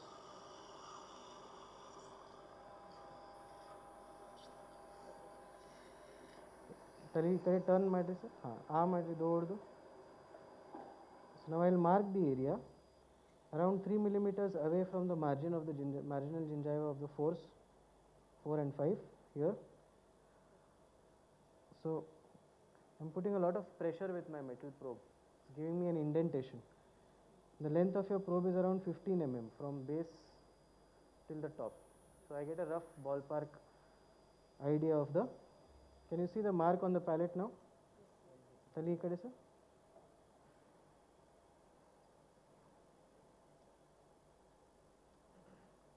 So can you make out the indentation on the palate now, where I have marked with the probe? So from here, then I need to be more specific with my mark, and I have to mark how much of a CTG I require. So say around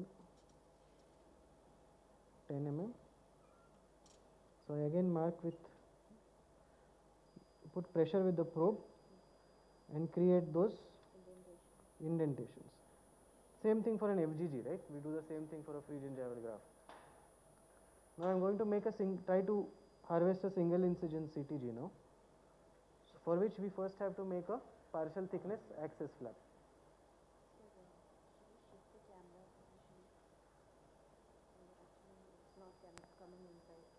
Okay, so where do you want it?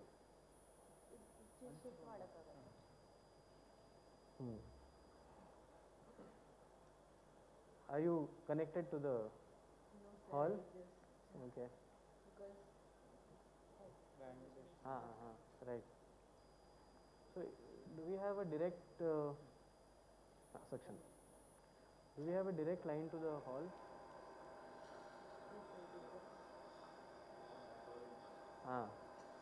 She diagnosed it correctly, sir.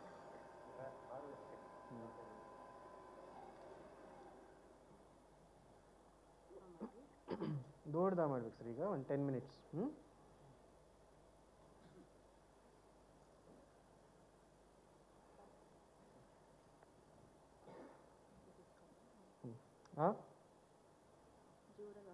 Can be seen, sir. So I have marked roughly the dimensions of the graft that I require on the palate by putting some pressure using a Williams probe. Now retract this.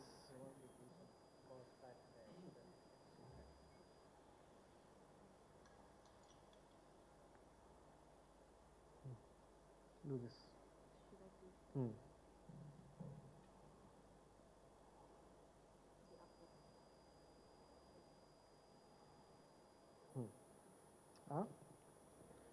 So you can hold this in the other hand and then mop up whatever blood that starts oozing out. Okay, be close to the blade but do not interfere with the blade. It's a tough task. So now I'll start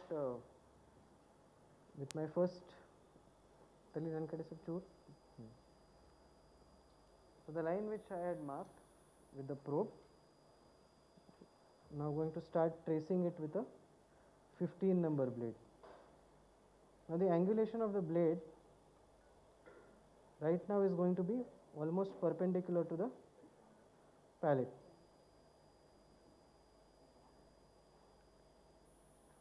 And I am not hitting the palatal bone right now. Partial. Just the bevel of the 15C blade has gone in. Is it visible, sir, on the camera? You can bring it close to the side. Area is visible. You want to show the blade? No. The side, sir. Area is visible. Now through the same incision, I am going to insert my 15C blade at an angle.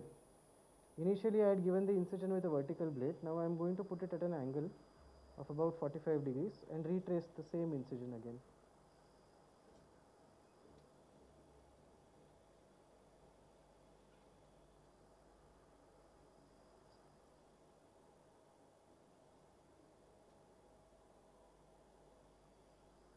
So this is the beginning of creating a access flap for the palatal tissue.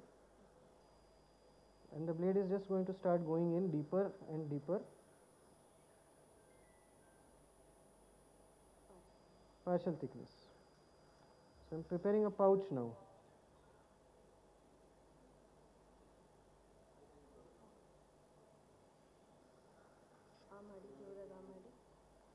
Like I said, the pouch, the superficial thickness of the tissue should be enough to prevent necrosis of that flap. At the same time, it should be thin enough to allow enough CTG to be remaining on the palate. So how deep do I go? Based on what measurements we need.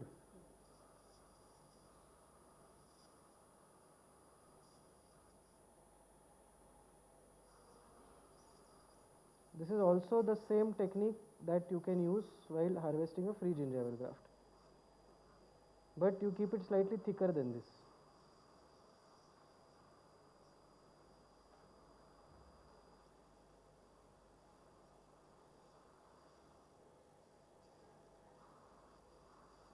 So now my entire blade is passing through that pouch easily.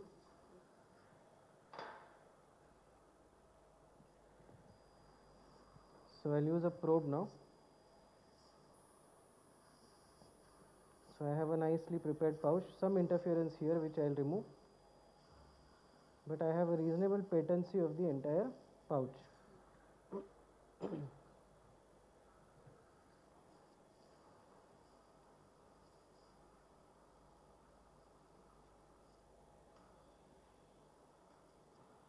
So whatever tags I felt, I have removed them. So this is the first step of the CTG harvesting. Second step, come back to your original incision.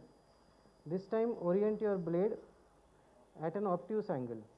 Okay, don't worry about the bleeding too much.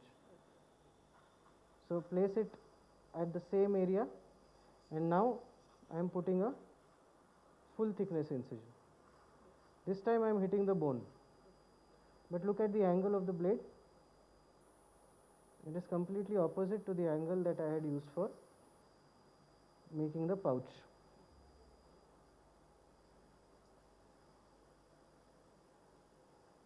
Now putting in a periosteal elevator and reflecting the full thickness.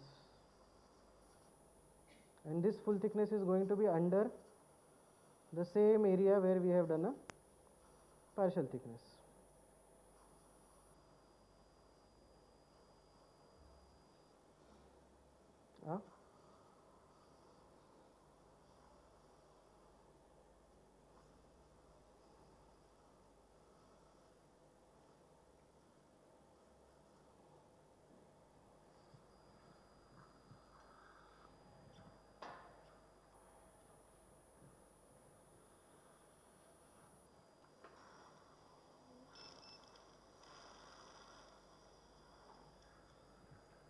I think that brightness was good.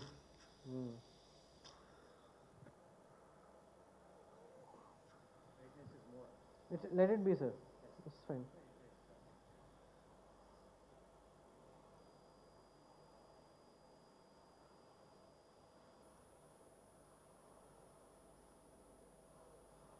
So now I'm going full thickness.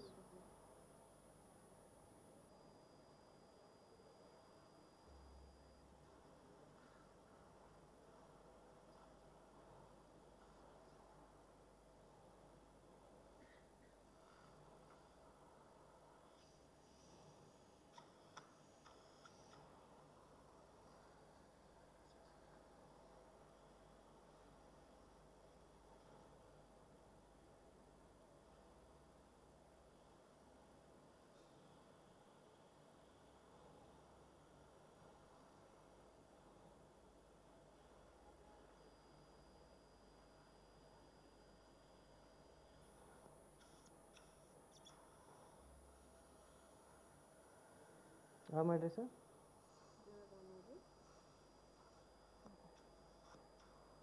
So make sure your full thickness flap reflection is extending to the same area as the partial thickness.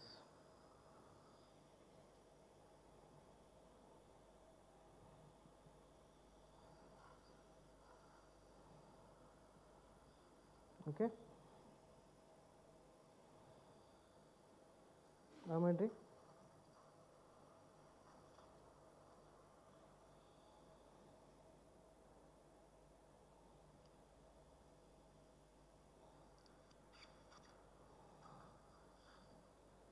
So we now have two pouches here. One is the superficial pouch here, which is a partial thickness, and then we have a deeper one, which is a full thickness. And between those two is our connective tissue graft. This, can you see that section there? See that? So that's our connective tissue graft, which we need to now dissect out.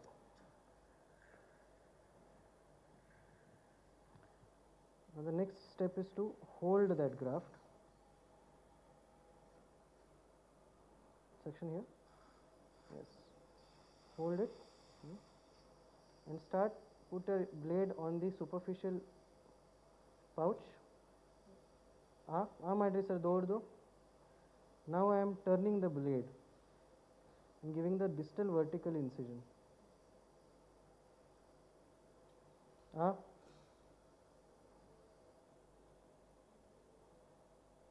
Okay.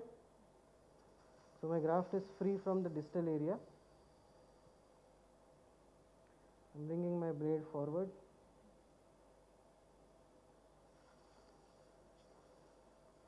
On the mesial aspect, I am hitting the bone now and freeing the graft from the mesial area.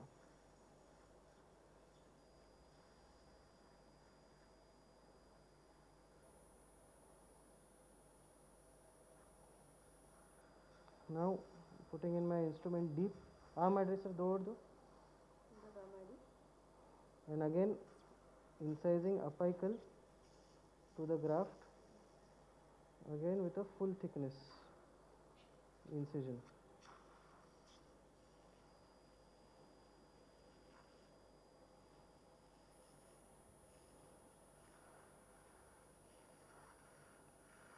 So technically my graft should now be free. But of course there will be some, it's not as easy as that, there will be some tags remaining. We have to make sure we try to get it out.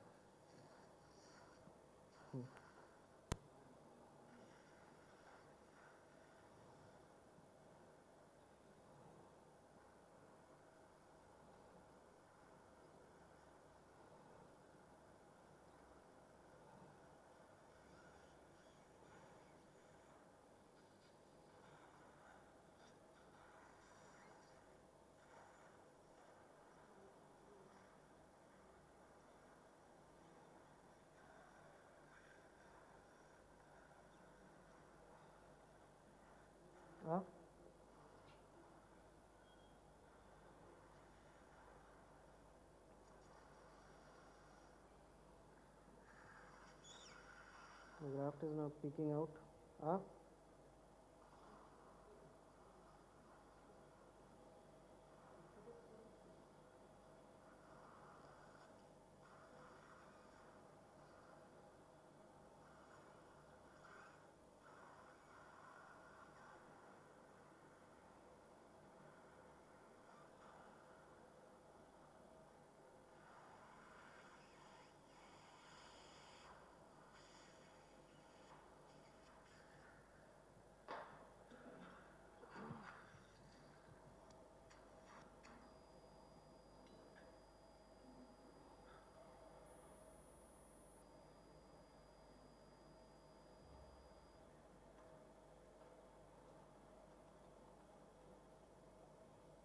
So you have the graft almost out.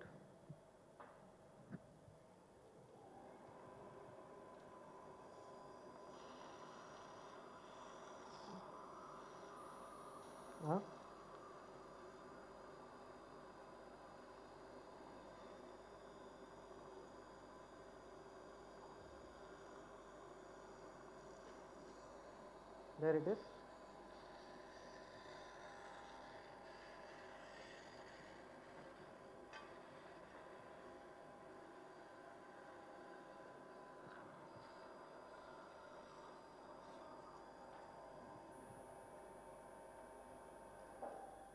The first thing to do after this is look at the palatal side. Squeeze the superficial flap to remove any clot that is there, because these are very dangerous if left in.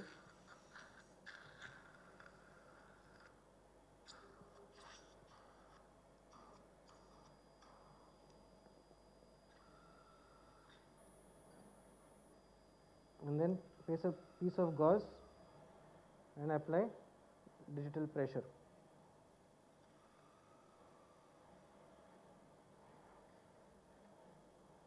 So do we have 40 silk or something? 50. Yes sir. 40 silk.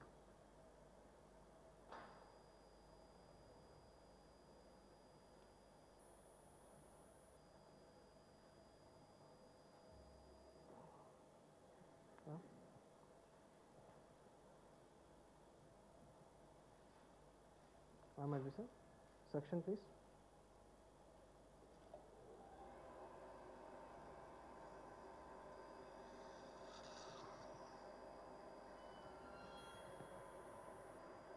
Tweezer.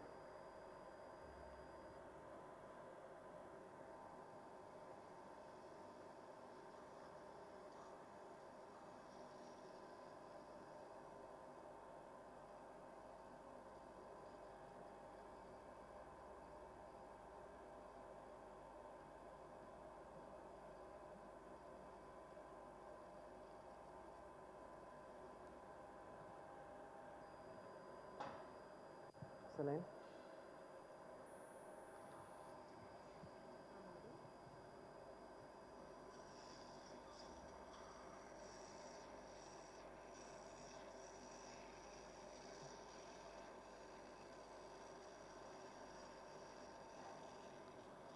So right now I'll just leave it alone. The donor side.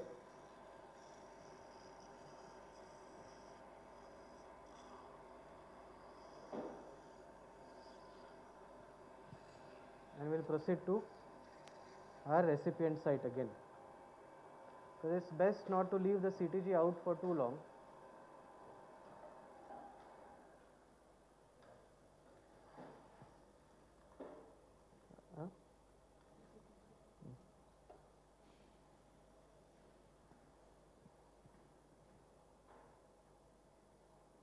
Section saliva.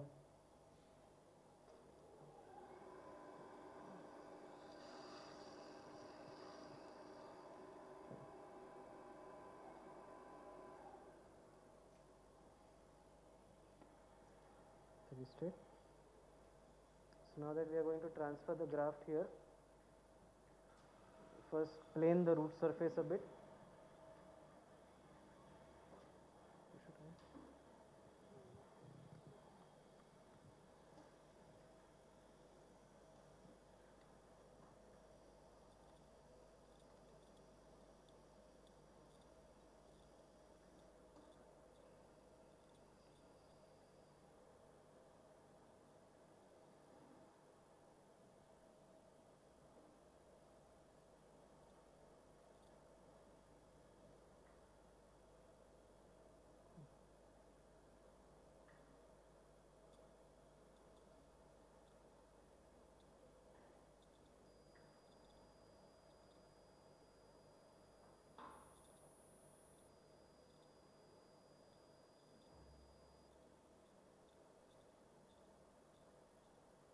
Restrict the root planing to at least 1 mm away from the CEJ. Don't root plane too close to the CEJ, because we are not going to get coverage up to the CEJ anyway. If you root plane till the CEJ, that exposed area later will give rise to sensitivity. So plane only the surface which you hope that gets covered.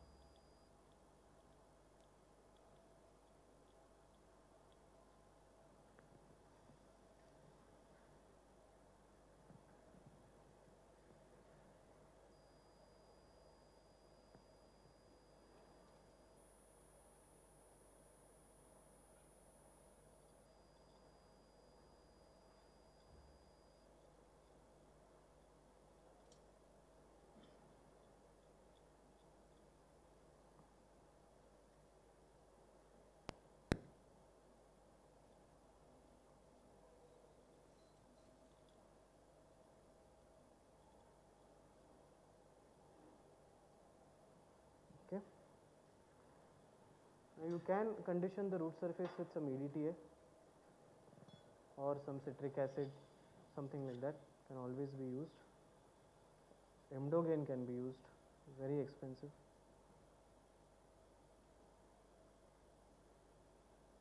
Suction, saliva. Matter. If you look at the palate, it's not bleeding. Okay? The palate is right now not bleeding. Unless I disturb that flap for suturing, it won't bleed. One of the reasons for the palate not bleeding right now is that we have done a sharp dissection and we have not left any loose tags there on the palate. If there are any loose tags or a multiple plane dissection that has been done, the palate continues to ooze. But in this case, that is not happening.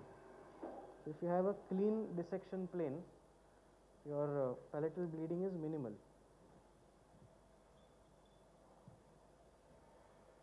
Again, inspect the patency of your pouch.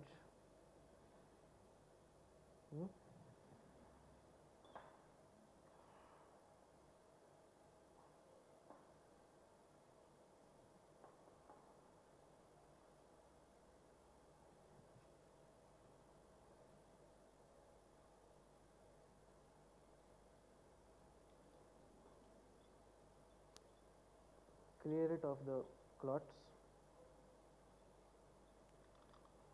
This is a CTG we have been able to harvest. Is the camera focusing on the CTG now?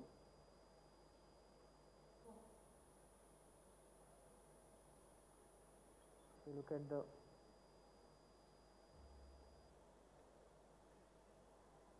so we were targeting a 8 by 10 or a 8 by 9 CTG. We already have around 10 mm, more than 10 mm. And from the narrowest portion we have around 7 here, and almost 10 mm. This is the anterior part where the palate started getting thin, where we got a slightly thinner CTG. So the thicker portion which is there, no? The thicker portion you can keep it marginal. You can see how thick the CTG is. The thickness. Make sure the CTG does not have any clots on it. So you saw I wiped off the clots with this first. Make sure you always keep it relatively moist. Now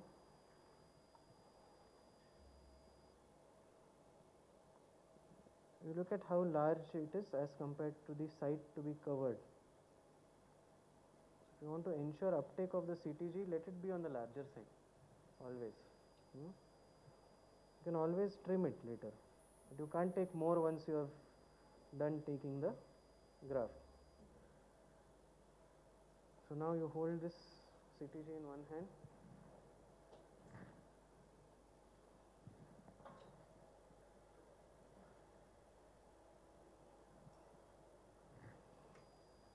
Can you please hold the lip now? Yes.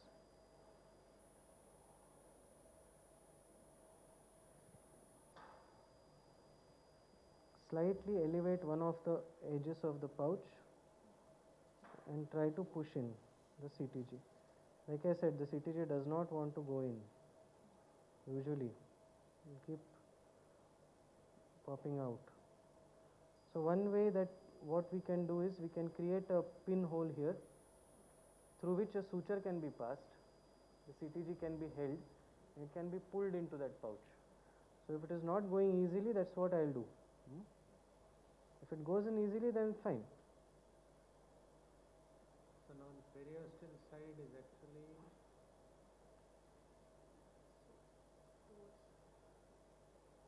periosteal side should ideally be towards the periosteum only. So is this the right way up?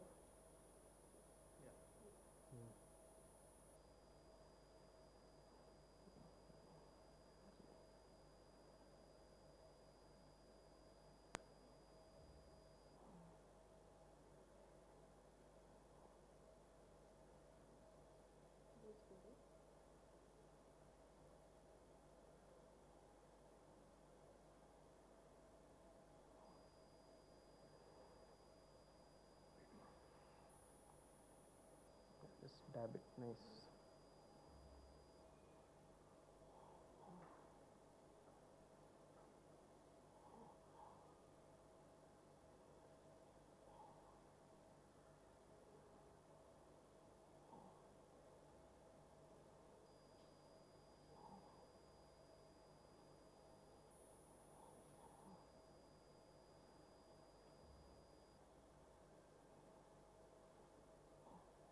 Okay.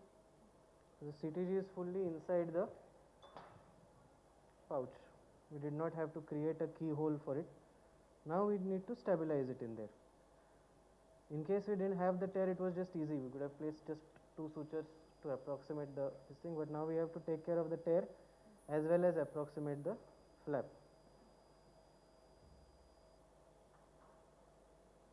Now let's just see how it allows us to manipulate.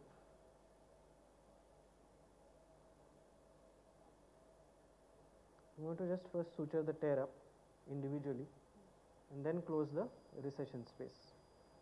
So, sir, 50, what all materials do we have? 50 Vicryl. 50 Vicryl, yes. Yes, sir. I'll use a 40 silk for the palette. Thank you.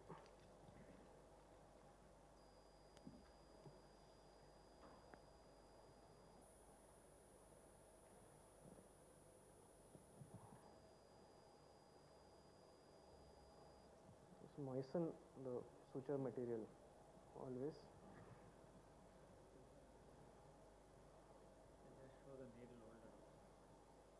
So I'm using a tungsten carbide coated needle holder.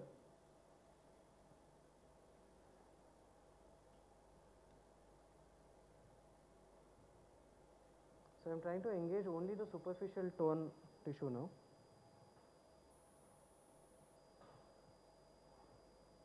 This tissue.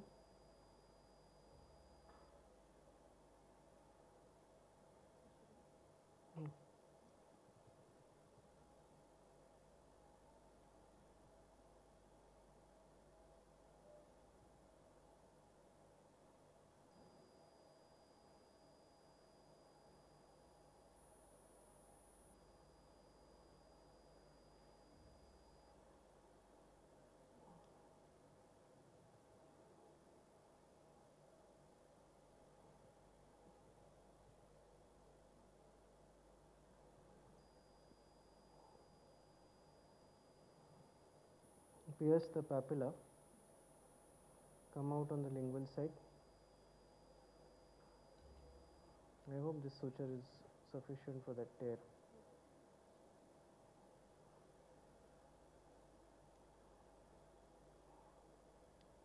Come back through the contact. Yeah.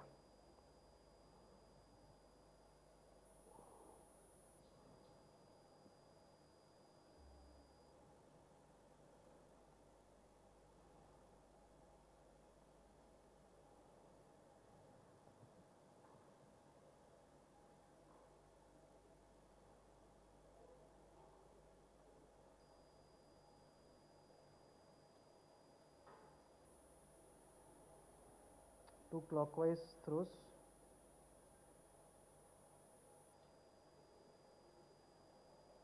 One anti-clockwise. Two more clockwise. So this completes our surgeon's knot. And because it's vicryl, one more anti-clockwise. Keep a little longer ears when you cut, at least 5 to 6 mm. Yeah.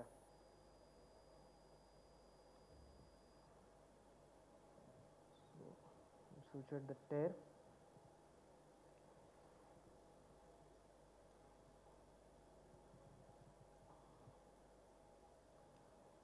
Now we'll suture the edges of the recession to each other.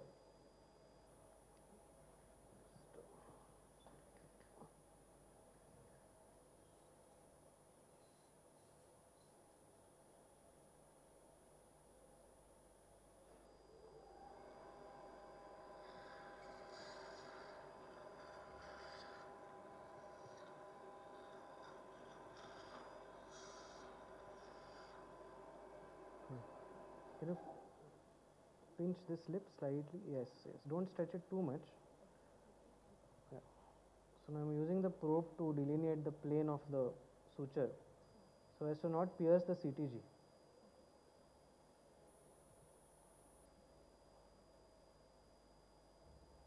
Okay. So try not to pierce the CTG with this.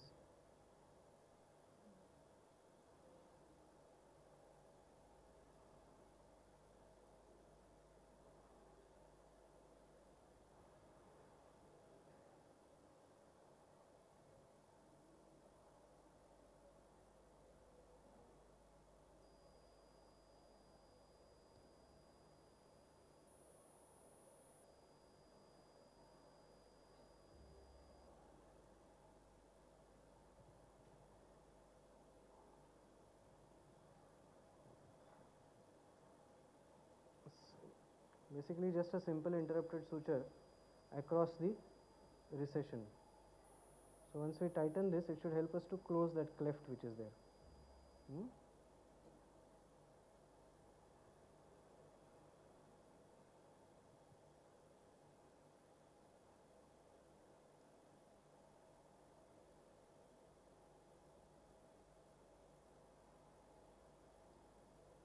I'm not tightening it too much.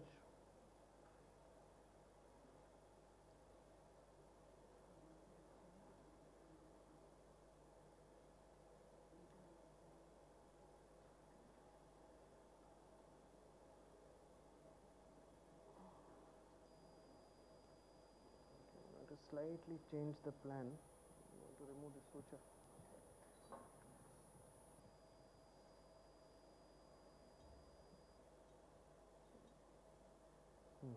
Cut.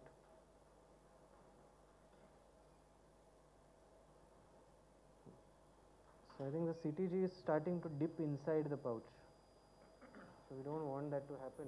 I'll just secure the CTG first with a suture sling.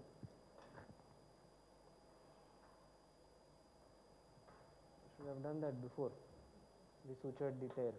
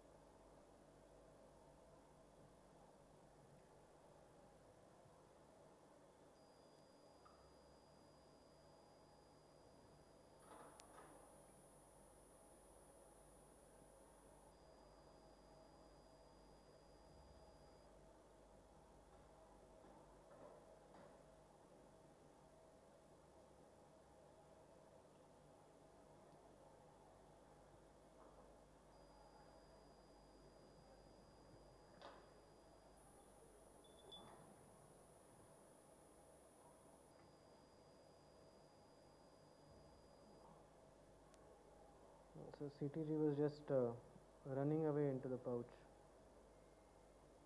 Just stabilize the CTG here first with a sling, then redo all the other sutures.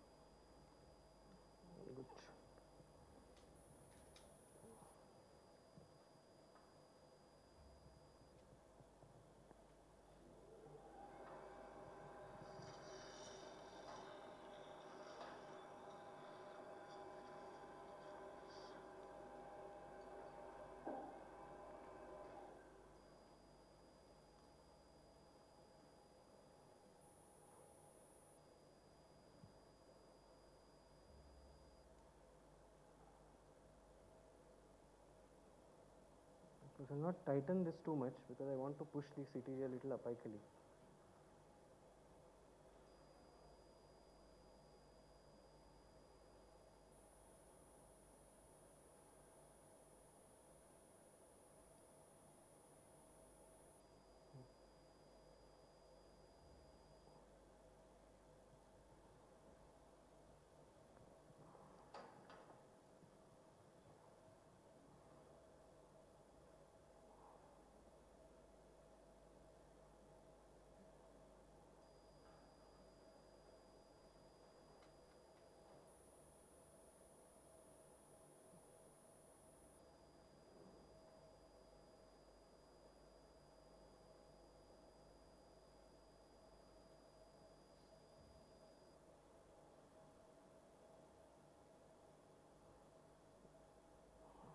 Yes. So now we have the CTG stabilized in that vertical plane and back in the pouch. CTG has been kind to us today.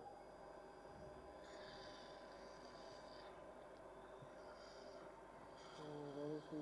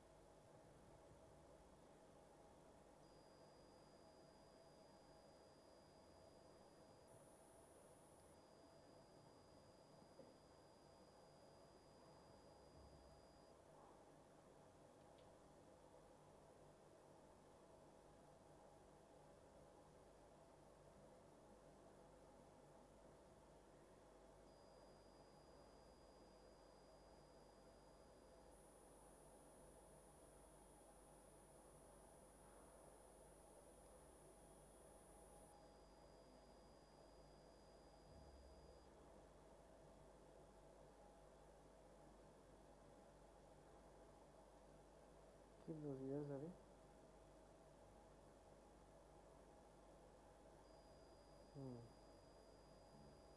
Yeah, fine.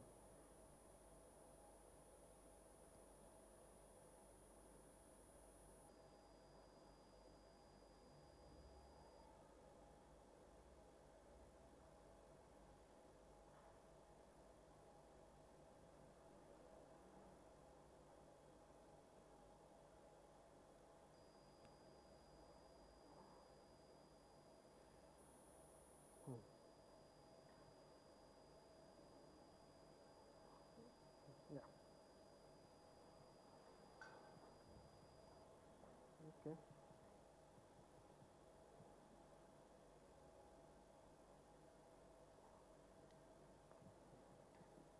Now we'll close the edges of the recession. Just thinking whether to do a sling again for that.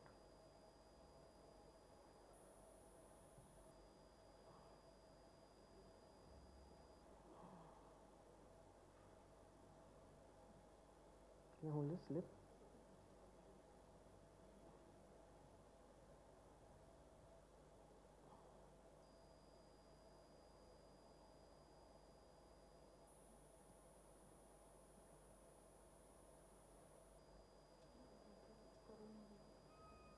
Yeah. Something like this. So that will probably work better in this situation.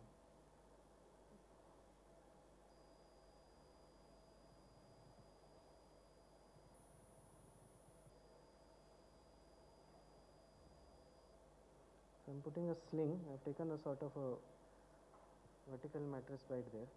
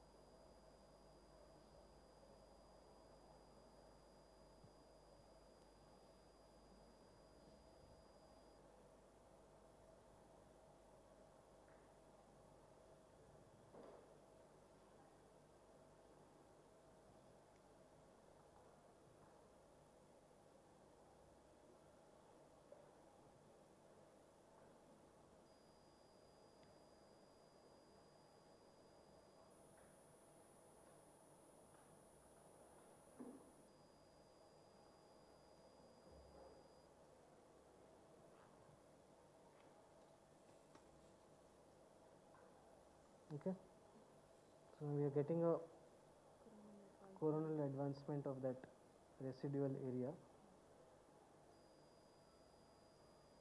Of course, it will drop down later. It won't stay to the same level, but hopefully the CTG will integrate before this starts dropping down.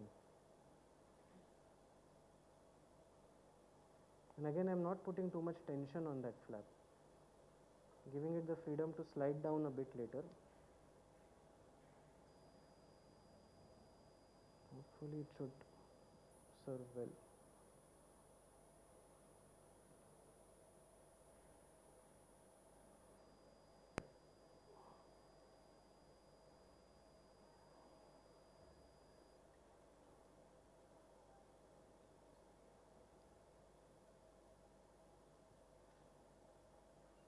Yes. So that's it. The recipient side is done.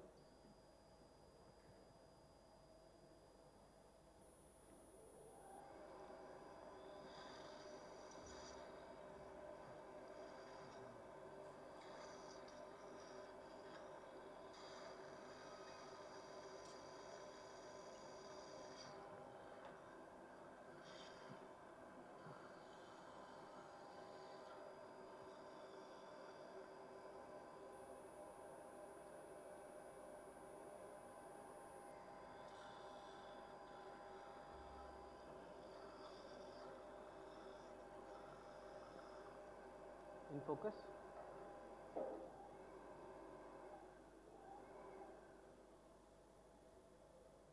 Now we'll close up the donor side. The donor side is, which was not bleeding till now will start bleeding because we will pay attention to it, right? First thing we do again, squeeze out the clot which is inside. This is very important. That clot which is there is RBCs, and if it is physically present between the overlying flap and the underlying periosteal bed, it will hamper the passive diffusion to the overlying flap, increase the chances of necrosis of the overlying flap. So we need this to adapt down. Best way to do it is to, in concept, suture it like a free gingival graft. Imagine that your trapdoor or your single incision access flap is a free gingival graft, and suture it that way. So I am using 40 silk now. for the palate, which is my personal material of choice.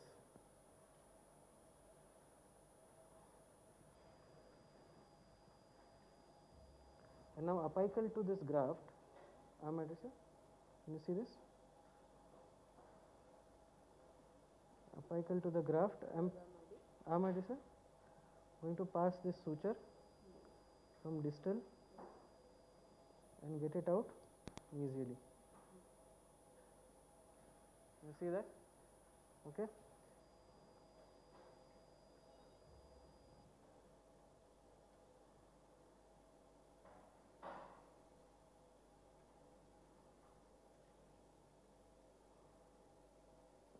Now, like I said, it needs to pass below the margin of the tissue. So it's going to pass below the margin here.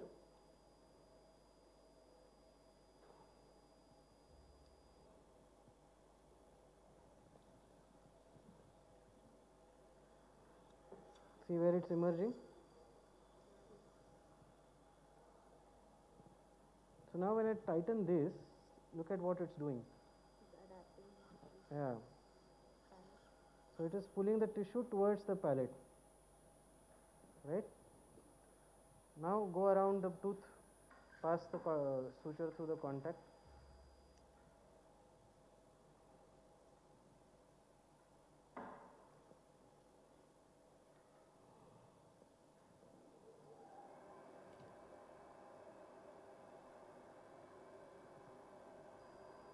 Now one more name for this technique of passing the suture around the tooth is called as belaying the suture.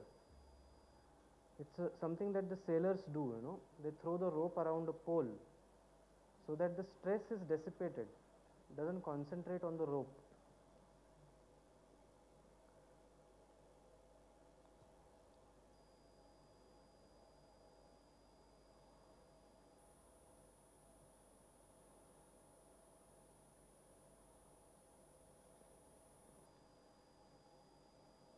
Now once I am back here, I have to, this is again the same thing, pass the suture back in and take it out through the edge. That's a slightly tricky thing to do.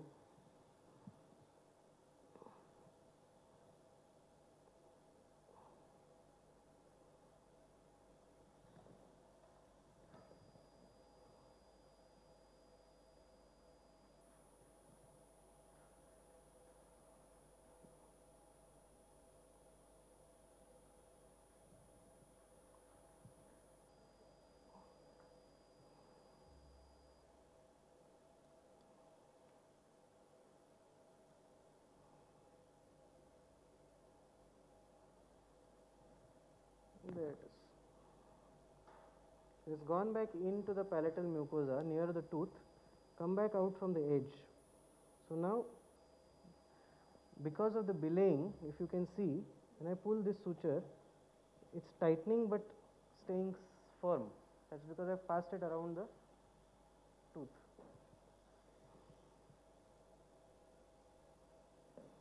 Okay. Same thing I'll do with the remaining. Just tie it off.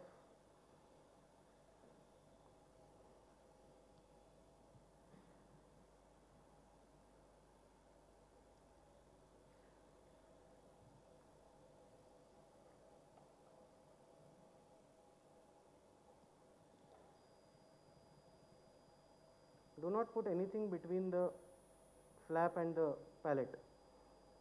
No gel foam, no PRF, nothing.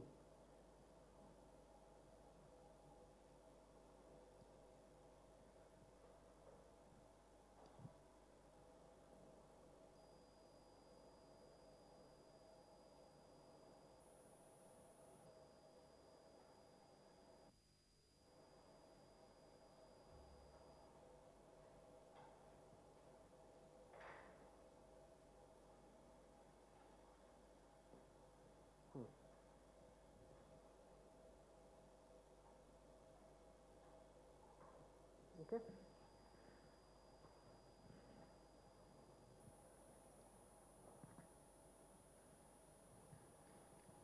There's absolutely no bleed from the palate.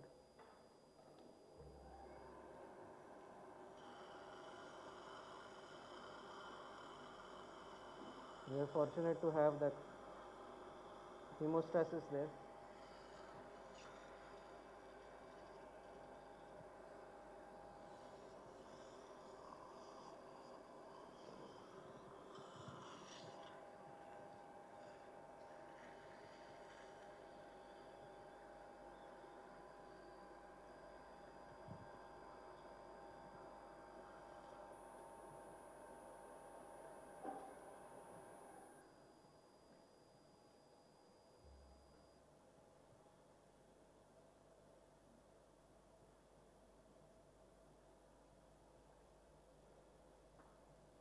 There's some vicryl left. Some vicryl.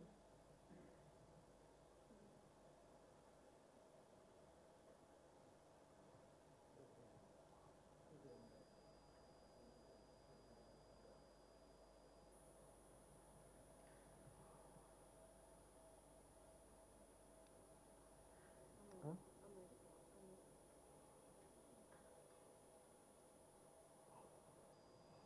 Just placing one more suture there.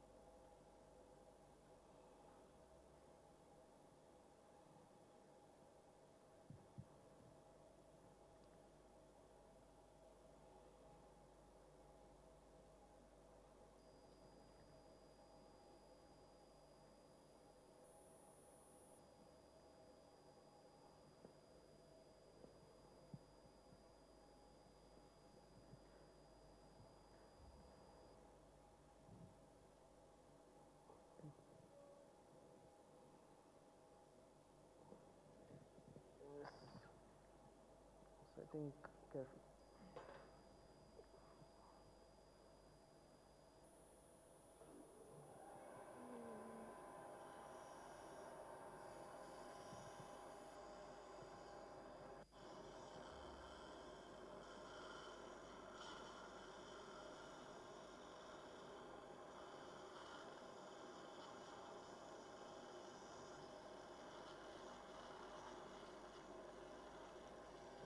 Okay.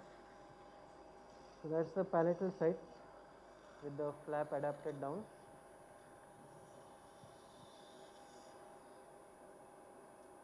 I think that should be good enough, sir. We'll place the plate on this and it should hold up. Yes, sir.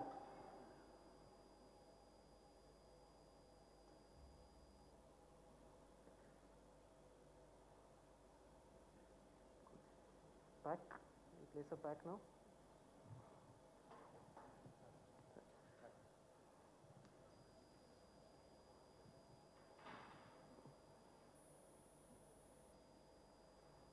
ಆಗಿದೆ sir done bandage ಆಗಿಬಿಡ್ತೀನಿ ಅಷ್ಟೇ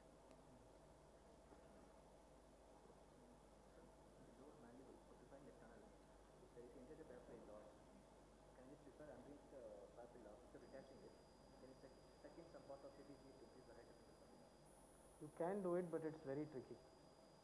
It is. There are reports where they have done it, reflected the papilla off the crest while keeping it intact on both sides, then pushing in the CTG there. That's a known technique for papilla reconstruction. It's very difficult to technically pull off, but you can definitely do it. Why not? Other than that, we know that when the crest itself is not at the ideal level, we know Tarnow's rule. The distance between the interproximal contact and the level of alveolar crest. So whatever we do, if we are not keeping that within 5 mm, whatever we gain will eventually start shrinking with time.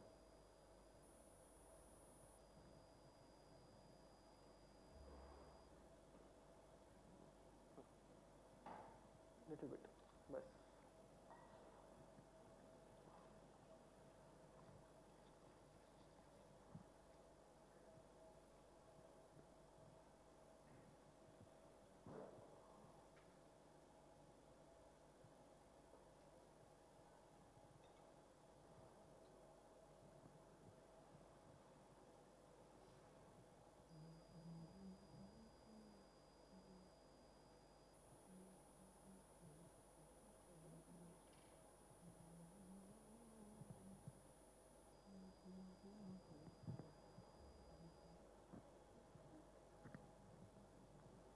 Vaseline. That's it. Thank you.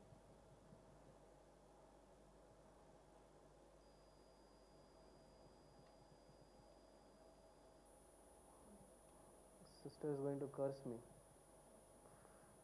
for that bowl. It's very annoying to clean the pack of steel. You want more? No, sir, I'm fine.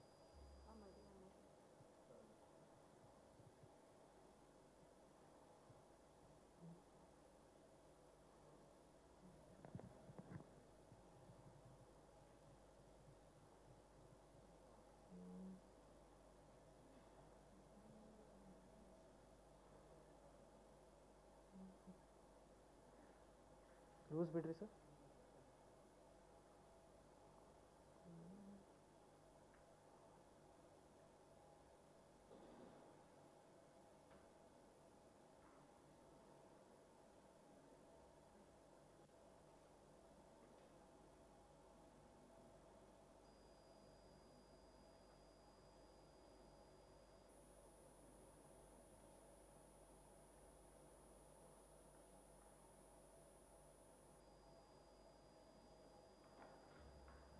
Good enough. Okay, so we'll take off the pack at 7 days. Just the pack, not the sutures. 7 or 10 days we'll take off the pack. Then irrigate, start very light mechanical plaque control on the teeth. Then take off the sutures at around 15 days. After 15 days, again some mechanical plaque control a little more. Maybe after 3 to 4 weeks, the routine toothbrushing, but still with ultra soft brush till 1.5 months, preferably even after that. Right, sir? Question and answer. Yes, sir. If any questions are there, or should I go to the hall now? Or yes, sir. Sir, ಆರಾಮಿದ್ದೀರಿ Ramesh ಅವರು? ಏನೂ ಆಗೋದಿಲ್ಲ. ಈಗ ಸ್ವಲ್ಪ ರಕ್ತ ಬರ್ಬೋದು, ಇಲ್ಲೇ ಮೇಲೆ ನಾವು ಚರ್ಮ ತೆಗ್ದಿವಲ್ಲ, ಅಲ್ಲಿಂದ ಚೂರು ಬ್ಲೀಡಿಂಗ್ ಆಗ್ತದೆ. ಅದು ನಾರ್ಮಲ್, ಬ್ಲೀಡಿಂಗ್ ಆಗೋದು ಎಕ್ಸ್ಪೆಕ್ಟೆಡ್ ಇರ್ತದೆ. ಸೊ ಬ್ಲಡ್ ಉಗುಳಬಾರ್ದು. ಏನು ಬ್ಲಡ್ ಬರ್ತಾ ಇದ್ರೆ ನುಂಗ್ತಾ ಇರಬೇಕು. ನಿಮಗೆ ಬ್ಲೀಡಿಂಗ್ ಜಾಸ್ತಿ ಅನಿಸಿದ್ರೆ ಫೋನ್ ಮಾಡಿ ಬರಬೇಕು ಚೆಕಪ್ಪಿಗೆ. ಬಟ್ ಬಾಯಿ ಮುಕ್ಕಳಿಸ್ಬಾರ್ದು. ಇವತ್ತು ನಾಳೆ 2 ದಿವಸ ಬಾಯಿ ಮುಕ್ಕಳಿಸ್ಬಾರ್ದು. ಇವತ್ತು ಮತ್ತು ನಾಳೆ ಏನು ಇವತ್ತು ನಾಳೆ ಏನೂ ಮಾಡೋಂಗಿಲ್ಲ. ಇವತ್ತು ನಾಳೆ ಸ್ವಲ್ಪ ಲಿಕ್ವಿಡ್ ತಿನ್ನಿರಿ, ಭಾಳ ಸಾಲಿಡ್ ಗಟ್ಟಿ ಅಂತ ಏನು ತಿನ್ಲಿಕ್ಕೆ ಹೋಗಬೇಡ್ರಿ ಇವತ್ತಿನ ದಿವಸ ಮೇನ್. ನಾಳಿಂದ ಸ್ವಲ್ಪ ನಾರ್ಮಲ್ ಆಹಾರ ತಿನ್ಬೋದು. ನಾಡ್ದಿಂದ ಮೌತ್ ವಾಶ್ ಹಾಕಿ ಬಾಯಿ ಮುಕ್ಕಳಿಸ್ಲಿಕ್ಕೆ ಶುರು ಮಾಡಬೇಕು. ನಾಳೆನೂ ಬಾಯಿ ಮುಕ್ಕಳಿಸಂಗಿಲ್ಲ. ಇವತ್ತು ಇವತ್ತು ಒಂದು ದಿವಸ ಲಿಕ್ವಿಡ್ ಡಯಟ್ ತಗೋಬೇಕು. ನಾಳೆ ತಿನ್ಬೋದು. S. Yes, sir, sure. Yeah, 1 minute. Sir, in donor site closure, why can't we use PRF? In case of such a surgical site where you want the overlying flap to adhere to the underlying periosteal bed and want it to also gain nourishment from there, even if we put anything inside, even if it is PRF, so what it does is it will hamper the healing of the overlying flap. So I have done a few cases where I put PRF inside the pouch and landed up with necrosis of the overlying mucosa. So I now prefer not to put anything there, rather let the tissue heal in close approximation with the recipient bed. Thank you, sir.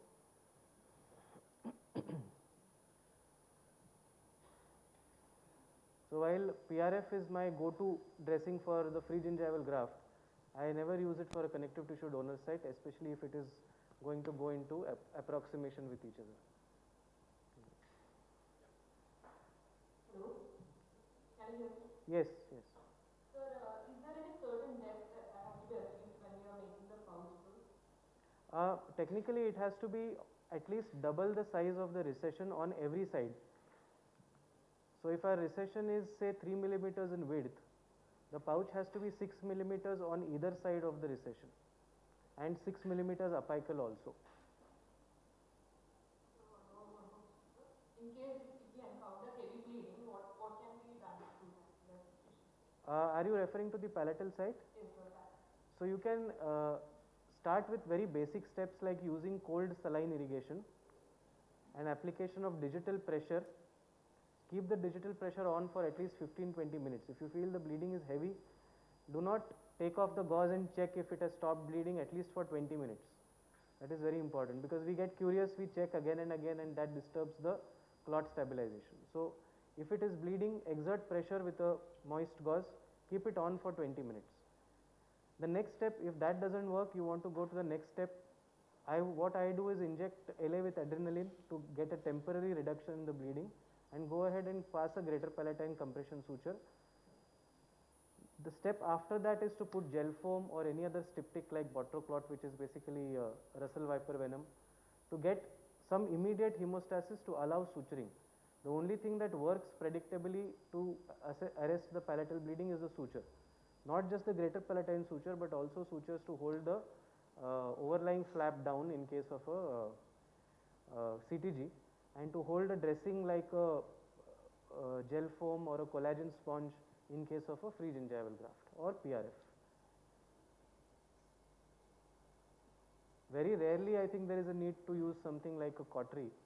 If you are not able to identify the source of the bleed, sutures are not working, then maybe in rare circumstances electrocautery also can be used.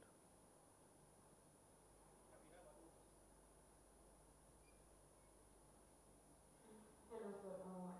Yes? How to apically retrieve the connective tissue graft from the donor side? We have to slightly tilt the blade towards the midline. So it will put some tension on the overlying flap, but we have to try to make the blade perpendicular while not tearing the overlying flap, and then give that apical release for the CTG. So we have to try to manipulate the blade in such a way that it goes and hits the bone there. Sometimes it can create a bevel, but that area is not something which we can really control very predictably while harvesting the CTG. So usually what I do is I aim for a larger CTG, so end up with at least an adequate size at the end. The apical cut for single incision cases is quite tough. So when you did the closure using the suture, didn't the vestibular depth decrease, sir? Yes. So wouldn't that be a problem later on? Wouldn't this will cause regression again?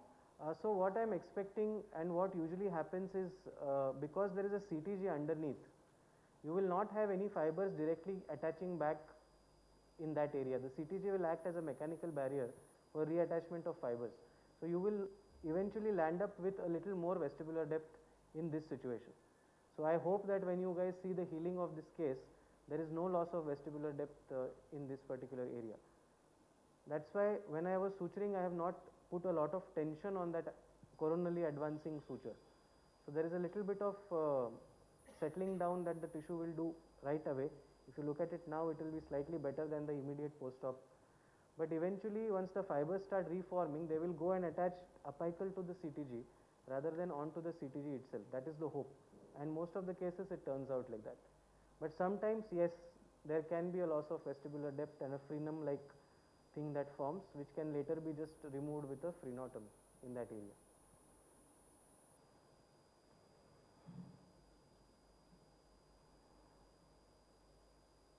So apart from this technique, what other technique could be done in this area? We could have done a lateral pedicle or a double pedicle flap from either side, or maybe a conventional coronally advanced flap could have been done. But I think a pouch and tunnel is the technique of choice in this particular region of the mouth.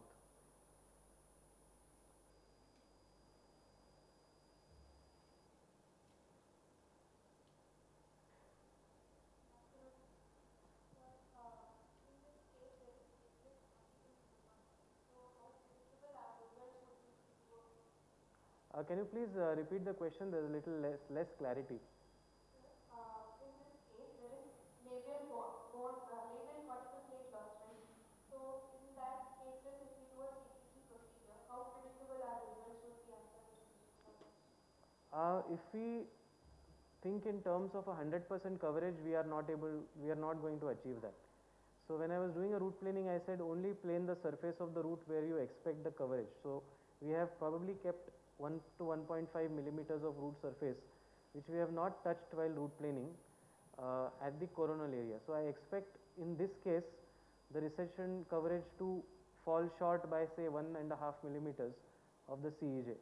So when we are predicting that the recession is going to be not covered fully, I think the predictability aspect is quite more. In the sense we can predict whether we are getting a full coverage or we are not going to get a full coverage. In this case the tooth is labial. Like you said, the labial cortical plate is missing, so we are not able to get a full coverage in this case. But the predictability of the procedure is reasonably high because we are going to get as much coverage as we have predicted, as well as get good keratinized tissue in that area.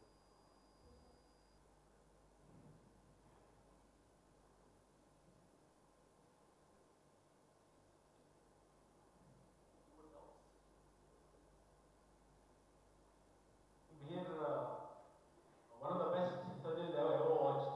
Especially, I would say the way you harvested the correct tissue graft was the best. Thank you, sir. It was really beautiful. Thank and you, sir. You could get it in a single piece and to the desired width and length. Thank you, sir. Thank you, And sir. keep up the good work, Mihir. Once again, thank you very much for having accepted our invitation. Thank you so much for your kind words, sir. Thanks a lot. You take care. Thank you, sir. Bye.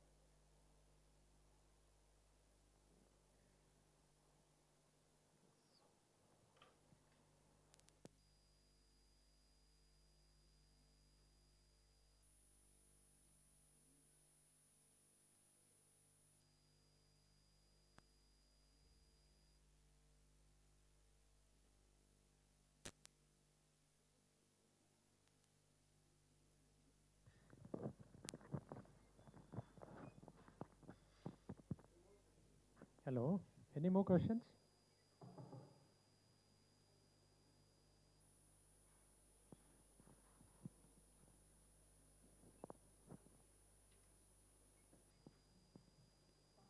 Hello. So the feedback forms have been sent to your mail, so please fill it out.